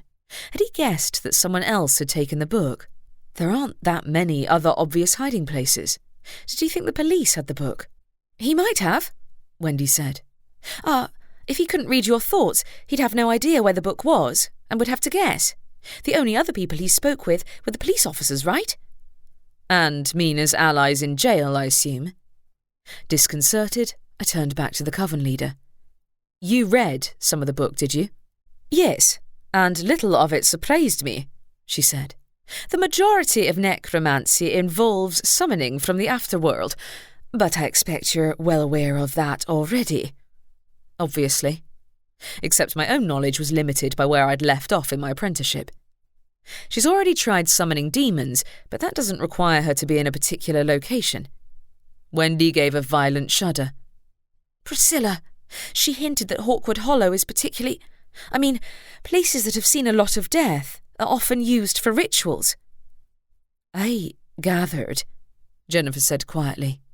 But surely even Mina wouldn't be that foolish. You'd be surprised. I thought of the tunnels, of the Reaper's warning, and of my dad's words.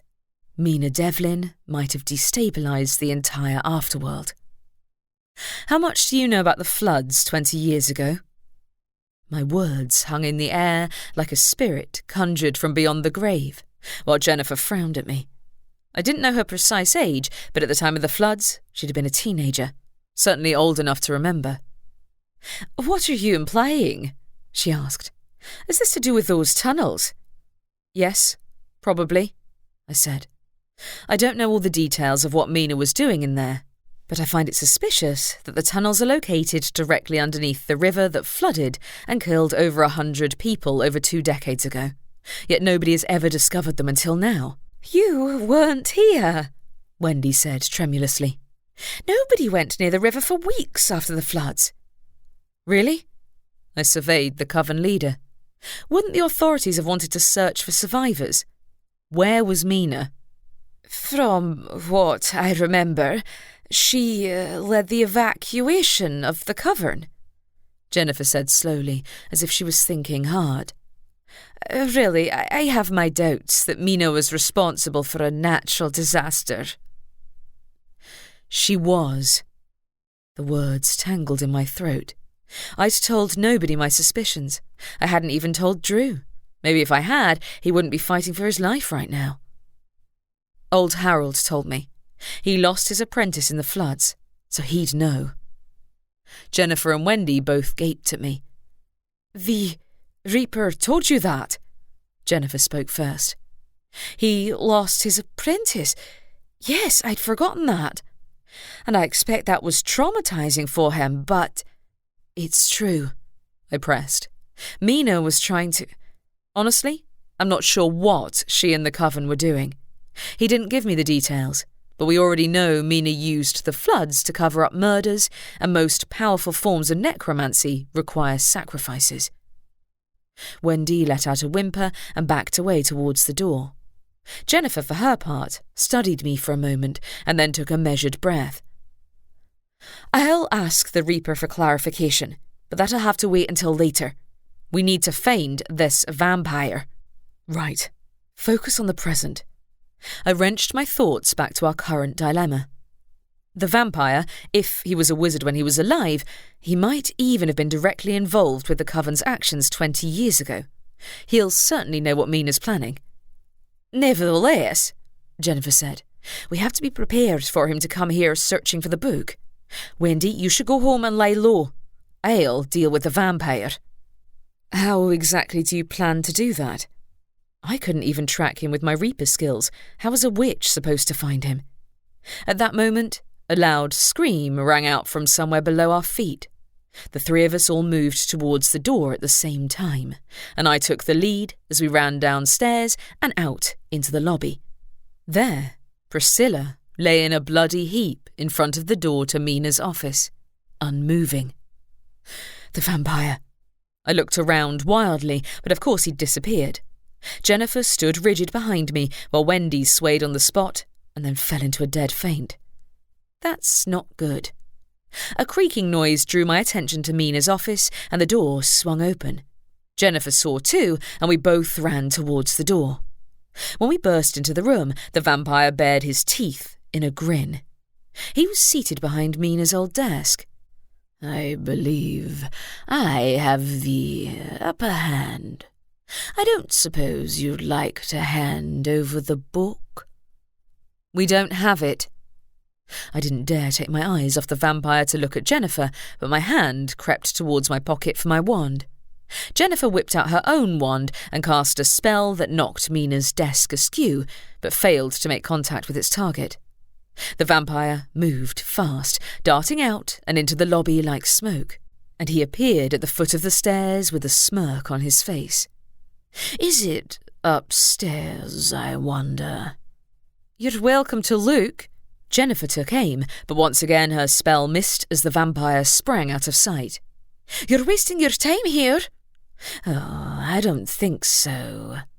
The vampire flashed me a fanged smile. "I'm surprised the Reaper didn't go back to check on her other friends right away, rather than leaving them vulnerable to an attack." "What?" "Gia, Ali." "What did you do?" His smile widened. "Bring the book to the tunnel within 1 hour, or they die. That's my condition, Reaper." Chapter 15. I lunged at the vampire, but he vanished at a speed that rivaled my own ability to move through shadows. With a curse, I jumped into the afterworld, aiming for the bridge. I'd overlooked his desire to hurt my allies, and now he had my friends held captive. This was all my fault. Who did he take? Gia? Ali? Please not Carrie. I emerged from darkness and landed on the bridge. As I did so, my dad landed on the bridge in front of me, a menacing figure holding a scythe. "Maura, this place is swimming in death." "I'm aware." Crap. He couldn't have shown up at a worse time. "Can you wait there a moment? And please don't reap any souls while I'm gone." "What are you talking about?" He lifted his scythe, eyeing a couple of terrified-looking ghosts near the bank. "I wouldn't be much of a reaper if I ignored this flagrant dereliction of duty." "Not the time." I held out my arm in a futile attempt to block his path. "The vampire has taken my friends hostage in exchange for a certain book, and if I don't get into that tunnel—" "This town is in a terrible state, Maura." "Then I'm the one you want to talk to," growled a voice. I never thought I'd be relieved to see Harold the Reaper. He appeared at the bridge's other side, his own scythe held aloft. Harold caught my eye briefly, which I judged to mean he had the situation handled, then returned his attention to my dad. I, meanwhile, sprinted towards the inn. A commotion had broken out inside the restaurant, and I snagged the arm of a passing wizard to ask what had happened. "The guy ran in, grabbed the girl working at the counter and left," he said. "He grabbed the woman too. You know, the one who owns the place." Gia and Ali. Did he grab a girl as well? A teenager? "I didn't see." He backed away as I stalked past into the lobby. My brother zipped over, his expression unusually downcast. "I reckon Carrie's hiding," he told me. "She wasn't downstairs when you left earlier, and Ali wouldn't have let the vampire take her." There wasn't much she could have done to stop him.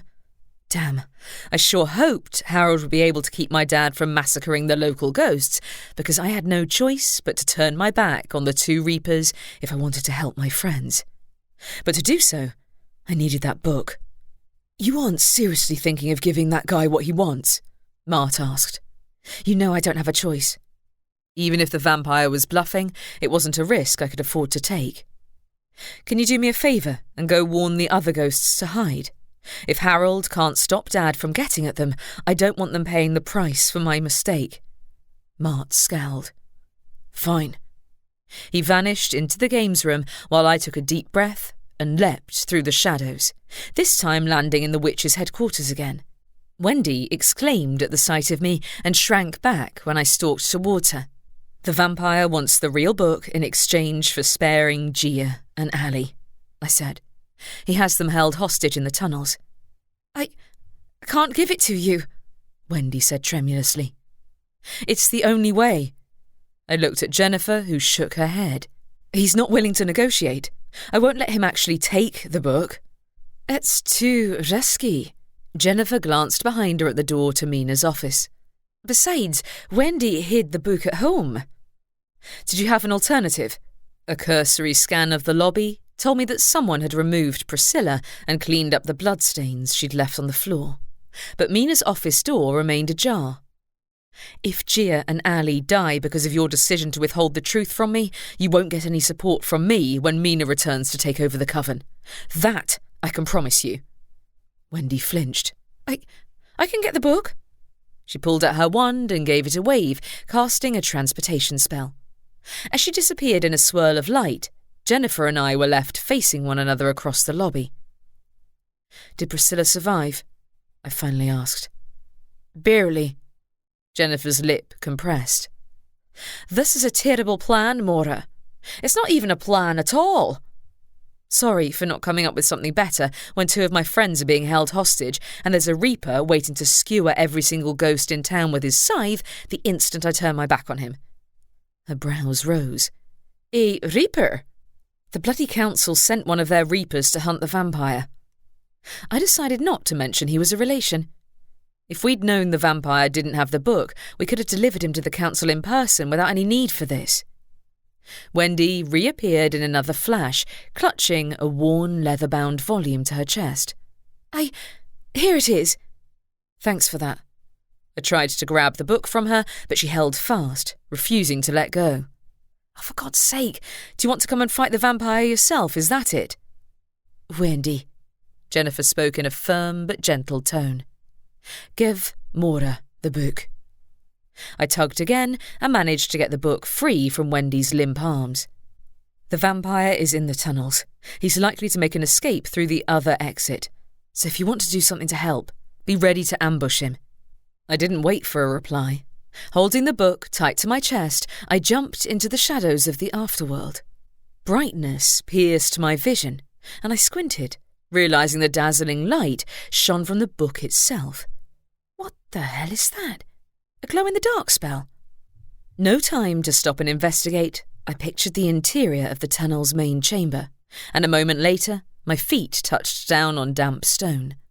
Holding the book with one hand, I reached for my wand with the other to light up the gloom. My wand light shone on the vampire, who stood over the unconscious forms of Gia and Ali. The vampire smiled at me, his teeth glowing in the wand's light. "I'm glad you saw sense." "Let them go first." I held up the book so he could see the cover, which was no longer glowing. Weird, but again, I had no time to give it a closer look. That was our deal. "They're free."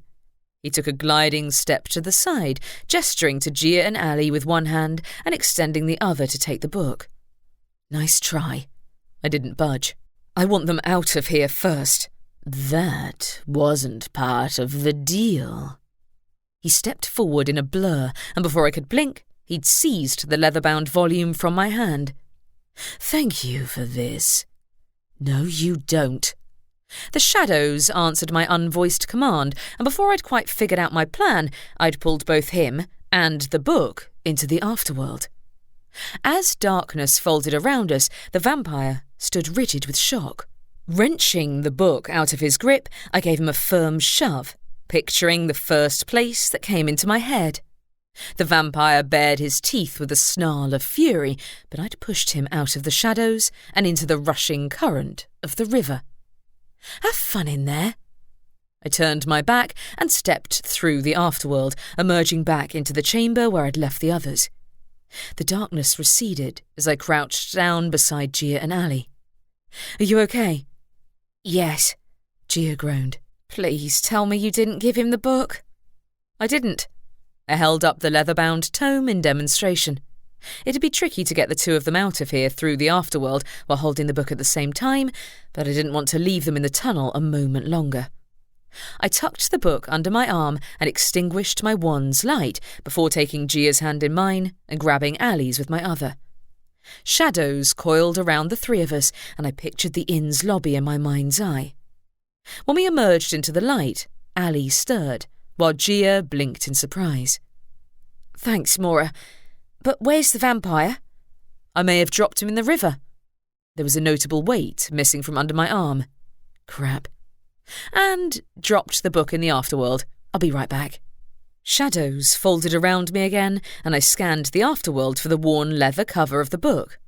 You'd think its bright glow would make it easy to spot, but there was no sign of it in the surrounding darkness. Oh no. I pictured the tunnel again. Upon emerging into the chamber from which I'd rescued the others, I pulled out my wand and cast a light spell that revealed no sign of the book in the tunnel either. The vampire couldn't have stolen it when I dropped him in the river, could he?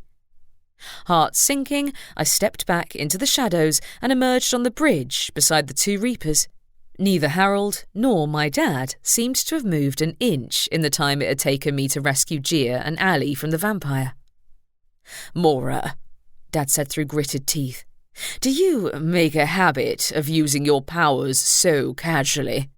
"Only in an emergency, and this is one. We have a problem." I took in a breath. "The book. I may have dropped it in the afterworld." "You did what?" said old Harold. "I was trying to rescue two people at the same time," I protested. "I also threw the vampire into the river. Did either of you two see him?" "No," Harold said. "We didn't." Ah, boy. I must have dropped him farther upstream, which should ideally mean the police would see him, or failing that, the witches, if they'd listened to my request to stop him from fleeing. But where was that book? "Also," I said, "is it normal for books to glow when you take them into the afterworld?" "Definitely not," Dad said darkly. "I gather that was why this one was so dangerous, and why it should never have been hidden from the council." Not my mistake. Shadows swept around my feet, smothering the bridge in the darkness of the afterworld. "Help me find it, please?" "If it's not here," Harold moved forward, his scythe held aloft. "Someone else must have picked it up." "Who?" Not many people could access the afterworld. Only reapers and ghosts, but most of them couldn't pick things up. Not Mina, surely. "An afterworld beast, perhaps?" Dad said. "This isn't good if someone attempts a ritual from the book too close to the nexus point." "What do you think I've been trying to tell you?" Harold interjected. "Hold on." I lifted a hand. "What in hell is a nexus point?" "In the afterworld," Harold said almost unwillingly. "It's... that knowledge is for full reapers only," Dad said. "You are the one who wanted me to come back and resume my training," I snapped. "Tell me the truth." "A nexus point is a location in this realm that is linked directly to the deeper levels of the afterworld without the usual gates and protections in the way," Harold told me. "That, Maura, is the result of what occurred here 20 years ago." "I don't follow." "The deeper levels of the afterworld. If a door there was open on top of us, wouldn't there be demons flooding the area instead of ghosts?" "Was that what Mina did?" "Briefly." The Reaper drew in a breath. "She and her coven tried to conduct a ritual that would put them in contact with a greater demon in the afterworld, and the lives sacrificed during the floods were intended to open a nexus point, until I slammed the gates closed myself." "It's an advanced Reaper skill," my dad said grudgingly. "Not one you reached in your training. Closing the doors of the afterworld so that no spirits can move on naturally. It's against our nature." "I had no choice," said Harold. "If anyone tries to banish all the spirits currently in Hawkwood Hollow, it'll cause even more damage than the initial floods did. The whole town remains a nexus point, and the gates I closed with my own hand are the sole obstacle between any foolish practitioner and a catastrophe that would see the entire town opened to the deeper levels of the afterworld." I took a step back, my mind reeling. "Did Mina know you stopped her?" "No," said Harold. "She always assumed the number of ghosts in town was a consequence of her failed ritual, not of me closing the doors to the afterworld myself. She never had much respect for Reapers." "That will be her undoing," Dad said. "I'll find that vampire, and then I'll deal with this." "And the book?" My question went unanswered as he vanished from sight, leaving Harold and me alone. "Okay, then." I didn't expect Harold to exert himself to help, so I pictured the riverbank near the tunnel's other entrance and vanished through the afterworld. On the other side, I found several police officers cowering away from my dad. He was back in his terrifying Reaper form, wreathed in shadows and wielding his scythe. "Dad, stop freaking people out." I ran towards him. "It's the vampire. He's not in the river. And neither is that book. Not good. Where'd he go? Vampires weren't trackable through the afterworld, and he'd have long since outrun the police officers. It didn't look as though any witches had come here like I'd asked, either, but I did have one ace, or rather, ghost, up my sleeve. Without delay, I hopped back into the shadows and pictured the inn's lobby. Mart's aggrieved-looking ghost greeted me on the other side. "Where are you going this time?" The vampire escaped. I breathed in and out, my heart racing. Listen, I have an idea. This I'd like to hear. Oi! I looked for the others and saw Gia and Ali sitting at the foot of the stairs, both of them looking shaken but relieved to be out of the tunnel. Did you tell the ghosts to hide? Obviously, Mart said. They don't want dear old Dad to eviscerate them. Yeah, there's an issue, I said. We need to find that vampire, and ghosts can move faster than humans. I've been trying to tell you that for years. What I mean to say is that I need their help, I said. I can't track that vampire in the afterworld, and I can't be in several places at once. If you and the other ghosts help, though, there might be a chance of stopping the Reapers from sinking this place and all the ghosts along with it. That would depend on whether Dad was in a generous mood. But Harold's revelation might have convinced him to put his plan to turn us into the Reaper Council on hold. I can't stop that vampire either. He stuck his transparent hand through my forehead, causing a full-body shiver to run down my spine. This is what will happen if I try to grab him. You can slow him down, can't you? I pressed. I can't imagine he'd find it very fun to have a bottle of water dumped on his head, any more than I did. Use your imagination. Make yourself indispensable, and the Reapers will have to let you stay. Do you understand? A grin split his face. Oh yes, I'll give him hell. As he vanished, I spied Harold approaching the inn's automatic doors and went out to meet him. Got an idea? Have you ever reaped a vampire's soul before? No. I knew it could be done, but I usually forgot they even had souls. I expect you quit before you reach that stage of your training, he went on. You might want to borrow this. He held out his scythe. I stared for a moment, then I took it, mostly because I didn't know what else to do. Thanks, I think. Dad had a head start on me, but he didn't have the help of a few dozen ghosts. I spied more spirits gathering on the riverbank, perhaps drawn there by the commotion. Hey! I ran to them, and the ghosts recoiled from the scythe in my hands. Wait, I'm not going to reap your souls. I need your help. There's a vampire on the loose, and if we don't catch him, the other Reaper will come back. I saw him, one of the ghosts said hesitantly, heading north around the outskirts of the town. North? Really? Was the vampire planning on coming back into town through the northern route, or was he just trying to confuse everyone? Thanks, I'll find him. Not without me. Mart appeared at my back. I've asked the ghosts to spread the word as far as possible. Wow, you have a scythe. I do, I readied myself. You want to come? Obviously. He eyed the scythe warily.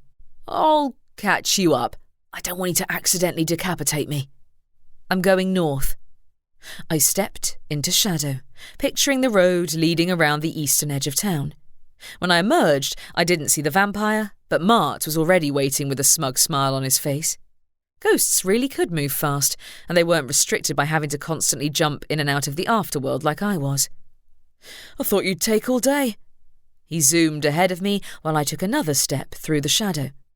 It helped that the scythe didn't weigh anything, but the deserted country lanes were devoid of other ghosts to ask for help.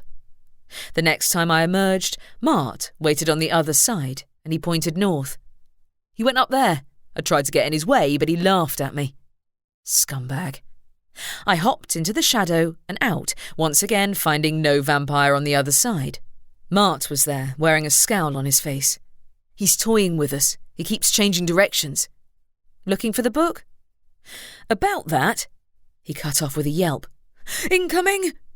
My head snapped upward as a gust of wind blew overhead. A broomstick appeared in the sky, heading south, and atop it sat a witch with long, flowing dark hair and a billowing grey cloak. Mina Devlin. My jaw dropped. I hadn't expected to see her here, out in the open. Hadn't believed she'd leave herself vulnerable in that way. After all, my scythe worked on all humans, and while it was questionable as to whether she had a conscience, she certainly had a soul. A smile inexplicably came to my mouth. Get down here, and we'll see which of us comes out on top. You. She pointed her wand at me without descending from the sky. You won't get away this time. As she cast her spell, I flung myself into shadow and reappeared below her broomstick. She was high enough off the ground to prevent me from reaching her with my scythe. In theory. There was no law preventing me from reaping someone's soul up in the air, as long as I timed it right. I pictured Mina's face and stepped into the shadows, appearing above her broomstick. As I began to fall, I angled myself so that my scythe would strike her on the way down. A solid force knocked me out of the air. I fell, too fast, and while the shadows broke my fall, I slammed onto my back. The breath fled my lungs, leaving me gasping for air with stars winking before my eyes.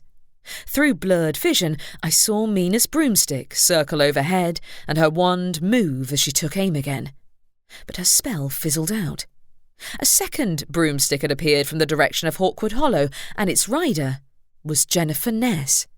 She flew towards us, her wand in her hand and a determined expression on her face. Was that her plan? A mid-air duel with wands was risky for both participants, especially if Mina had made herself immune to regular spells as well as to reapers. She'd bought me time, though, so I pushed upright and picked up the scythe. "Maura!" shouted my brother. I spun around, seeing him chasing a fleeing figure. That vampire. I flung myself through the shadows and emerged next to Mart, joining his pursuit of the vampire. At least a dozen ghosts floated alongside my brother, flinging stones and other projectiles at their target. "You!" I jabbed a finger at the vampire. "What's wrong? Scared of a few ghosts?" "He's absolutely terrified," Mart snickered. "Get him, Maura." I picked up the pace, swinging the scythe as I did so. The vampire avoided my strike, and a flurry of bright lights from the sky above distorted my vision. The witch's duel raged on, and I didn't dare look up to see who was winning. Another swing of the scythe had the vampire on the retreat. The ghosts followed him, and the vampire let out a cry of rage when one of the sizable rocks they threw hit him square in the forehead. His slowed pace enabled me to catch up, raising the scythe again. Yet the ghosts didn't move away. Did they trust me to hit the vampire and not them? Even Mart waited expectantly, and the show of trust in me brought unexpected warmth to my chest. With another swing, the scythe hit the vampire head-on, causing him to stagger and then fall into a heap. I couldn't tell if I'd cut out his soul or not, but above my head, Mina shrieked. "You'll pay for that! Everyone you love will die!" I lifted my head to see Mina clearly winning the fight. Jennifer's broomstick had lost altitude, but hadn't fallen out of the air yet. "Come and get me, then." "Stop!" The chilling voice signalled the arrival of another reaper, casting all of us in darkness that spread upward until it almost reached the two broomsticks in flight. If I hadn't known it was my dad, I'd have been equally cowed at the sight of the afterworld itself, cloaking the reaper's menacing figure. "Stop!" Dad repeated. "This town is under my protection." Whoa. The darkness receded a little, revealing the crumpled form of the vampire.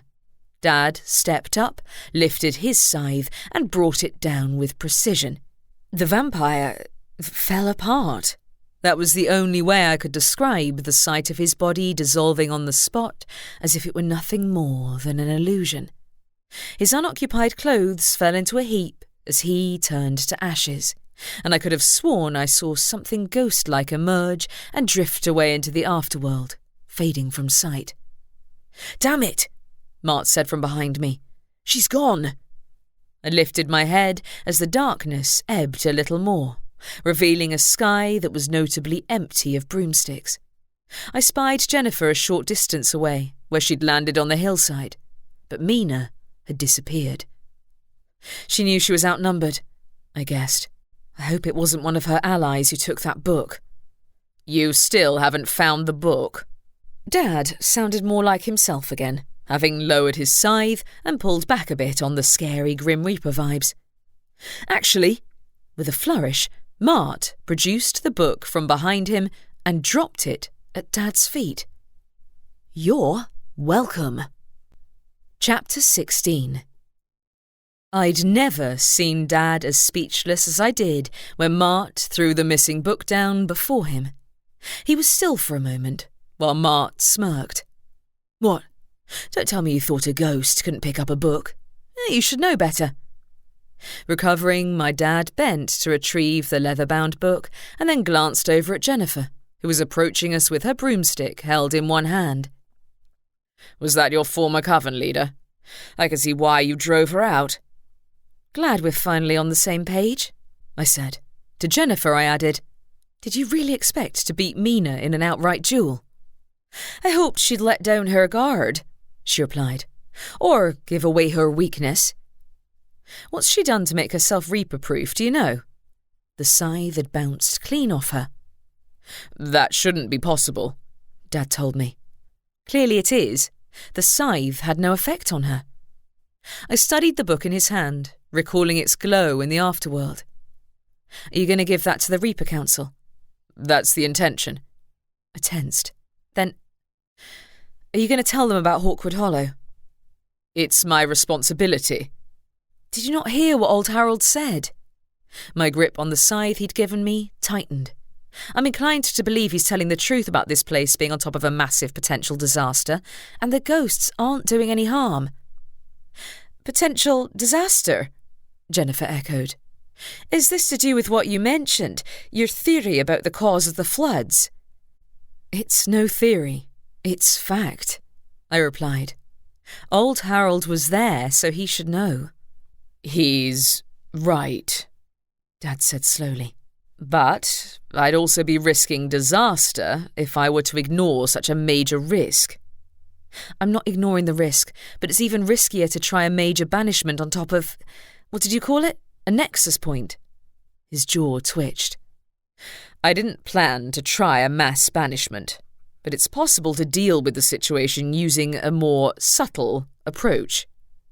Subtle, I echoed, meaning banishing the ghosts one at a time. Can you guarantee it won't inadvertently cause more trouble? As long as Mina Devlin is at large, we're potentially playing into her hands by meddling with the afterworld near Hawkwood Hollow. Yes. A pause.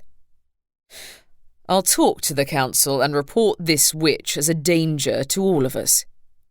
If you mention the town's name, you know what they'll do. They won't come in person, he said. They'll send an ambassador, like Shelton.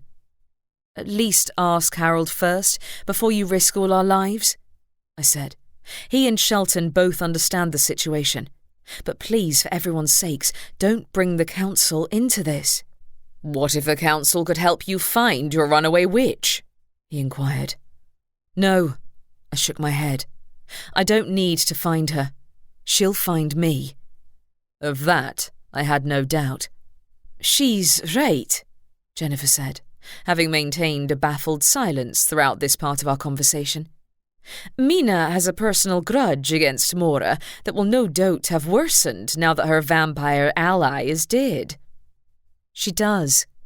I swivelled to my dad. Look, my boyfriend was attacked and left for dead, and the vampire also kidnapped 2 of my friends and left them traumatised. Can I please go and see if they're all right before you walk into town and start banishing our ghosts? They aren't your ghosts, Maura. Have you forgotten how they helped you chase down that vampire? A gesture to Mart. The ghosts in Hawkwood Hollow have been around for years. They deserve to have a say in their own fates, you know. Maura, he sighed. Ghosts don't have rights. I'd have thought you'd remember at least some of your training. Hey, Mart objected. I don't have rights, do I? I'm as much a person as you are. Ghosts are echoes of a person, nothing more, Dad said, without looking at my brother.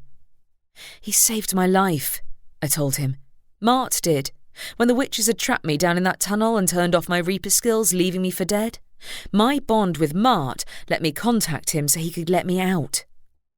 Nevertheless, he sighed again, I'm not heartless enough to sever your connection, but I can't allow the town to remain a hub for spirits who have lingered far beyond their time. Then wait until later. I cursed, the pleading note in my voice. Speak to Harold and Shelton first. Find Mina. Forget the ghosts for the time being, until she's dealt with. He inclined his head. Very well. I hadn't won, but I hadn't lost yet, either. Several minutes later, I entered the hospital ward and zeroed in on Drew's voice. From his tone, he appeared to be arguing with the hospital staff about being confined to bed. I'm fine, he was saying to an unimpressed nurse. This is unnecessary. There are others in worse shape than I am. Drew! I ran across the room and hugged him awkwardly across the hospital bed, ignoring the nurse's look of disapproval. Are you okay? No, said the nurse, whom I belatedly recognised as Kathy. He keeps trying to get out of bed and reopen his wounds. That's because I have a duty to keep my officers informed of... Wait. He squinted at me. Maura, where's the vampire? The vampire's dead, I said. Deader than undead, I mean. The Reaper took his soul. He raised a brow. I didn't know that was possible. It's just trickier than for the average person, I replied. Also, Mina Devlin showed up. Can we talk alone? I was abruptly conscious of the other people in the room, including Petra, who was either unconscious or asleep. Still, that didn't mean I trusted her not to eavesdrop on me, given half a chance. No, Kathy said flatly. You're not taking any of my patients away, Reaper. I didn't say I was, and I also just saved the town from potential disaster. And guess who's going to have to clean up the mess? She grunted and turned away. Don't you even think about leaving, Detective? Wouldn't dream of it, Drew muttered. Isn't she the coven healer? Yep. I moved closer to the bed and took his hand. I'm glad you're all right. I didn't want to leave you here. I'm sorry.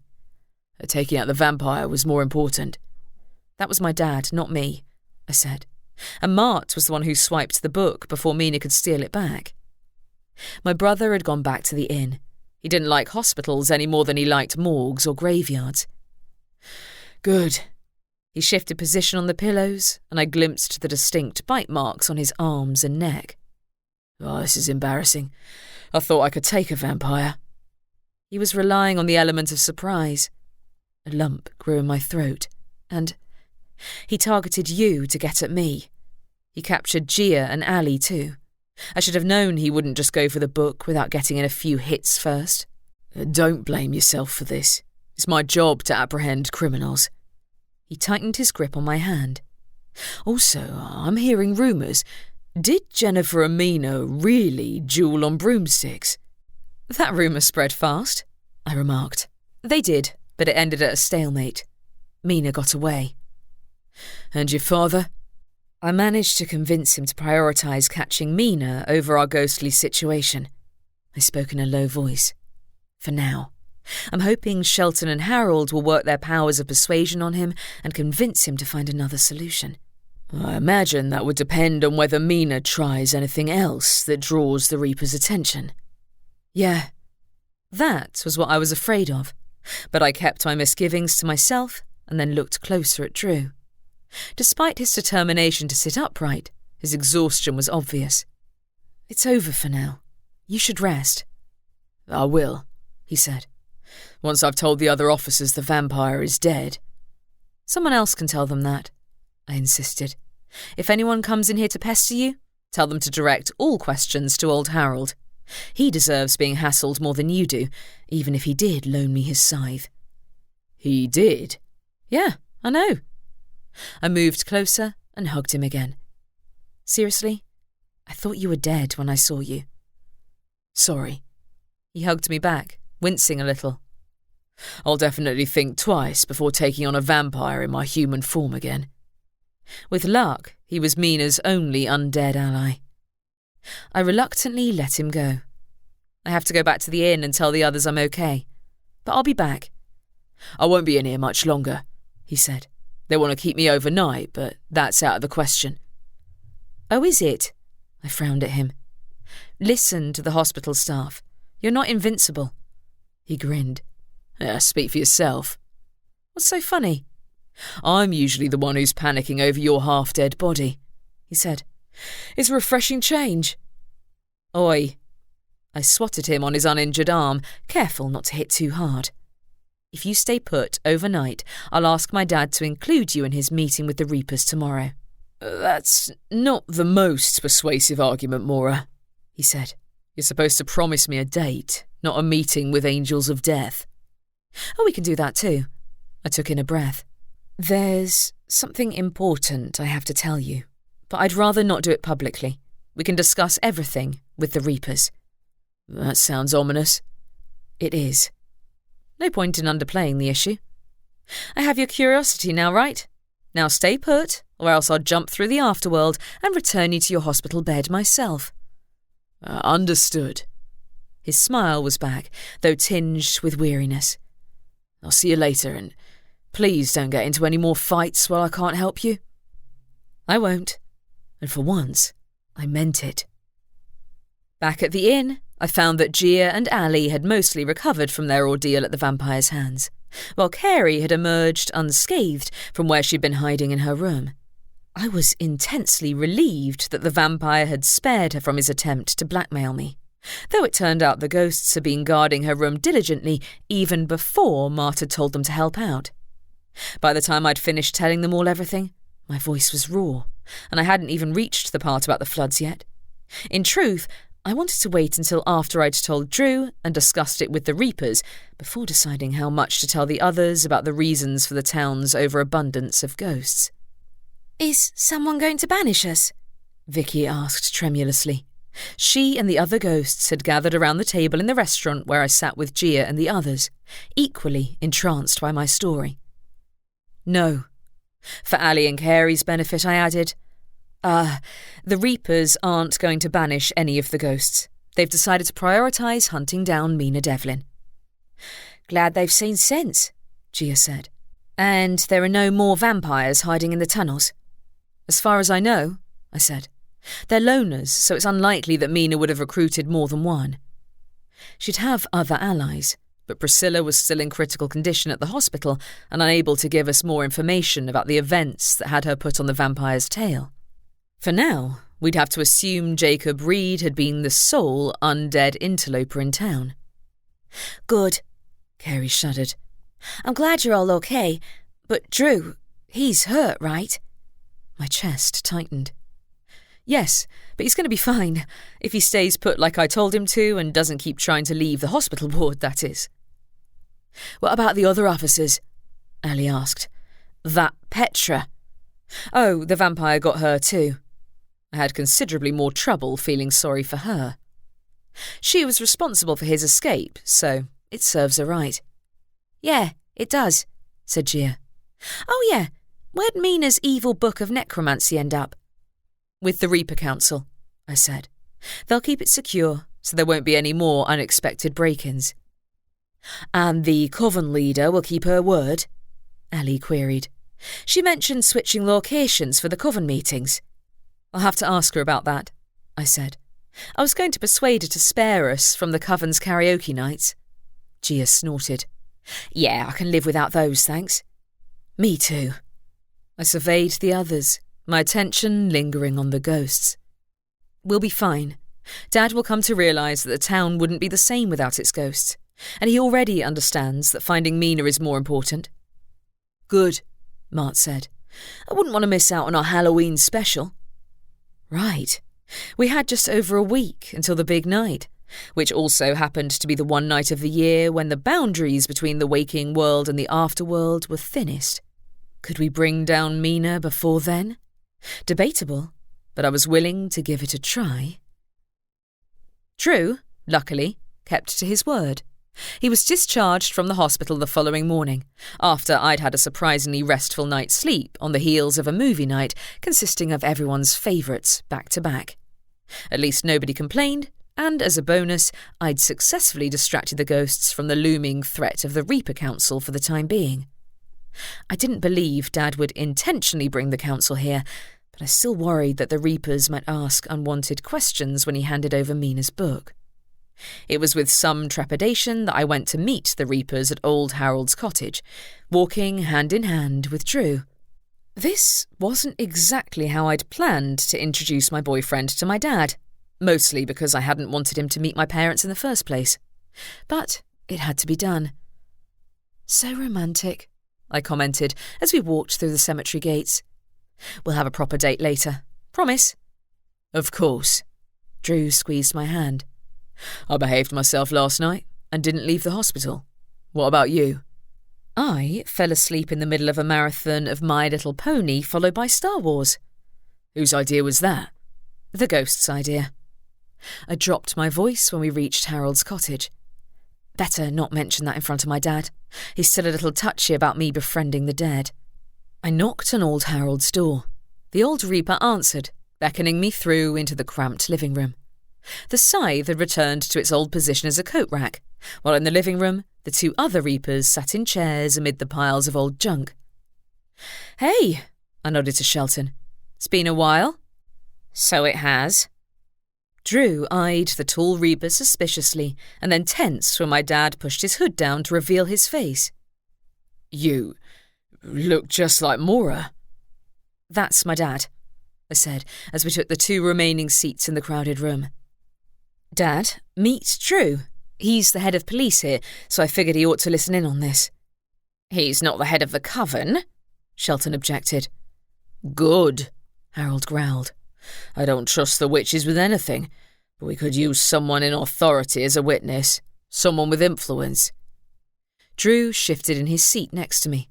I figured he was thinking about certain officers who did their best not to listen to him, but I'd have thought Petra would reconsider defying orders after she'd nearly died the last time she'd taken matters into her own hands. "I'm going to tell Jennifer everything," I told the Reapers. "She already knows most of it, so there won't be anything new." Does she now?" Harold said. "You shared secrets with the coven that weren't yours to tell." "They're not very secret anymore, are they?" I folded my arms across my chest. "She deserves to know what her predecessor did." "Maura," Drew said. "What did Mina do? I take it this was what you didn't want to talk about in public." "With good reason," Harold snapped. "This will have repercussions if the council gets involved." "They won't," I said with a meaningful look at my dad. "Look, Drew, Mina caused the floods 20 years ago. That was what she did." His mouth fell open. "She murdered all those people?" "Indirectly, yes." I swiveled to old Harold. "She was doing something illegal in the tunnels, trying to get into the afterworld. Care to tell me what, exactly, ended with her opening a gate into the deeper afterworld?" "Summoning," he growled. "She intended to summon a greater demon, a rank 5, the highest there is." My heart gave a stutter. "A greater demon? A rank 5? Can a human do that?" "With enough sacrifices, it's certainly possible," my dad said. My blood chilled. That was why she opened the afterworld widely enough to form a nexus point. "But you stopped her." Shelton addressed Harold. From his questioning tone, the other Reaper hadn't told him all the details yet either. "Didn't you?" "Not exactly," Harold said quietly. "My apprentice was the one who figured out what she was doing. He'd noticed a number of souls hanging around the river who hadn't died of natural causes, and when he figured out they were sacrifices, he informed me at once. I think that was what pushed her into attempting the summoning early." "She was doing other small-scale summonings before that?" I grimaced. "Practice runs?" "Yeah, more or less," Harold said. I only had my apprentice's word to go on, and he was terrified at attracting the wrath of the coven leader. Unfortunately, by the time I reached the river, it was already too late. And then? Asked my dad. You acted against Mina? I did, he said. I called upon all the skills I had in my possession to force the gates to the afterworld closed. That must have cost you, Shelton said quietly. It did, Harold said. I was unconscious for days, and I woke up to find that the gates closing had had unintended side effects. Some of the victims of the floods had moved on, including my apprentice, but the rest were trapped in this world. I swiftly realised that it was a futile effort to banish them all one at a time. It wouldn't solve the underlying issue. So you retired instead of informing the council? Dad said accusingly. What would they have done? He challenged. They wouldn't have believed me. They never liked me, and thanks to Mina Devlin's propaganda, they wouldn't have known the coven was responsible, unless they tried a mass banishment themselves, which would then have ripped the gates open again. No doubt they'd have blamed me or my apprentice instead of the coven. Silence followed his outburst. I'd never heard him say so much at once, and he looked somewhat startled at his own audacity. A mass banishment isn't an option, said my dad. However, there are ways to fix the damage. With more than one Reaper, Shelton added, you'd need a sizable group to close such a rift in the afterworld. I wasn't willing to take the risk, said Harold. If I picked the wrong person to entrust with the truth, it'd be a disaster. None of you saw what it was like. Half the population of the village drowned, and their ghosts swarming the place. And the person responsible was in charge of the entire coven. I always wondered if she'd try again. I almost hoped she would, so I'd no longer feel the burden of keeping her secret. You're a selfish individual, said my dad. And Shelton, you kept his secret too? I didn't know the extent of it, he said, but I believed the town was in good hands with Harold and Maura. I blinked in surprise, but Drew spoke up from next to me. I agree. Mina is no longer in charge, so we don't have to worry about her using her power and influence over the town. My networks have been working extensively to track her location over the last few months. Will she be able to try another summoning without the book? I queried. Was that what she planned to do? Rip the gates open again and finish the job? No doubt, growled Harold. The book is now with the council, so she'll have to work from memory. Can't she get a copy from somewhere else? There isn't one, he said. I expect she got that one from the Founders. They're known for hoarding books that are supposed to belong to the Reapers. Who are the Founders? Dad made an impatient noise. Oh, if I'm to keep your secret, I need to have a story for the council that won't end in my own punishment for your mistakes. Tell me everything about this coven leader and about her allies.